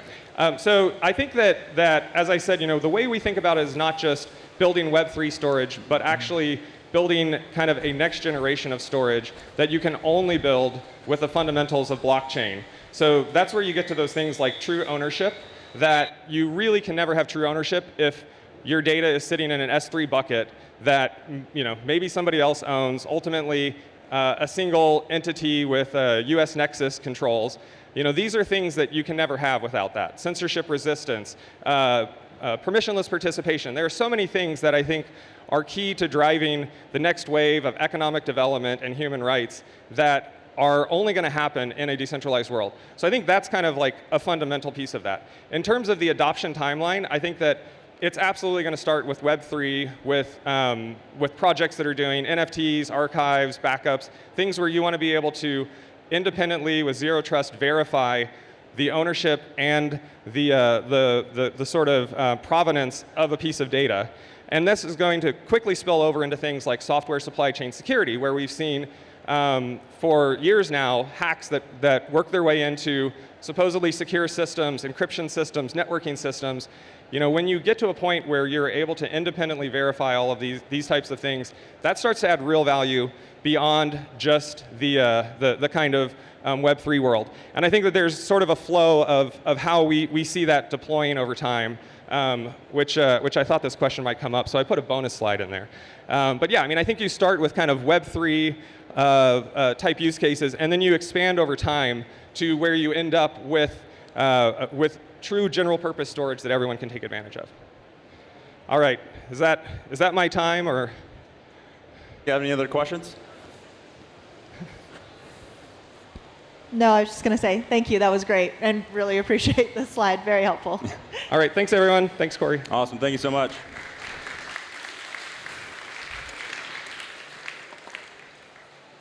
Awesome. So next we're going to have Joa from Perk. They're building a full stack DEX, building on Near. And so I forgot to mention, but here's a QR code for anybody to pull up the form to be able to vote for any of the projects that are coming. So here we are, Joa.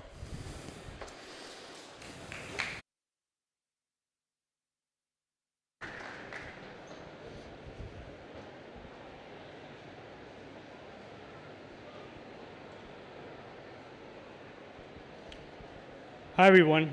We are Perk, and I could explain to you what we do, but I think it's important to explain to you why we're doing it first, especially since we only have 5 minutes.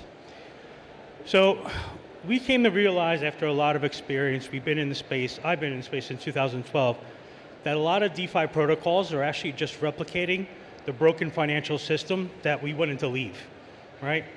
Most of us got interested in blockchain or in crypto, because we knew the monetary system was broken. But we're repeating the same mistake. The same way that Romans would shave gold off their coins and the dollar wound up doing the same, basically, we're doing the same thing in DeFi. Let me give you an example. Bread, before the abolition of the gold standard for 50 years, rose 83%. After the abolition of the gold standard, it raised 265%. That's basically 5.3% inflation a year. In 100 years, we lost 94% of the dollar's buying power. We're actually doing basically the same thing, right? What the dollar did is they would print the dollar, so you'd boost up their economy, and like Paul from Pantera was saying, dump the dollar. You're incentivizing people to dump, right? Same thing happened in the dollar system, and same thing's happening in DeFi. We're falling for the same trap. In DeFi, we have a bunch of tokens. We use those tokens to pump up the protocol's user base by doing airdrops and by doing emissions, which is actually incentivizing them to dump. If you're a yield farmer, every month what you're doing is you're taking the emissions and you're dumping them on the market. This has to change, or else we're just repeating the past. We're not building the future. We figured out the problems that we need to solve. First, we can't have so much liquidity that's siloed, even within one ecosystem. Then we need infrastructure, and it's lacking in terms of how do you get access to that liquidity? And third, how do you get sustainable yield so that this becomes something that lasts forever and we can take care of our citizens, our investors, right? A good example is you look at the US dollar. Just in the past 10 years, lost 25% of its value. This is almost every currency in the world follows pretty much this, right? Because why? The dollar is focused on incentivizing the economy, getting you to spend the dollars, dump the dollar, basically, right? It's the same thing as yield farming. They're giving you tokens to spend, you go and sell them and you dump them. But there's an anomaly in the world, which is the Swiss franc, right? The Swiss franc changed things a little over a decade ago. They stopped doing it to pump the economy. They started doing it to maintain quality of life for its citizens. The average salary in Switzerland is double that of the US. Some reports it's lower, some reports it's higher, but more or less double, right? The quality of life there is also double. The GDP is higher. Like almost everything is higher in Switzerland than it is in the United States, which is seen as the prime example, because they don't use their currency to promote the economy or pump the economy and incentivize you to dump. And that's what we want to fix, right? So we'll be a full stack DEX. What does that mean? We have everything. We're called perk because we have all the perks. We have the money market, we have the DEX, we have the swap, we have a swap aggregator. We'll also create an SDK that you're able to white label for GameFi, DeFi, and other Web3 applications that you can even host your own DEX if you want to. And third, and the hardest one, is little to no emissions, right? How are we going to do that? We have concentrated liquidity in 3 different ways. And then from that concentrated liquidity, we won't be using tokens to up that APR, right? We'll be limiting the emission of the token to control the inflation, to the downward pressure of the token, which we think will actually attract more users than using the token in an airdrop to attract community and things of that nature. To go to market, we'll launch an NFT collection, which is already drawn. We have inbound and outbound integrations. We also have affiliate marketing, which is something that isn't used a lot in Web3. Web 2, if you go to Binance or Coinbase, it's built because of affiliate marketing. It almost doesn't exist in Web 3. And we understand why. It's because they're wallets. We figure that out. We're ready to implement this in about a month's time. Our swap aggregator is already online in beta. You can go to perk.money and check it out. It's pretty cool, already working, lightning fast. Concentrated liquidity is already being audited. Should be done, the order set in about a month. Then we'll work on permissionless staking and then everything else that's needed afterwards. So please join me in building the future of finance and not repeating the same mistakes of the past. Thank you.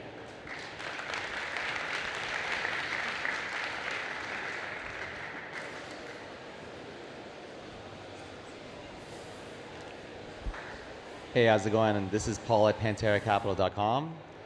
I guess one question I have is, what's your go-to-market strategy? I know that you have both the SDK and also a consumer front end. How do you sort of think about that? Yeah, the go-to-market is going to be done more so through the affiliates, right? So like, this idea actually came because of Rand that you were just interviewed by.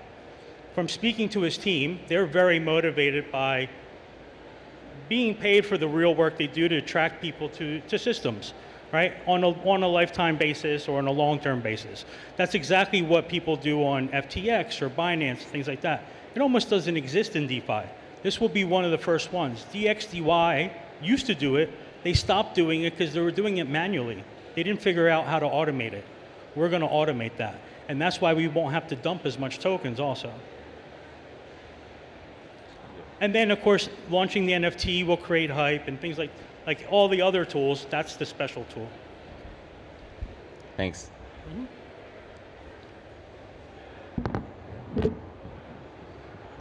Thanks, guys. Thank you so much. Joa from Perk. So next on the stage, we have a little bit of a change with the. Hold on. Can we get the slides back up?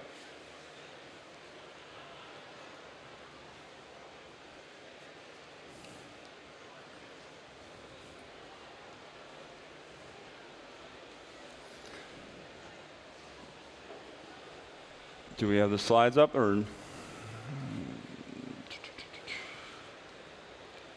There we go.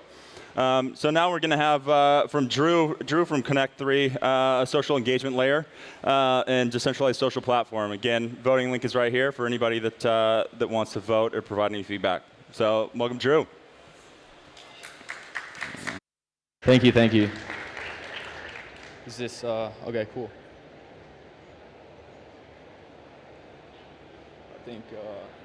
I think it's okay. Here we go. Hi everyone, I'm Drew from Connect 3, and before getting into the product, I'd like to start with introducing our founding team. So our founding team comes from Facebook, Netflix, TikTok, and ByteDance. And Cox is our founder and CEO. He previously was at Facebook working on creator monetization. Jordan is our CTO. He works on large-scale AI and recommendation systems at Netflix and Facebook. And I work at TikTok. I actually work on the algorithm. I'm a data scientist in video recommendations. And that's what got me really interested in Web3 specifically, is because at TikTok, I can see my own identity. And I can see my interest graph. And I can see all of the people, places, and things that are most similar to me. And I think that's incredibly powerful. But the problem is that I can't access that information because TikTok owns it. So what we want to do is we want to empower users to be able to own, permission, and monetize their interest graph. And Zoe is our design lead. She works on the open source recommendation system as a product lead at ByteDance. So let's go ahead and get into why we want to build this. So currently we think that there's a paradigm shift. The paradigm shift is moving from the follower graph to the interest graph. So in the very beginning of the internet, it was all based on follower relationships, and content was based on who you follow. But now with large-scale recommendation and collaborative filtering, we can do much more interesting recommendation. And that's where you see primarily coming out of China with products like Douyin and Xiaohongshu. They're very interesting recommendation products that aren't based on follower relationships. So we really want to take the idea of the interest graph but enable users to own permission and monetize it. And that's why we want to use Web3. And the current problem right now is, it leads into the second paradigm, is that you have this interest graph. But the problem is, on the left, the interest graph is currently tied to walled platforms. So my interest graph is fragmented. So Facebook has a sliver of me, Instagram a sliver, Spotify a sliver. All of these platforms just have a sliver of who I am. But how do you universalize and standardize that interest graph into something that you can use for your own life and to enhance and empower your life? That's what we think is really interesting. So being able to take the interest graph and enable you to own, permission, and monetize it within the blockchain itself. So we are the social layer on the open web. And now I'll get into a little bit about what the product looks like and how we're developing it. So we want to begin as a profile. Because we have to start with the interest graph. So how do you generate an interest graph for a person? We believe that within Web3, you can basically log in with a wallet. So we connect wallets and all of your on-chain activity. And then we can generate an interest graph for you automatically. And it begins with a profile where you can display all of your on-chain activity and introduce yourself and your Web3 presence. So that's the first part. The second part is the content. So all of the NFTs or any of the on-chain activity that you have is the content that is represented in the Web3 world. But you need a way to interact and engage with that content. Liking, sharing, commenting, being able to interact, follow people, etc. What we want to do is connect people to people, people to content, and people to things. And you need a social layer to be able to do that and interact that way. And finally is discovery and recommendations. So once we have the interest graph of people, and we know what sort of content preferences they have, we can begin to recommend to them content and be able to essentially empower their lives through discovery and recommendation of all the things on Web3. And that basically comes down to connecting people to people, content, and things through recommendations. Yeah, so that's Connect 3. Thank you very much for listening. You can try out the product at connect3.world. Thanks.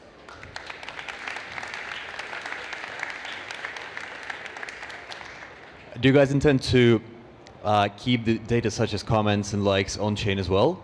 Or will that be kept in your centralized platform? Yeah, great question. So I think right now, currently, the most important thing to keep decentralized is your identity. Because your identity is the private aspect of who you are, and it's your interest graph. And we believe that when I saw my identity, it's literally my DNA. But I can't use it, I can't access it, I can't permission who can and can't use it, I can't monetize it. I think the future, right now we talk a lot about influencers. But I think one of the interesting things will be the data influencer, because we all have all of this data, but it's not accruing to us, it's obviously accruing to the platforms. So I think the first step is to generate the identity and the interest graph. And then I'm not really sure if the actual interactions have to be stored in the blockchain. Because the most kind of sensitive thing is your identity and your interest graph. And then we can take these interest graphs and connect them together, and then connect them with people, places, and things. That's the general idea. Thanks. Cool, thanks. Awesome, thank you so much. What? I'll announce you. Awesome. So next on the stage, we want to change it up a little bit, get away from the pitches just briefly. So I want to bring up Oliver, who runs our grants program for the foundation, to chat through a little bit about our strategy and roadmap. Awesome. Hello, everybody. There's been some awesome pitches so far, and I'm just going to take a little bit of time to go through the grants program, the NEAR Foundation, our mission, and also our strategy. Okay, so diving into the mission. So what we're actually looking to do is support projects which are building on NEAR. So the grants program actually started in early 2021 with the mission of bootstrapping the NEAR ecosystem with high quality projects. And hopefully you'll all agree, if you look around NEARCON today, many of the projects here have actually received grant funding. And I feel like we've actually largely achieved that part of this mission. So far, we've actually distributed 90 million in grant funding to the NEAR ecosystem since the inception of the grants program. We are also looking to raise the awareness of NEAR. So we believe that by having a broad, diverse, very supportive ecosystem, we're able to actually bring new users into NEAR as well. And then what we're looking to do is provide a clear path to decentralization, but we also want to do this in a safe way. So as the ecosystem has matured, what we want to be doing is actually having other entities inside the ecosystem deploying grants. And we feel like the NEAR Foundation is actually going to start taking more of an operational standpoint and actually support these ecosystem-driven regional hubs, community grants, and actually help them spin out and have their own grants program. So diving into the strategy and roadmap. So we've actually highlighted some key growth areas that we are trying to actively attract projects to NEAR. So the first one being infrastructure. So we believe by having some solid infrastructure-based projects on NEAR, it will actually attract other projects into the ecosystem and actually drive growth.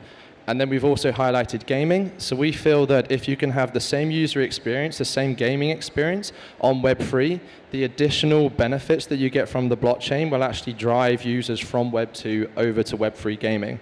And then sports media and entertainment is a very active industry and something that we're really targeting. And then we also have enterprise. So this is essentially finding successful projects in the Web2 space that have a very active user base and then bringing them over to NEAR and into Web3. And on the right-hand side here, where we say that we're looking to provide a safe and clear path to decentralization, we have DAOs, NFTs, regional hubs, and ecosystem funds where we're decentralizing, but we're also making sure that we're strategically aligning on these high priority and growth areas. I know I've very quickly gone into the mission and strategy, but we're actually going to be releasing a strategy document for the NEAR Foundation grants program and where we see ourselves going short term and long term, and we will be releasing that to the public very soon. And I'll hand it back now for the pitch fest. Thank you. Thank you, Oliver. Yeah, super excited about kind of this vertical and horizontal. So more to come there for sure. So next up, getting back to some of the pitches. Next up, I want to introduce Austin and Daryl from Kino, so a Web3 marketplace for film and television.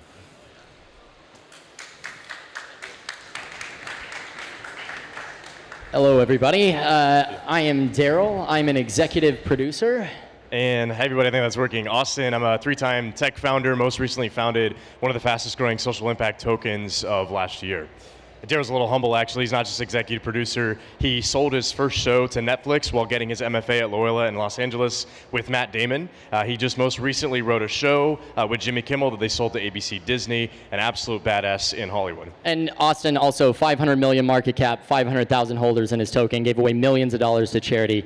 An amazing dude. We're here to talk about the problems in Hollywood. So if we can, no. We can do it without it because we're that good. All right. All right, let's do it. We're going to talk about Hollywood accounting. Austin, the legal guy, tell me what that is. I think we'll just pass back and forth.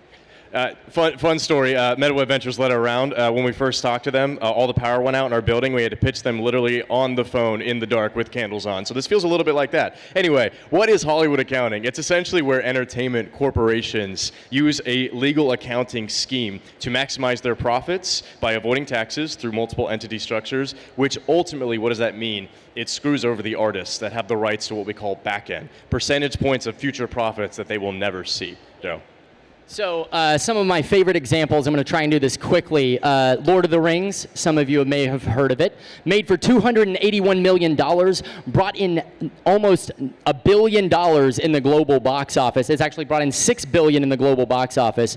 But after these corrupt accounting practices, they said that it lost hundreds of millions of dollars. It was a horrendous loss, which means that Peter Jackson got less than nothing for his 7.5%. So he was supposed to get 7.5% on $5.8 billion. He got nothing. And if they do that to Peter Jackson, you can imagine what they do to young creatives. I have a friend of mine who created one of the most watched shows on Netflix, 480 million views in just a few months, and he's actually struggling to pay his rent. I have another friend, his rent, not his mortgage, his rent. Another friend who created a $1 billion Disney movie, and he made a few $100,000, and this is an inequity problem that we're seeing consistently across Hollywood.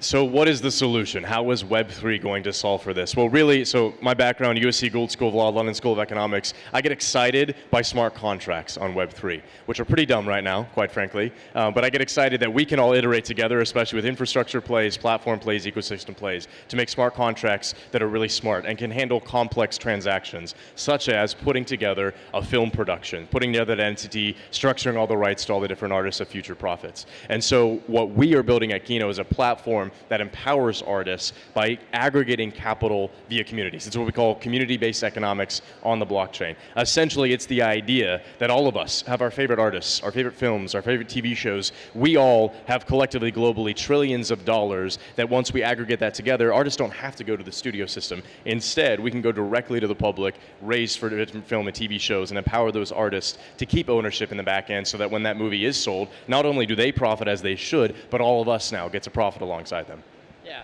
Okay, but what does that mean for you practically, right? So we're going to give you the ability to invest. Like, let's say Star Wars. If we were around when Star Wars was made, you could directly invest into Star Wars and earn profit when that show or movie makes profit. If you're not an investor, you're a collector, you could buy the rights to Luke Skywalker's lightsaber before the movie's made. Afterwards, I ship it to your home, and you have the on-chain proof of authenticity that that's the real thing. Or let's just say that you're a big fan. You could literally fly out to Los Angeles with ticketing, walk the red carpet, go to the premiere with the cast and crew, and party afterwards.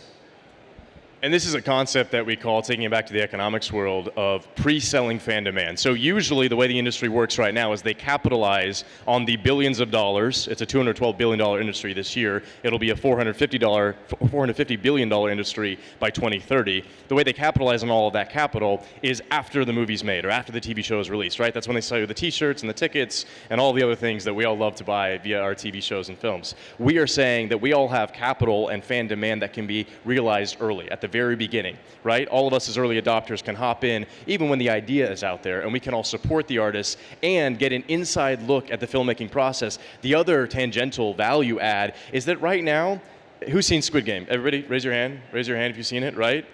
That lived in cultural zeitgeist for like a week. Remember Game of Thrones? That the whole year we were talking about it. That's a problem for artists in the industry right now, and especially the streamers. They're not able to capitalize on the value of the content they have on their platform because it's such a fast turnover rate. By extending the cycle of all of us being involved and believing in a project from the very beginning, we're extending that ability for artists to generate loyalty for fans to be involved, for the impact of the stories on culture to be to be made larger, and then also for the different streamers or whoever to capitalize further on what they're building.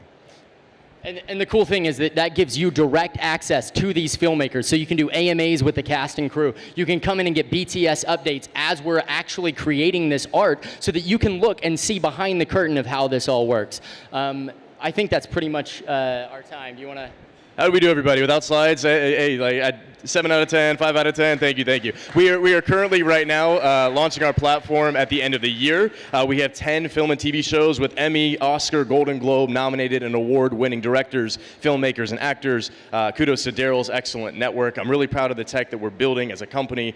We are currently in the closing stages of our first fundraise. We're very proud to have our round led by MetaWeb Ventures, who was mentioned earlier here, part of the NEAR ecosystem. Slow Ventures as well, Ben Taft's Genius Ventures and the Sequoia Scout Program, and many other film industry angels. So thank you all for your time. Check out kinoapp.xyz. If you love film and TV, Kino is your place. And also, if you want to get more intimately involved, we are offering our early VIP access via our founding membership. Thank you, everybody.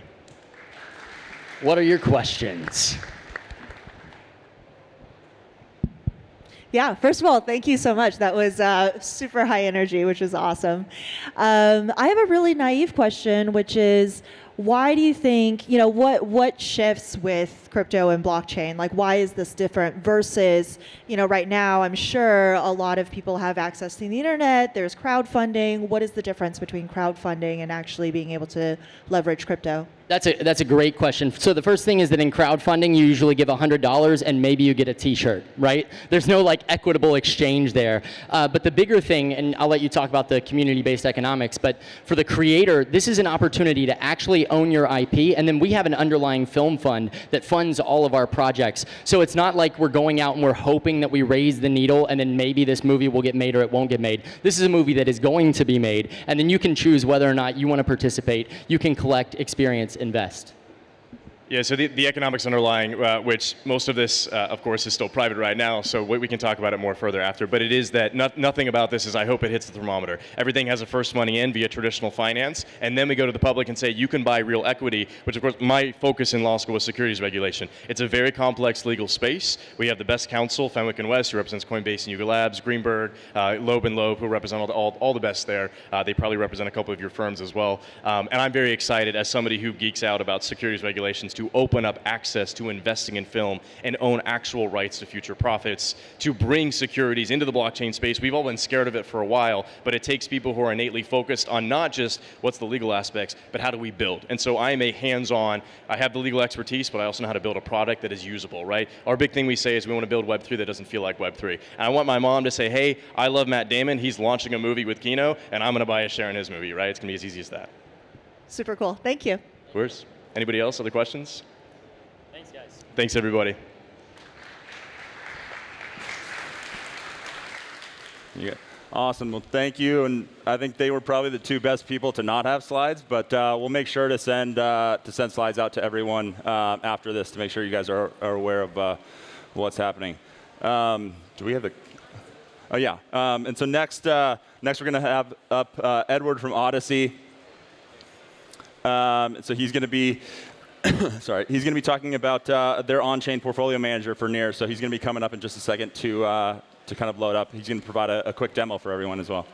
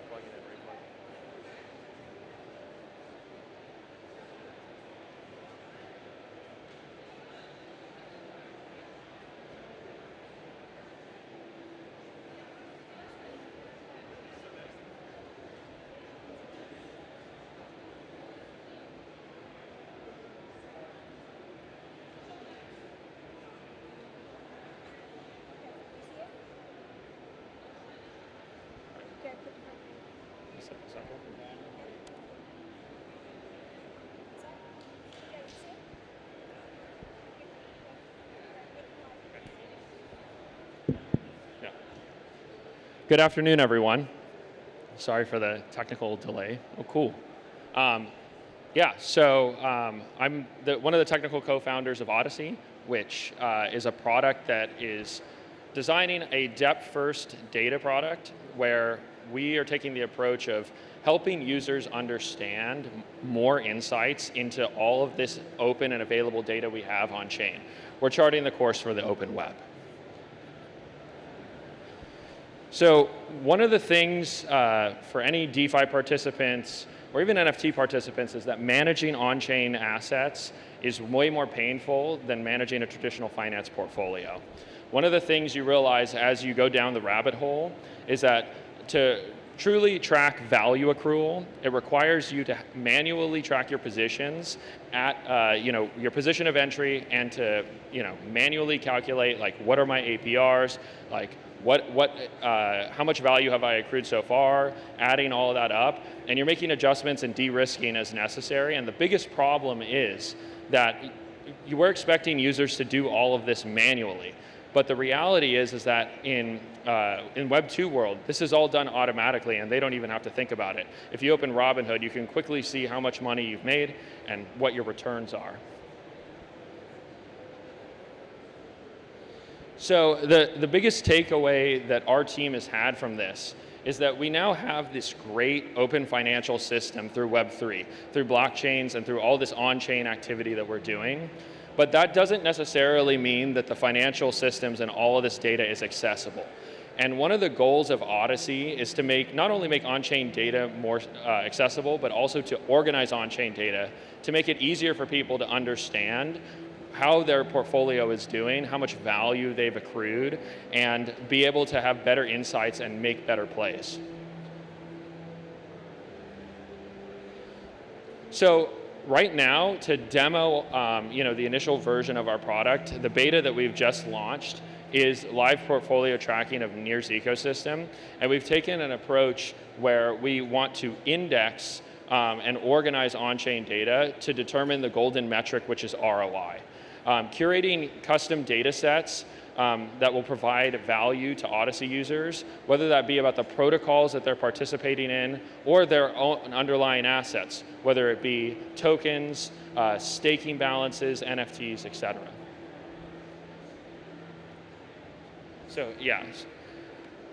So I'm going to show you guys a really quick demo of how Odyssey works. So this is an example of the current beta that you land on, and we have a quick way to enter your Near wallet. I'm going to enter a test wallet to show you guys the power of Odyssey.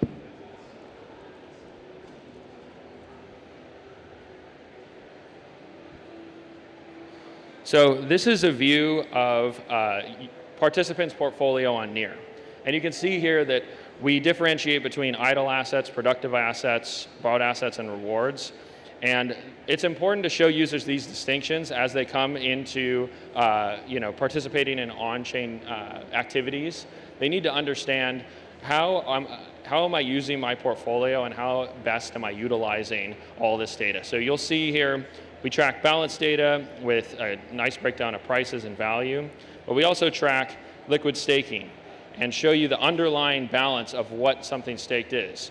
So, and we also track validator staking, and on Near, some validators actually issue different types of rewards. So you'll see here that we're in the Aurora validator, and we're showing the Aurora that you've accrued. We track open orders through DEXs, and we also track lending. And the important thing here is making things more intelligible to users with actual metrics and analytics that they need to understand how am I doing. Liquidation thresholds, total equity, how much APR am I earning on each individual position. And we break this down in a way that allows users to understand where their APY is coming from, how they're actually accruing value. And you'll see this also in leverage yield farming. So we've integrated with Pemrock, and you'll see here that we break down where their APRs are coming from, but we also break down the strategy that they've taken. So right here, this is a leverage yield farm for ETH and wrap Near, and you'll see that this position is actually long W Near and short ETH. So it's educating users more on what are these things doing and how are they making money. We also cover farms and liquidity throughout the Near ecosystem and show the breakdown of rewards and where the APRs are coming from, whether it be across multiple reward types. And yeah, my time is up, so that's the quick demo of Odyssey. Thank you.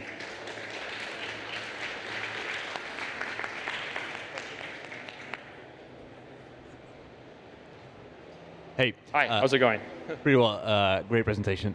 How do you intend to build defensibility around this solution long term, given that the majority of data is quite easily accessible and ultimately the dashboards are quite nice, but... Totally agree. And most dashboards fall into, there's kind of two camps for on-chain data right now. You have the live dashboard approach that's either change specific or spray and pray, where it could be 2,000 miles wide in terms of coverage, but 1 inch deep in insights. And then you have institutional data products like Nansen or Dune, where they have much deeper insights, but it's completely inaccessible to a user unless they're writing SQL queries. We're trying to meet somewhere in the middle, where we provide index data and insights at a per protocol basis and continue to expand outwards in terms of building the foundation of we know what a lot of the DeFi primitives are now, so building a foundational indexing layer for how to organize this data and then applying it to more projects, more chains, is the way that we'll continue to grow Odyssey and accrue value. And that data is something that you can just pull from the chain, but no one's doing it because of the technical complexities around reading from the chain right now. Yeah. Thanks. Thank you. Great. Thank you very much, everyone. Awesome. Thank you, Edward.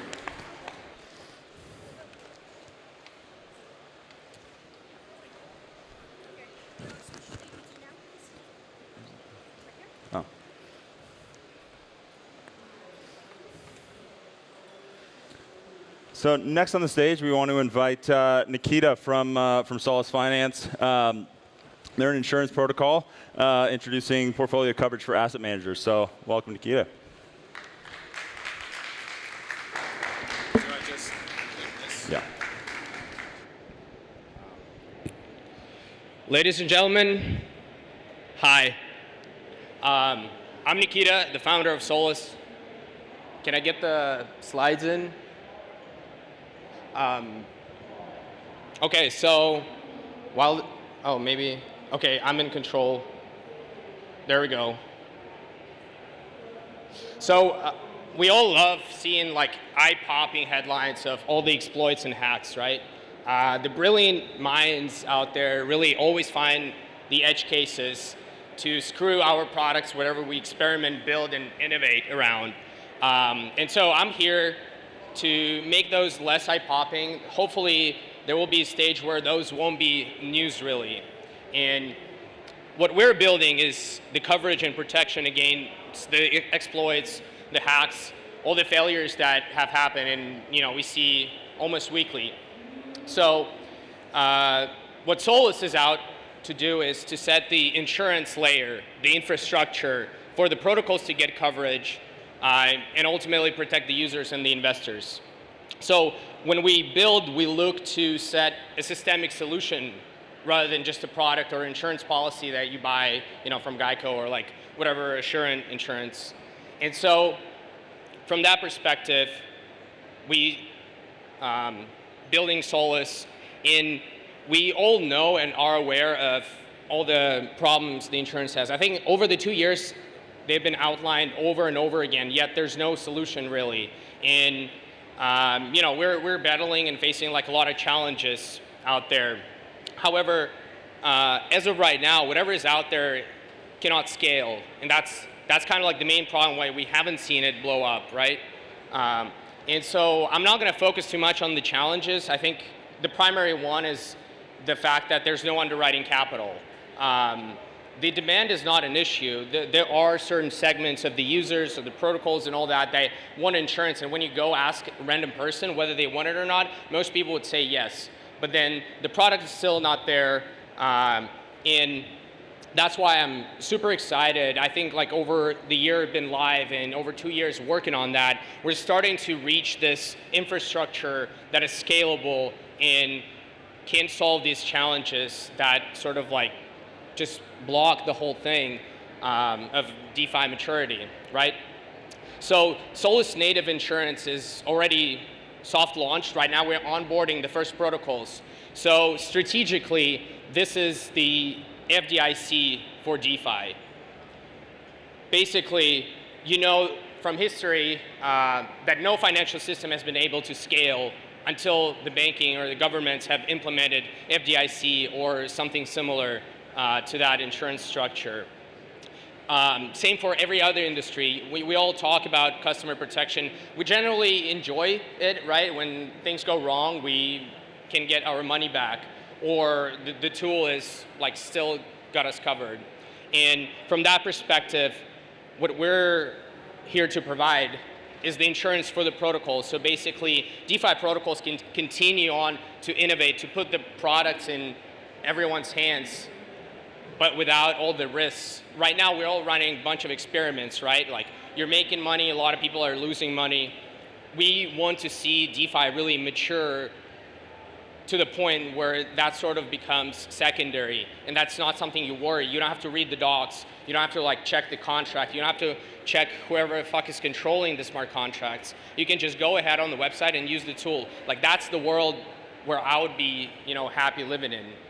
And so from that perspective, we want to see this product sprout. We've been at it for like half a year on this particular issue with this product. And so, as I mentioned, one of the major challenges is the capital bootstrapping. And with Solus Native, we don't have to look anywhere outside of DeFi. We don't have to rely on the mercenary capital. We don't have to really get the fresh dollars into crypto and kind of live on the pyramid there. So the bootstrapping happens through the protocols. Basically, it is like a federated structure where the protocols join. They're able to form the underwriting capital with their native tokens. We all know we sit on a bunch of illiquid treasuries that are mostly comprised of the native tokens. And so that's where the value can come in. For the first time, you can leverage your DAO treasury of your native tokens and get insurance, but the coverage limit is still in dollars. So if something happens, you get back the money. You're able to pass that on either to your users or kind of like reinstate and reinvigorate your protocol with a fresh capital. And so given the lack of the regulatory framework, there are no rules or laws, all the protocols are sort of like winging it and trying to use the best practices to keep it safe and secure. So we have to build in security into insurance offering.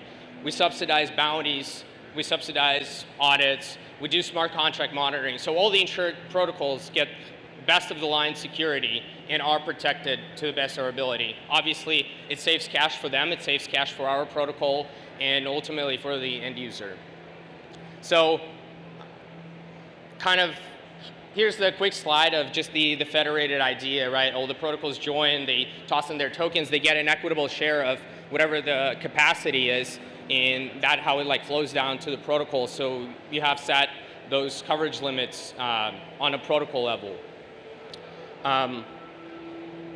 And ultimately, I just want to like bring back to this idea that I couldn't, break the logic of for years now. I really believe that in order for DeFi insurance to grow, I guess the DeFi in general to grow, you need insurance infrastructure. Without that, we're not going to see all the growth we like to champion around. And so with that, insurance have to be built in the foundation of DeFi. And so that ultimately yields to protocols actively protecting, giving the users the protection they require, the investors protection. That naturally leads into sustainable and growing ecosystem. I want to see a day where DeFi is no longer really considered that much of an experiment and it's kind of like a layer that we can all leverage and use in our daily life. And so as a result of all of that is obviously just the maturing DeFi, gaining mass adoption, and I think insurance is a necessity there. Okay, there's no last slide, but I was going to finish with saying that Solus is a prerequisite for that to happen. Thank you.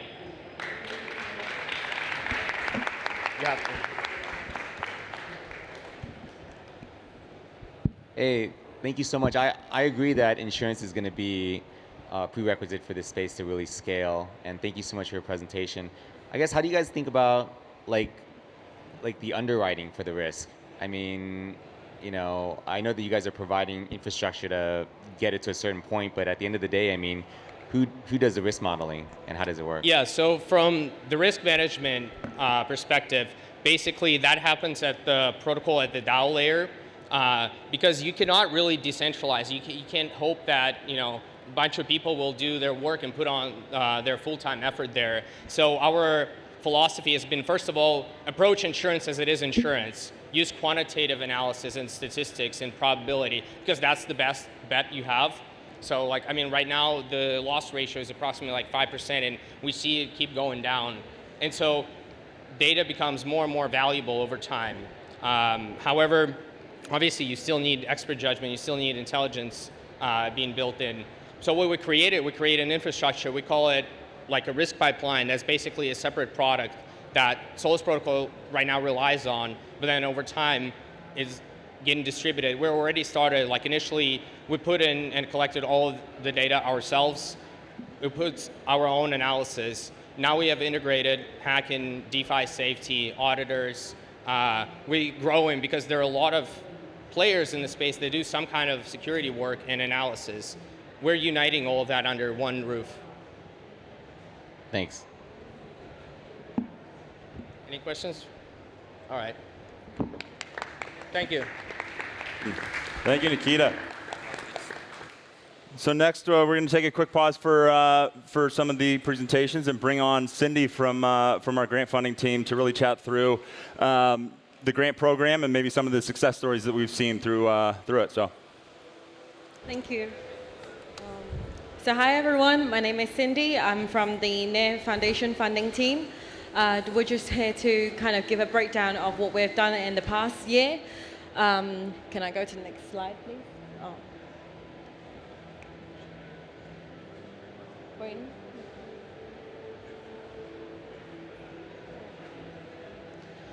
So over the past year, we've given over 1,100 grants. And we have committed over 90 million USD of funding to various projects. The average grant that we have given out in the sizing, it is 40K, and then in terms of the countries that we've given it out to, it's about 130 more or more.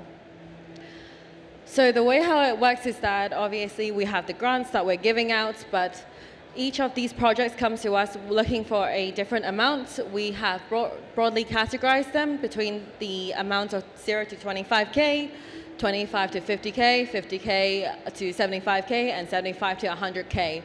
From the graph, you can see that most of them do fall within the 0 to 50K mark. And by verticals, which was mentioned previously by Oliver and also from Josh, we see most of them are based in infrastructure grants. Most of them also fall under the gaming. But we do have an intention to explore on the other areas, such as the NFTs and DAOs. And to highlight some of the success stories of our grantees, we have Few and Far, Playamba, and Open Forest Protocol as well. Few and Far is one of our very amazing NFT platforms. They have recently launched their beta version, but they are also will be launching on the mainnet very soon. We have the Open Forest Protocol, who are focusing mostly on sustainability, helping to align the NEAR Foundation on the carbon neutral standpoint. And we also have Playamba as one of our leading gaming grants that we have given out. So this is all from me. We're back to listening to all the other great pitches with Icarus, LiveTease, and Cornerstone DAO. Thank you.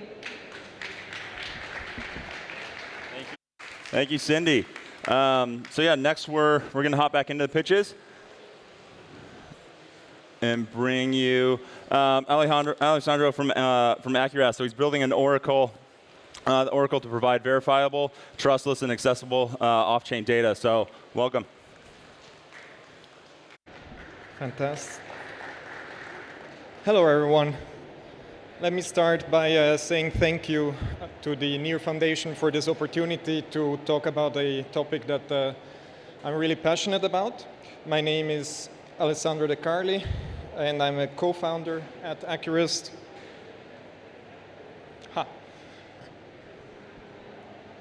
Exactly. So our journey actually starts in a very traditional way at Credit Suisse in the mobile security team. We started basically creating the mobile security framework, which was securing all the mobile banking app as well as all the apps in general in the bank. And one thing that happened as well during that time is that I totally fell in love with mobile devices, more specifically with the security aspect of mobile devices. Many of you might or might not know that what they're carrying around with them every day is actually the most battle-tested and most secure hardware security module that you can buy. And it becomes quite clear if you really think about it, because these hardware devices actually need to cover very security-relevant topics, such as managing your bank accounts, managing your digital assets in form of a wallet, and so on and so forth, yet have very low assumptions on the physical security, because you can forget it somewhere, someone can just steal it, and so on and so forth. And well, Accurist is the culmination of this knowledge because we're leveraging this kind of hardware security module to provide an on-demand Oracle solution which is trustless, interoperable, and accessible. Before talking about the problem that we solve, it's very important to understand that in order to be able to build really useful decentralized applications, you need some sort of real-world data to be brought on-chain, because then everything starts to become automated, all the transactions happen automatically, and so on and so forth. Now, one of the most paradox issues with bringing that data on-chain is that we have this philosophy in Web3 of never trust, always verify, and decentralize all the things, right? But then when we take a look at how we bring data on-chain, it mostly boils down to a handful of stakeholders that can decide whether it's blue or green. And yeah, Accurist actually solves this by leveraging technology. But not only that, the other thing is because of this trust issue, often the data that we can bring on-chain is very limited to just specific use cases. As an example, if you have a DeFi platform and you want to get price data for a token which is not the top 10 token, then it will be near to impossible for you to use that token as collateral for your DeFi platform. So all these long-tail assets just will never be able to then build and be used as collateral. So this limitation actually really impacts a lot of the creativity from a Web3 developer as well. And last but not least, interoperability. We are real believers that in the end, the developer should choose whichever platform is the best suited for their need. And it shouldn't really matter whether you're building on an EVM chain or building on Near or whatever choice you have. And basically, what Accurus is doing is abstracting that one as well away. We're using trusted execution environments, and what these little hardware devices do is basically they glue together the set of instructions with a certain data output, and if you tamper with the data, then the proof will not be verifiable anymore. If you tamper with the instruction, then the proof will not be verifiable anymore, and you get really a pipeline where you can prove to the world the way how the data came to be, and this all in a very cryptographic way. That all happens in the Accurus transmitter, and then the Accurus protocol is where these proofs actually are then made exportable for any sort of protocol that you want to build on. The solution is already usable today, and also one thing that is very important to mention here before we go through the slide is that I'm a big fan of Bitcoin, and I'm also a big fan of Chainlink. The purpose of this slide is not to say that one is better than the other, but it's just to show you how by introducing a technology that is simply different and enables different use cases, you will then be able to really kick off a whole wave of new use cases you were not even thinking about. So on one hand, we have Bitcoin, which is a blockchain just like Ethereum. It is scriptable. Some people do not know that actually you can write smart contracts as well on Bitcoin, but it is not Turing complete. And it's only with the introduction of the EVM, basically, that all of these crazy smart contracts and ideas develop. Very similar then, where you have Chainlink and Accurus. On one hand, you have a very stable infrastructure that provides prices for a very specific set of assets. But then with Accurus, what you can do on top of it as a developer, you specify the instructions of how you want to get and fetch and observe that data, and then ultimately bring it on-chain and make it so that it is 100% verifiable. And we really think that this will kick off the next wave of innovation in the Web3 space. So my only ask for you, the audience today, is that if you are a developer that is actually in demand for an Oracle solution, I would love to explain to you in detail how the system works, and we can already onboard you today, actually. Thank you.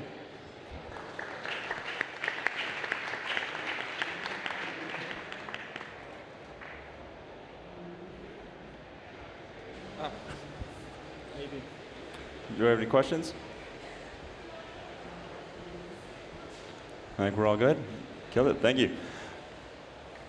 All right. Next, I want to bring up Caroline from LiveTies. So really exciting what they're building. It's pretty much a fintech metaverse, so really bridging that DeFi and TradFi together. So super excited to hear from them. Caroline.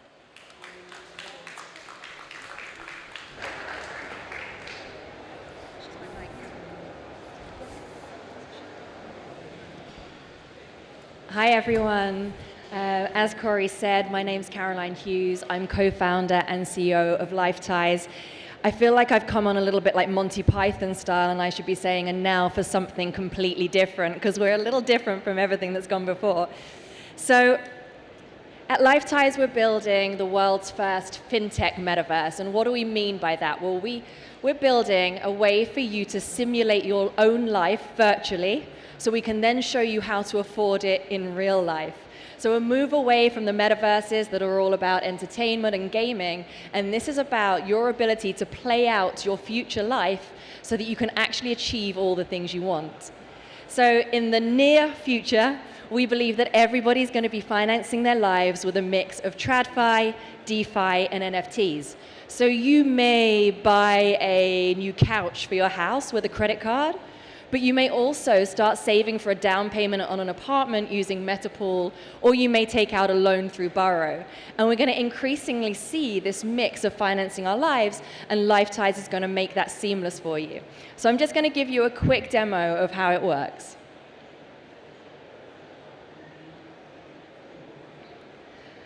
So it's all about helping you figure out how to afford every single financial decision you want to make in your life. So that's every step from leaving school all the way through to the time that you retire. And it's super easy to use. So you set your goals, and it might be, I want to go on vacation, or I want to save for a home. And our algorithms will calculate how you can afford it. So you're planning it virtually, but we're showing you exactly all of the steps to achieve it in real life. And then as you create more goals, you get this living, breathing representation of the life that you want. And we've updated Play to Earn. So we call it Live to Earn, and you earn tokens for every step you get towards your goals. So it's all about helping you work out how you can finance your life using that mix of DeFi and TradFi. And so we're giving real-world use cases. So how do you use DeFi to buy real-world assets? Plus, we give you financial forecasting as money Tetris, so you can see how your money changes over time. And you get all of your fiat and crypto finances in one place.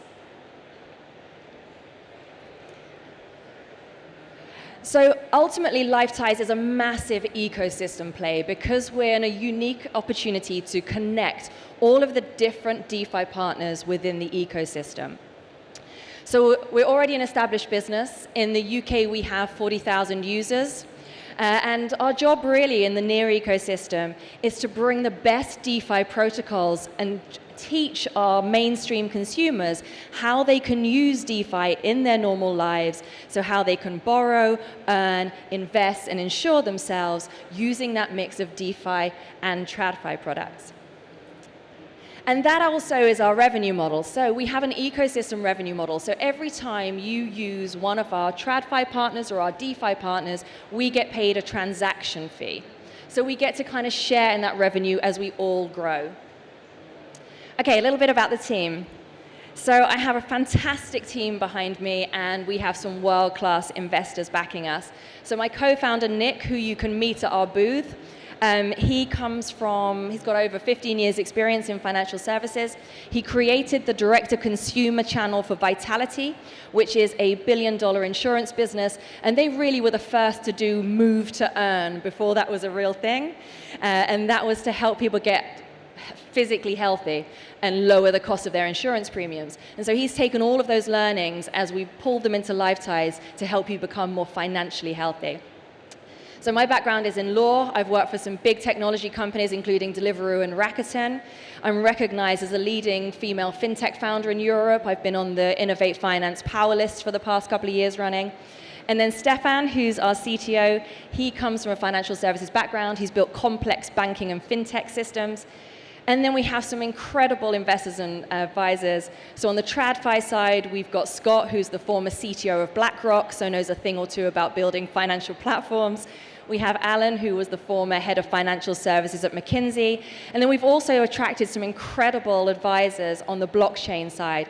So we have people from currency.com, Alliance Block, bitcoin.com, and more. So I'm going to wrap up with a little bit about our mission. So the current financial services system is very much created by baby boomers for baby boomers, and it just doesn't fit anymore. Like, I look around the room, and most people are even younger than me, and you have completely different lives with all the opportunity and complexity that that brings. And so, and with the addition of DeFi, we have this once-in-a-generation opportunity to redefine and rebuild consumer finance so that it makes sense and reflects our financial lives. And that's what LifeTies is doing. Thank you so much.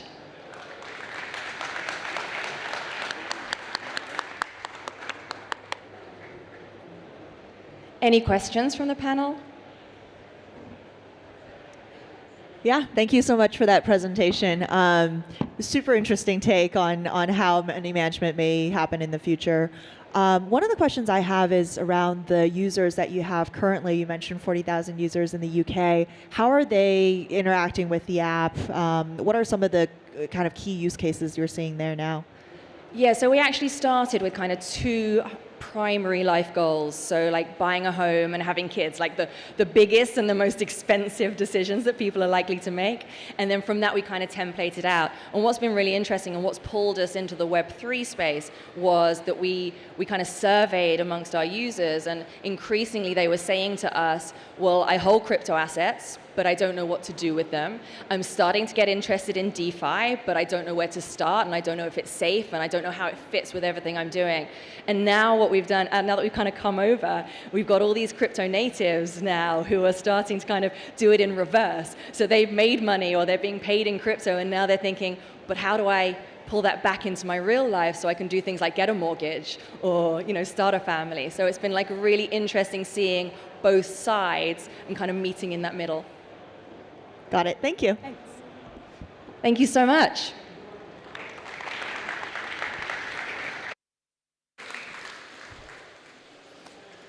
Thank you. Super exciting what LifeTies is building, for sure.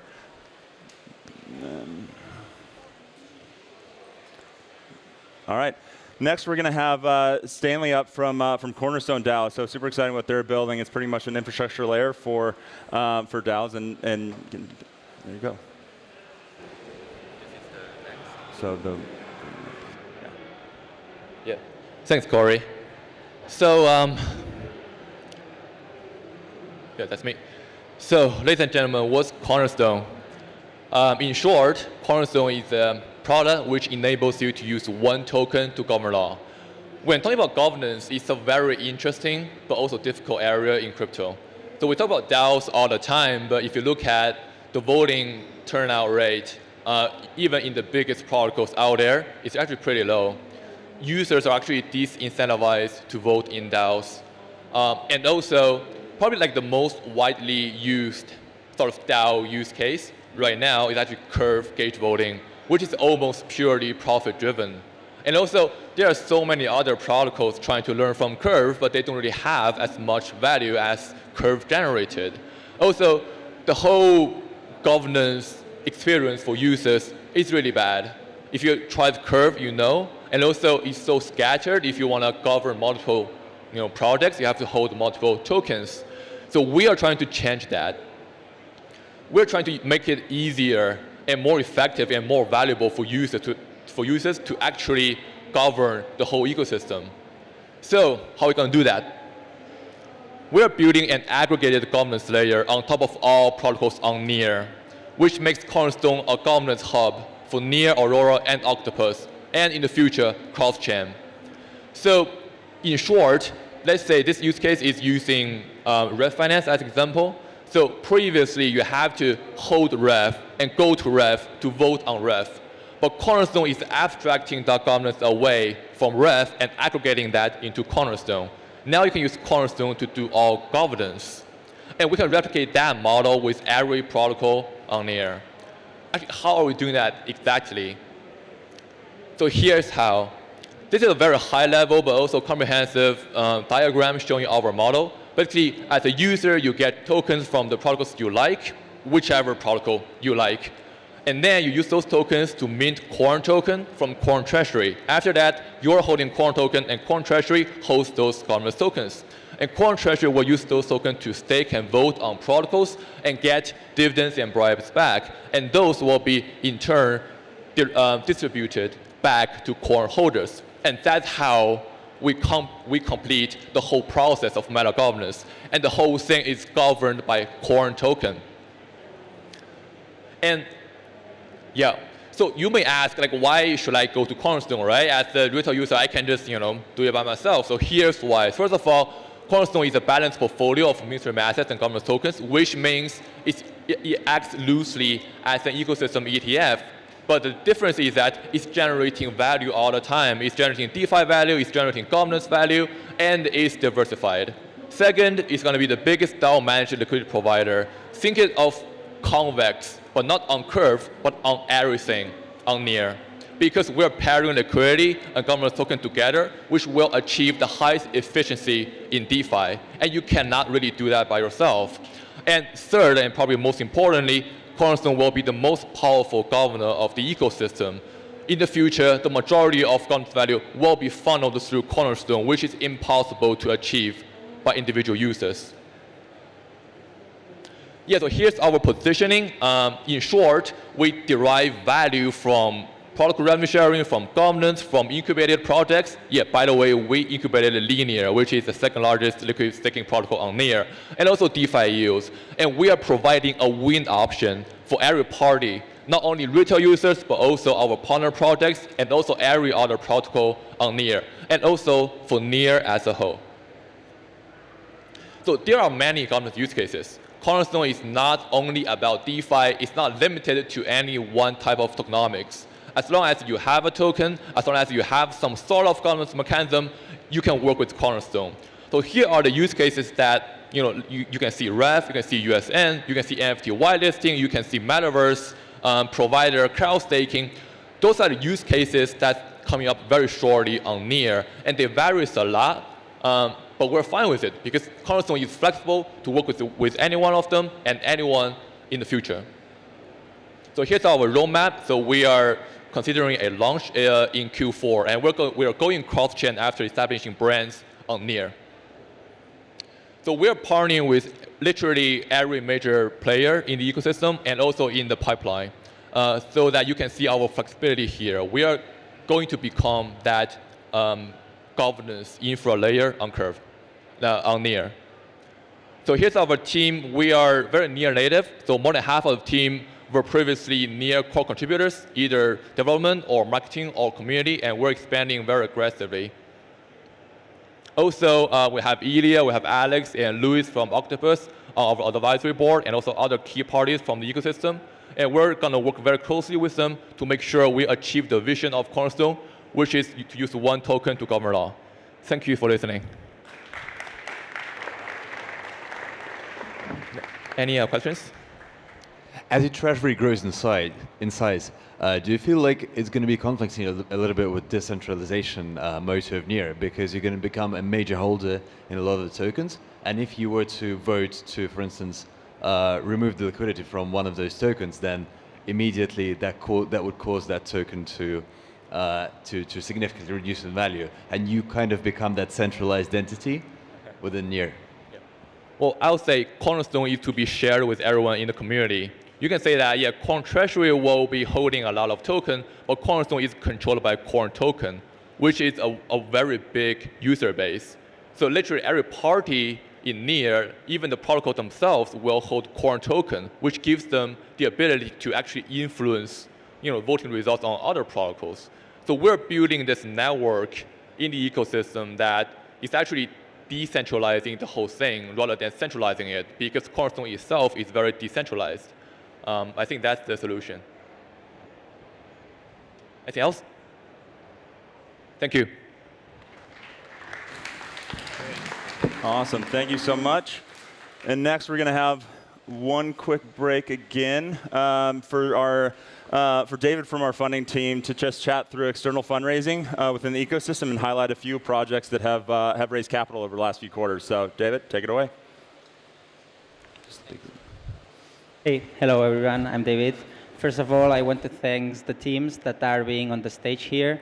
I think those teams are a clear representation of the high-quality teams that we have building on Near today. But for me today, what I'm going to discuss is about numbers and the fundraising highlights since last year on the NEAR ecosystem. What we have so far is 60 projects have been raised over 300 million capital at a valuation above 3 billion. What we see as well is that most of these teams have been backed in their early days by the NEAR Foundation Grants Program. And together with the NEAR Foundation, they've been supported to the next level to get fundraise. On the left chart, what we see is that both the number of projects and the amount of capital being raised in the NEAR ecosystem has been growing quarter to quarter, and that's despite the overall bear market that we have. On the right chart, we have the fundraise by vertical, and the top two verticals that are being fundraised are DeFi and infrastructure, with almost 60% of the total fundraise. This is a list of the fundraising highlights of this year. Not going to go through those, but just want to mention a couple of highlights.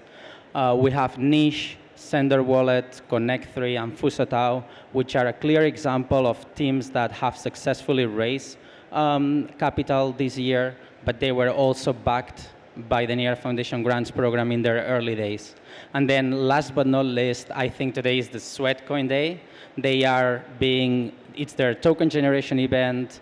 They are on 5 different top centralized exchanges, and they have traded over 100 million total capital. Thank you.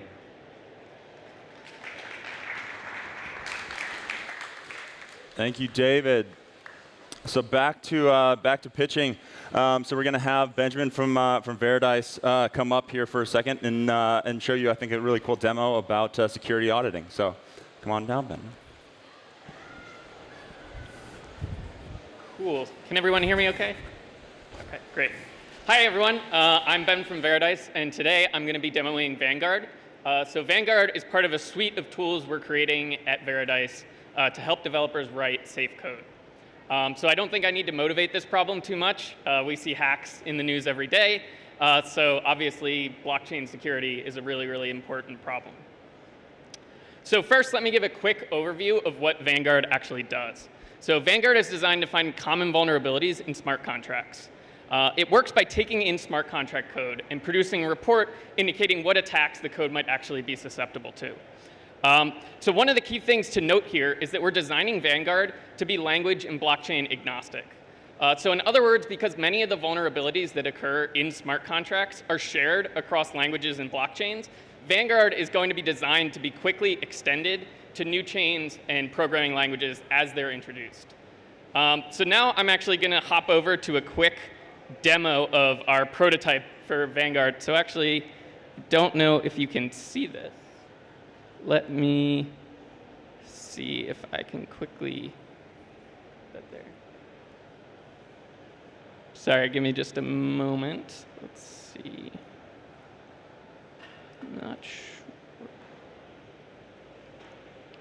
Let's look.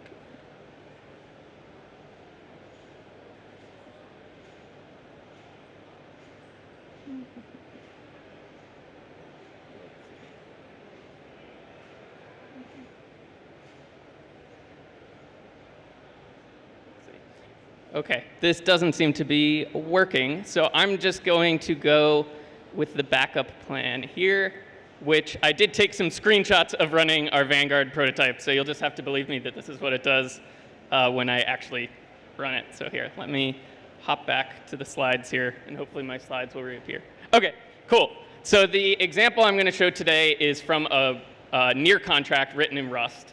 And the contract implements a raffle. So it works basically exactly how you would expect a raffle to work, where users can buy tickets for NEAR, and the more tickets they buy, the more likely they are to win some prize.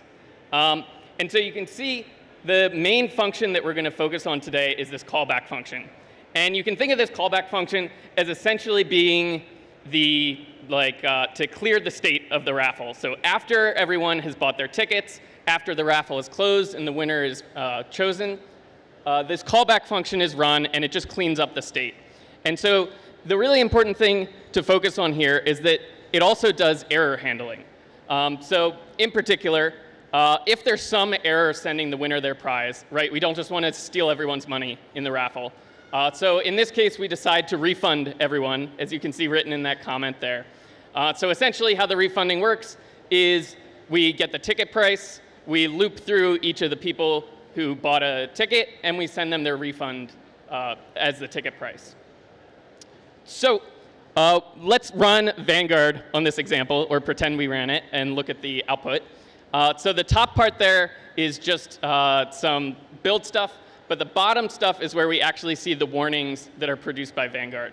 So here you can see it produces 2 warnings, and they both relate to flash loan attacks. So they're warning us that this contract is potentially vulnerable to a flash loan attack. So what is a flash loan attack, first of all? A flash loan attack essentially happens when a malicious attacker can manipulate the price of an asset, right? And that's really bad, because let's say we have a bunch of people investing in an asset. If a malicious attacker can tank the price of that asset, the investors are not going to be very happy, right? So this is a pretty serious problem. And let's look at what it actually says. So Vanguard tells us that there's a possible flash loan attack in this claim prize callback function that we were just looking at. And it actually gives us a little bit more information. It tells us to look at this transfer that occurs, which we'll look at in a sec. And it can actually be manipulated by a call that occurs, and it says it's on line 91. We'll see that in a second. It happens 2 lines before the transfer.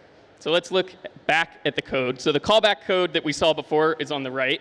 And we can see in this loop, there's a transfer, right? So as you'll recall, that's where we refund the user the price of their ticket, right? So something went wrong in the raffle, we need to refund everyone. And 2 lines before that is where we're warned that there could be a flash loan attack.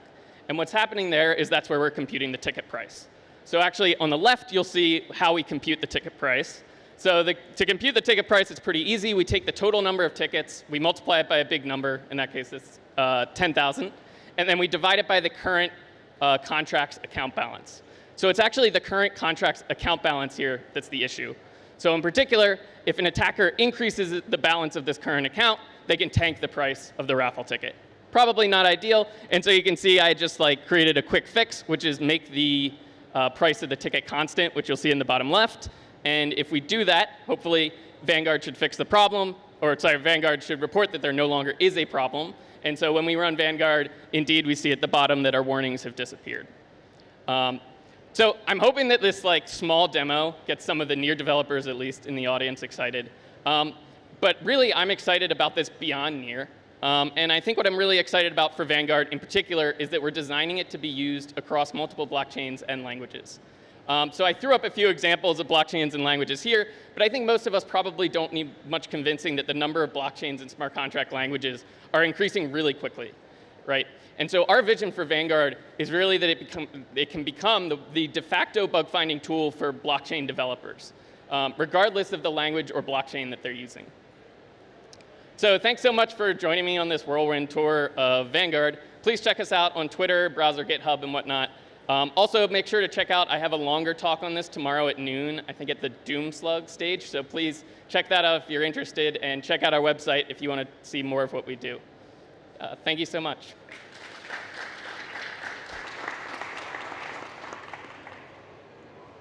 Are there any questions from the? Yeah, thank you. That was an awesome walkthrough in terms of how this could work. Thanks. Who defines who defines what is a flash loan attack, or how are kind of these attack vectors defined? Yeah, I mean, in general, they're defined by what happens in the real world, right? So it's like a particular category of attack that seems to be happening again and again and again, and it's common.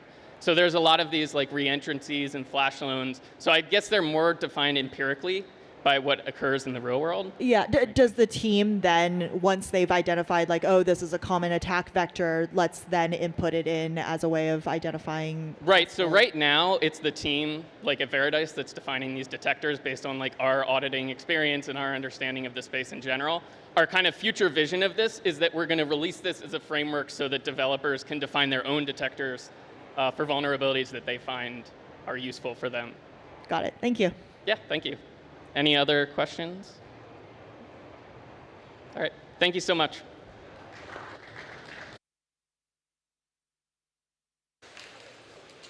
Awesome, thank you so much, Benjamin.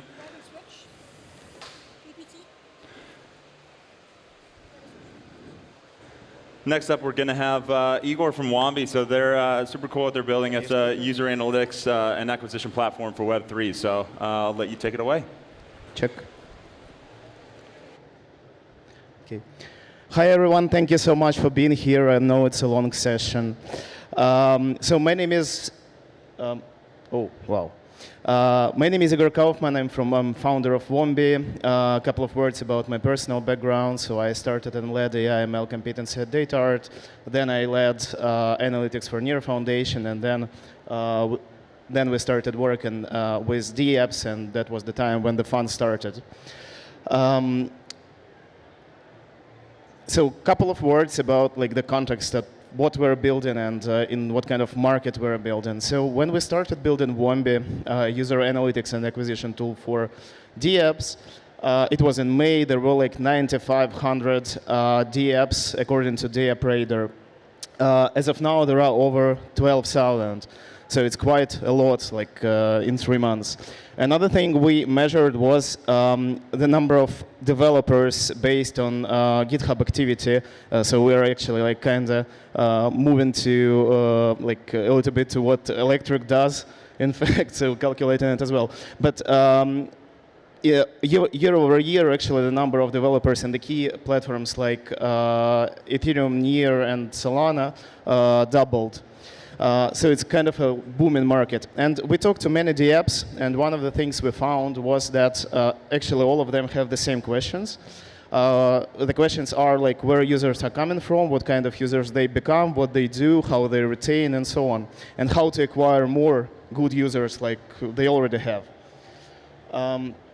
That leads us to like quite a big problem of the product analytics being disconnected off-chain from on-chain, because obviously users are coming from off-chain, but their activity later happens on-chain.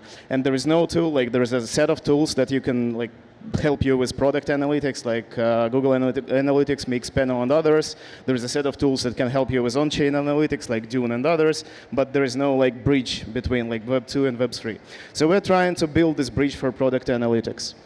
And essentially our like mission is to help the apps to better understand their audience, to measure traction, to optimize marketing spend, and later analyze competitive landscape, and help acquire more high-quality users. So how it works.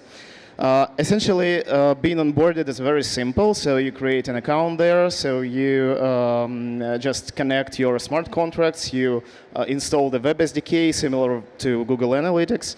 And you're ready to go. You are ready to to see some dashboards and start using it. So I will give you several examples of what we're building. So all of this is essentially a connection of off-chain and on-chain data about your users, so that we can see like by different channels. So where are the most spending users coming from? Is it, for example, Twitter or TikTok? We can go like drill down inside of the specific channels like social and get some more insights. Another thing is what's the average user lifetime by different channels. So probably you would like to like acquire more users that have higher lifetime and probably invest in those channels more, right? Which channel brings the most active users? Then same thing for geography. Basically, which region brings you the most spending users? Which region brings you the most active users? All this data comes from on-chain, right? But the off-chain part with geography is equally important, right? What's the average revenue per user in different regions? What's the share in total revenue of a specific region? Just like more information about like what's the distribution of your users by countries. Probably you overinvest in some regions and underinvest in some other ones. Probably you would like to like know a little bit more about your most valuable users to understand how many of them and who exactly drive the top revenue, like the top 20% of your revenue, for example. So we can do that. We can show like the retention level for those users. We can see, we can tell how many of them churned. We can tell who exactly churned, so you can try to reactivate them later. And the last but not the least thing, we built an AI model that essentially recommends the users that are likely to convert to the users of your DApp. So we profile like all the wallets on chain, analyze their historical activity, so that we understand what kind of DApps they used, what kind of volumes they had, how often they did that, and based on that we can recommend those users so that you understand their demography. You can, for example, configure some traditional ad campaigns, do some cross-marketing, and do some targeted airdrops to acquire more users. I think that's all I have. We're not live yet, but we're going to go live next month. And there is a link to our website. If you like, you can leave your email there to get notified when we're live. Thank you so much.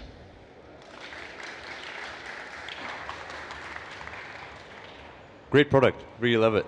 What's going to be your go-to-market, and who are you going to be selling to? So actually, it's very simple. Like already all the biggest like projects on Near, like Ref, Paras, are waiting for us to go live. So we have an agreement with them, and they're really waiting for this connection between off-chain and on-chain. We're already live on the Pagoda Dev Console, so that every developer can see the analytics by their smart contracts. When we start gathering this data, we're gonna like publish a lot of interesting insights. I mean, on the level like top rising DApps and top like DApps that retain users in the best way, some other stuff. The next phase for us also is some market analytics, so that we can give you even more like insights into the competitive landscape, and so the DApps can compare themselves to others, or like any, for example, funds can do some due diligence, and then basically we're gonna convert it into a set of insights that we're going to publish, and hopefully it's going to be interesting for community. Yeah, thank you for that. That was, this seems incredibly useful. I'm really curious, who defines the, well, I guess two questions. How are users defined in the system, and then who ends up defining the metrics? Do the projects define the metrics themselves, or is there kind of like a preset number of metrics here? Yeah, thank you. That's a great one. So we are starting with very standard metrics that everyone wants to measure according to our customer research. But our users are going to be available to build some custom metrics, because obviously, like everyone measures retention, measures like revenue in a different way. So they can like customize those dashboards or create new ones based on the on-chain and off-chain data that we provide. Awesome. Thank you. Thank you. Awesome. Thank you so much, Igor. Thank you. All right, we have two more pitches, and then we'll be able to, everybody can go to the happy hour. So I want to bring out Jon from Playember. They're really bringing, I think, critical infrastructure for mobile gaming to really bridge, I think, Web 2 to Web 3. So super excited. Thanks, Corey. Hey, everyone. Thanks for sticking with us. So finally, we're going to get to gaming.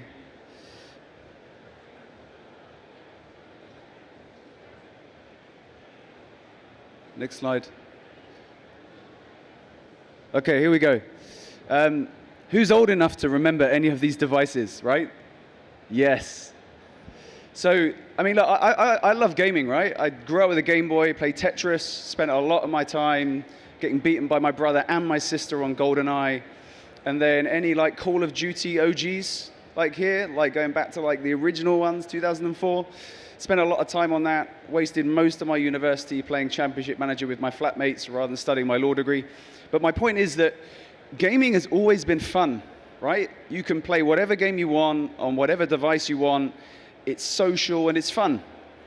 So why then does Web3 gaming suck, right? We forgot to make games fun. We basically had a bunch of fintech people coming into gaming to create gamified staking and token mechanisms to extract capital from a game. You know, Oleg from Sweatcoin said it on stage. Gamers don't care about APYs. They want to play games, right?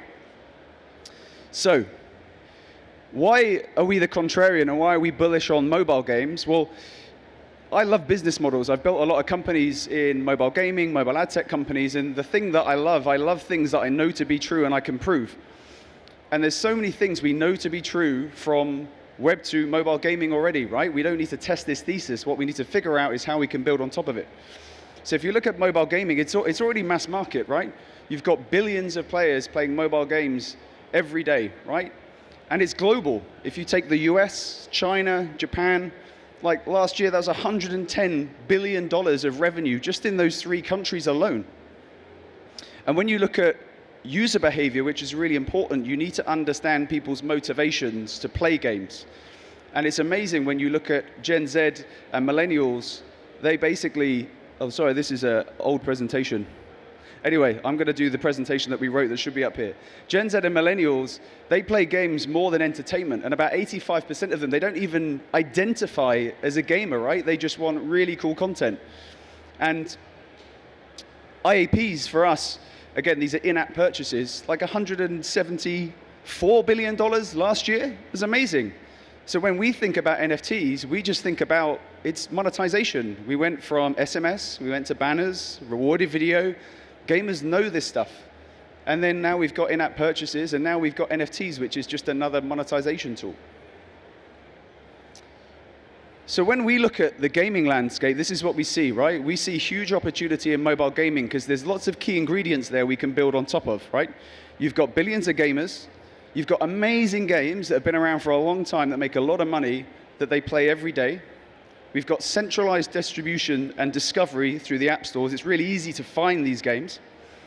But we got to see this chasm, right?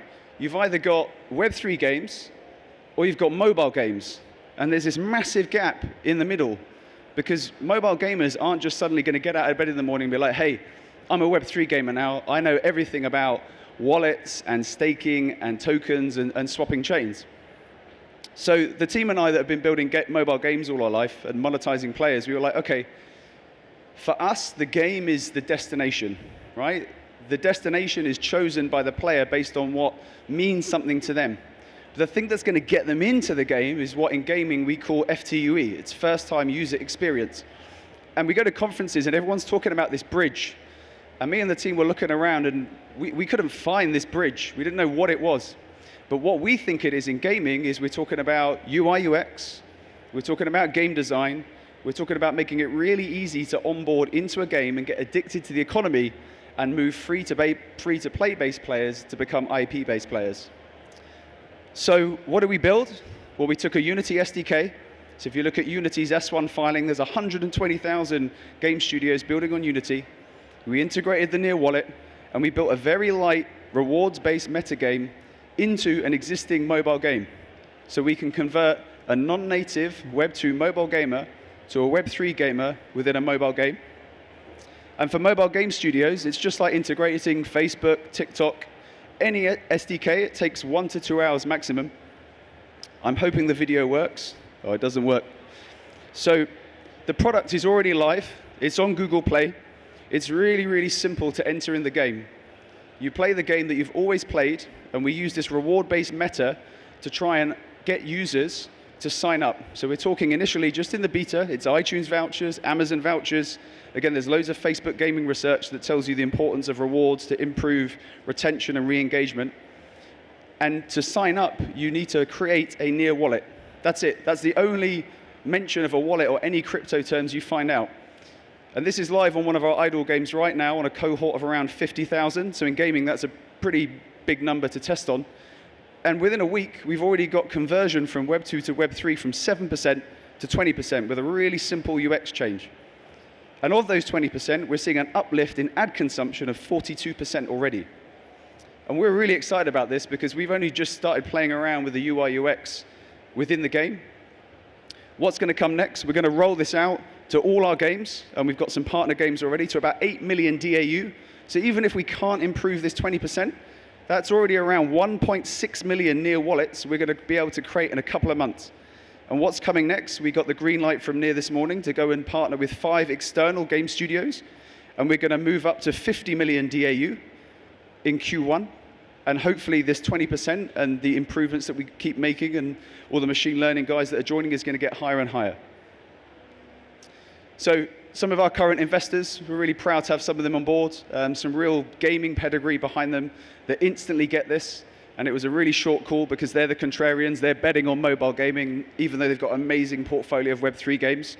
And we want to become the default game monetization and development platform for mobile games. Sorry, it's the old presentation. So I'm just going to finish off a little bit about me and the team. Why us? We've been making games all our life. Hugo, the CEO, has built 2 games companies already. Between us, we've had around 1 billion downloads of our games, multiple #1 hits. I've built and exited 2 ad tech companies. Some of you may know Chris Gale, the founder of Few and Far. We did our first business together. He built Veracity. It's awesome to be working with him on this as well. And we have spent our career monetizing and distributing mass content in free-to-play games, and we're so excited to be partnering with NEAR to finally provide this on-ramp to onboard the next billion players onto NEAR Protocol. Thank you very much.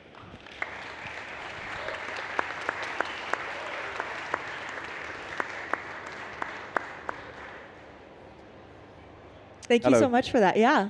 I think it's a really interesting go-to-market strategy to be able to actually build on top of pre-existing mobile games. It really leapfrogs all the issues and all the headaches of building, the game in the first place and being able to leverage something that already has users.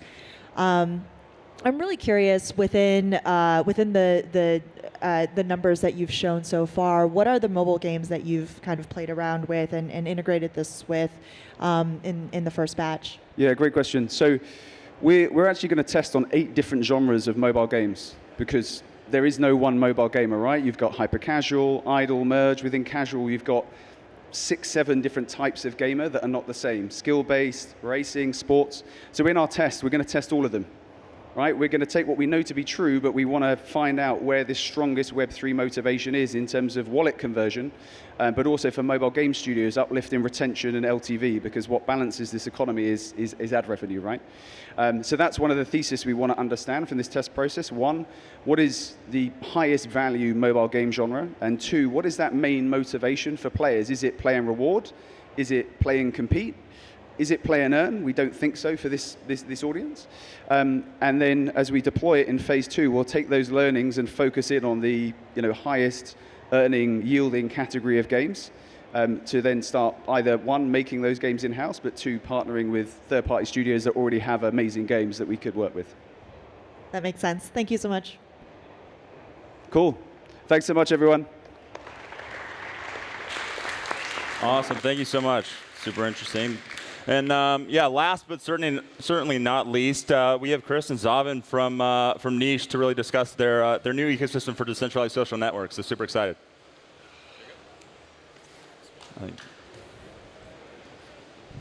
Hi, everybody. We made it. We're the last one. We are Niche. Niche is a revolutionary social platform, and it also happens to be built on Web3 technology. And so who are these crazy guys that are building it? Do the next thing. Where's the next? Yeah, we got it. My name's Chris, CEO, co-founder. I was one of the original Tinder co-founders. I did all the UI, UX, everything graphic. I stayed on as CCO. After that, I was one of the co-creators of Bumble. I was chief product officer, took us through early monetization. After that, I took a break because dating apps are really hard to build. And came back looking to do something new. Found my co-founder, Zavin, and I'll let him introduce himself. Hey everyone, I'm Zavin. I worked at Facebook for about 10 years, mostly in the social goods space. I started fundraisers, which has raised over $6 billion for charity. I did a lot of work fighting misinformation, election integrity, getting people to go out and vote. I technically led all of our COVID response efforts, making sure people know where to go to get vaccinated and fighting misinformation on that front as well. I truly believe that technology can be a force for good, so I've made my career doing that, and that's what brings me to work on this with Chris. So, we all know what Web 2 does, right? But what if all that value, and what if all those networks, and what if all that content actually belonged to the people that made it and participated in it? Imagine what could happen with that, and imagine what the type of creativity and the type of connections that we could facilitate. So we're going to show you a little demo, because I think that's the best way to do it.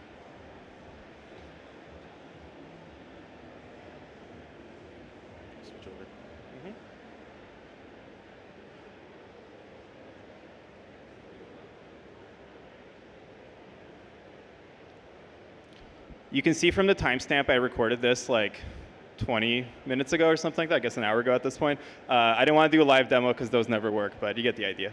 So this is the Niche app. This is how the app is today. It starts with a really elegant, familiar user interface to just scroll through content, whether that's photos, videos, text, anything like that. But really what makes this so revolutionary is that all of your content is built around your interests, whether that's cooking or architecture, whether it's travel, whether you're getting ready for NEARCON.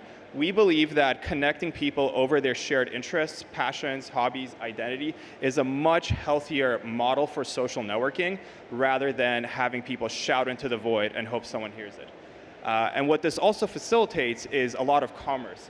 All of these things could have a monetary aspect to it. You could be buying and selling NFTs to support your favorite artists. You could join an exclusive group. You can do professional networking through being connected to other developers within the ecosystem that you're building on.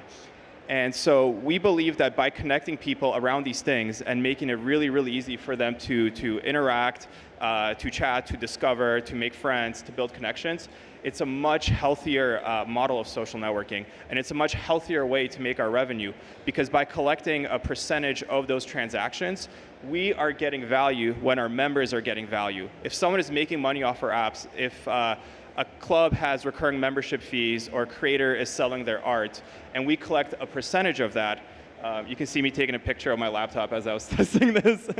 If we collect a percentage of that, we are only benefiting when our members are benefiting rather than at their expense, rather than what traditional social media does, which is make them addicted to their phones and collecting ad dollars. I'm actually going to pause here for a second because this is my favorite part.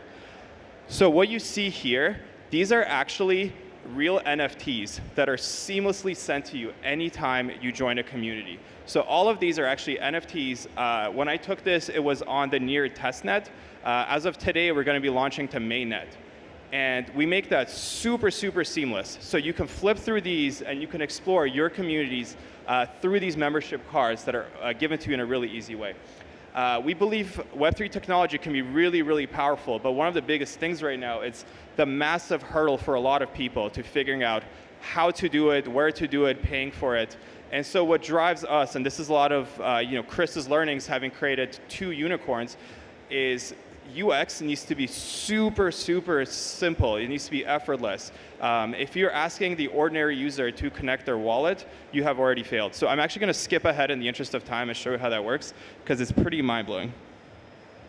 So you can right now sign up using any of your social logins. That could be Apple, Google, Facebook. We just added support for working with your Near wallet as well. But if you sign up through any of the social logins, we actually automatically create a custodial wallet for you and mint those NFTs directly into it for you. So let's say I've created this account, but I don't have any NFTs yet. I can go to my iMessages and click on a link that is sent to me. When I press that, check out how effortless this is. That's going to open up the app and automatically create your wallet for you. And as you flip through the clubs you're invited to, these will mint the NFTs for you and just put them in. So for the average consumer, at no point do they have to understand anything about NFTs, signatures, any of that stuff. It's really as effortless as clicking on a button in your iMessage, and you're good to go. So you can skip and go to your feed. And that's how the app works.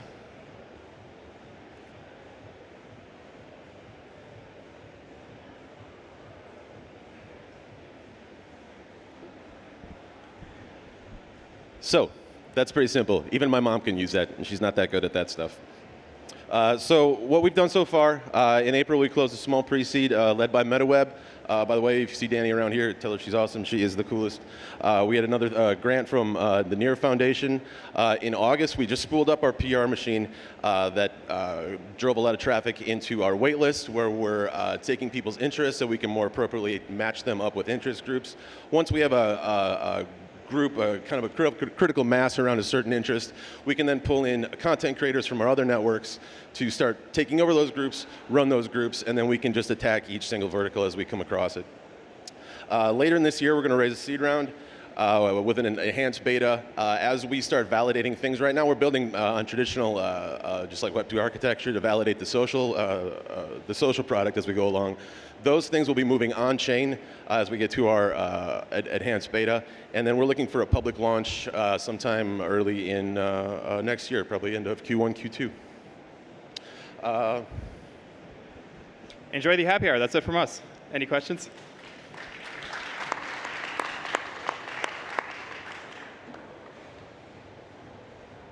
no questions. Super cool demo. Really like seeing that video. Thanks so much. Thanks, everybody. Thanks all.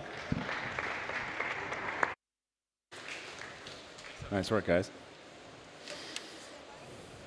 Awesome. We made it to the end. So super excited to hear from all the projects pitching. Just want to say last call for voting. So if you haven't yet, please vote and provide feedback for the teams. We'll be providing those all that feedback to everyone else. But really, thank you to the judges. Thank you to everyone that's participated. We're excited, I think, to build out more pitch competitions, more demo days in the future. So be on the lookout for that. Voting will close, I believe, Tuesday of next week. So if you haven't yet, like I said, fill that out, and then we'll provide everybody insight into kind of who the winners were from the voting. And then I think lastly, if you are a founder, builder, investor, or just anybody in the community, if you want to get in touch with the funding team, please reach out to us through this link tree. And then I think also just taking it back to the projects, really fortunate that we have, I think, really great builders in the ecosystem. And if you are interested in contacting any of these projects that pitched today, feel free to reach out to us, and we're more than happy to facilitate an intro. So really appreciate it. Thank you.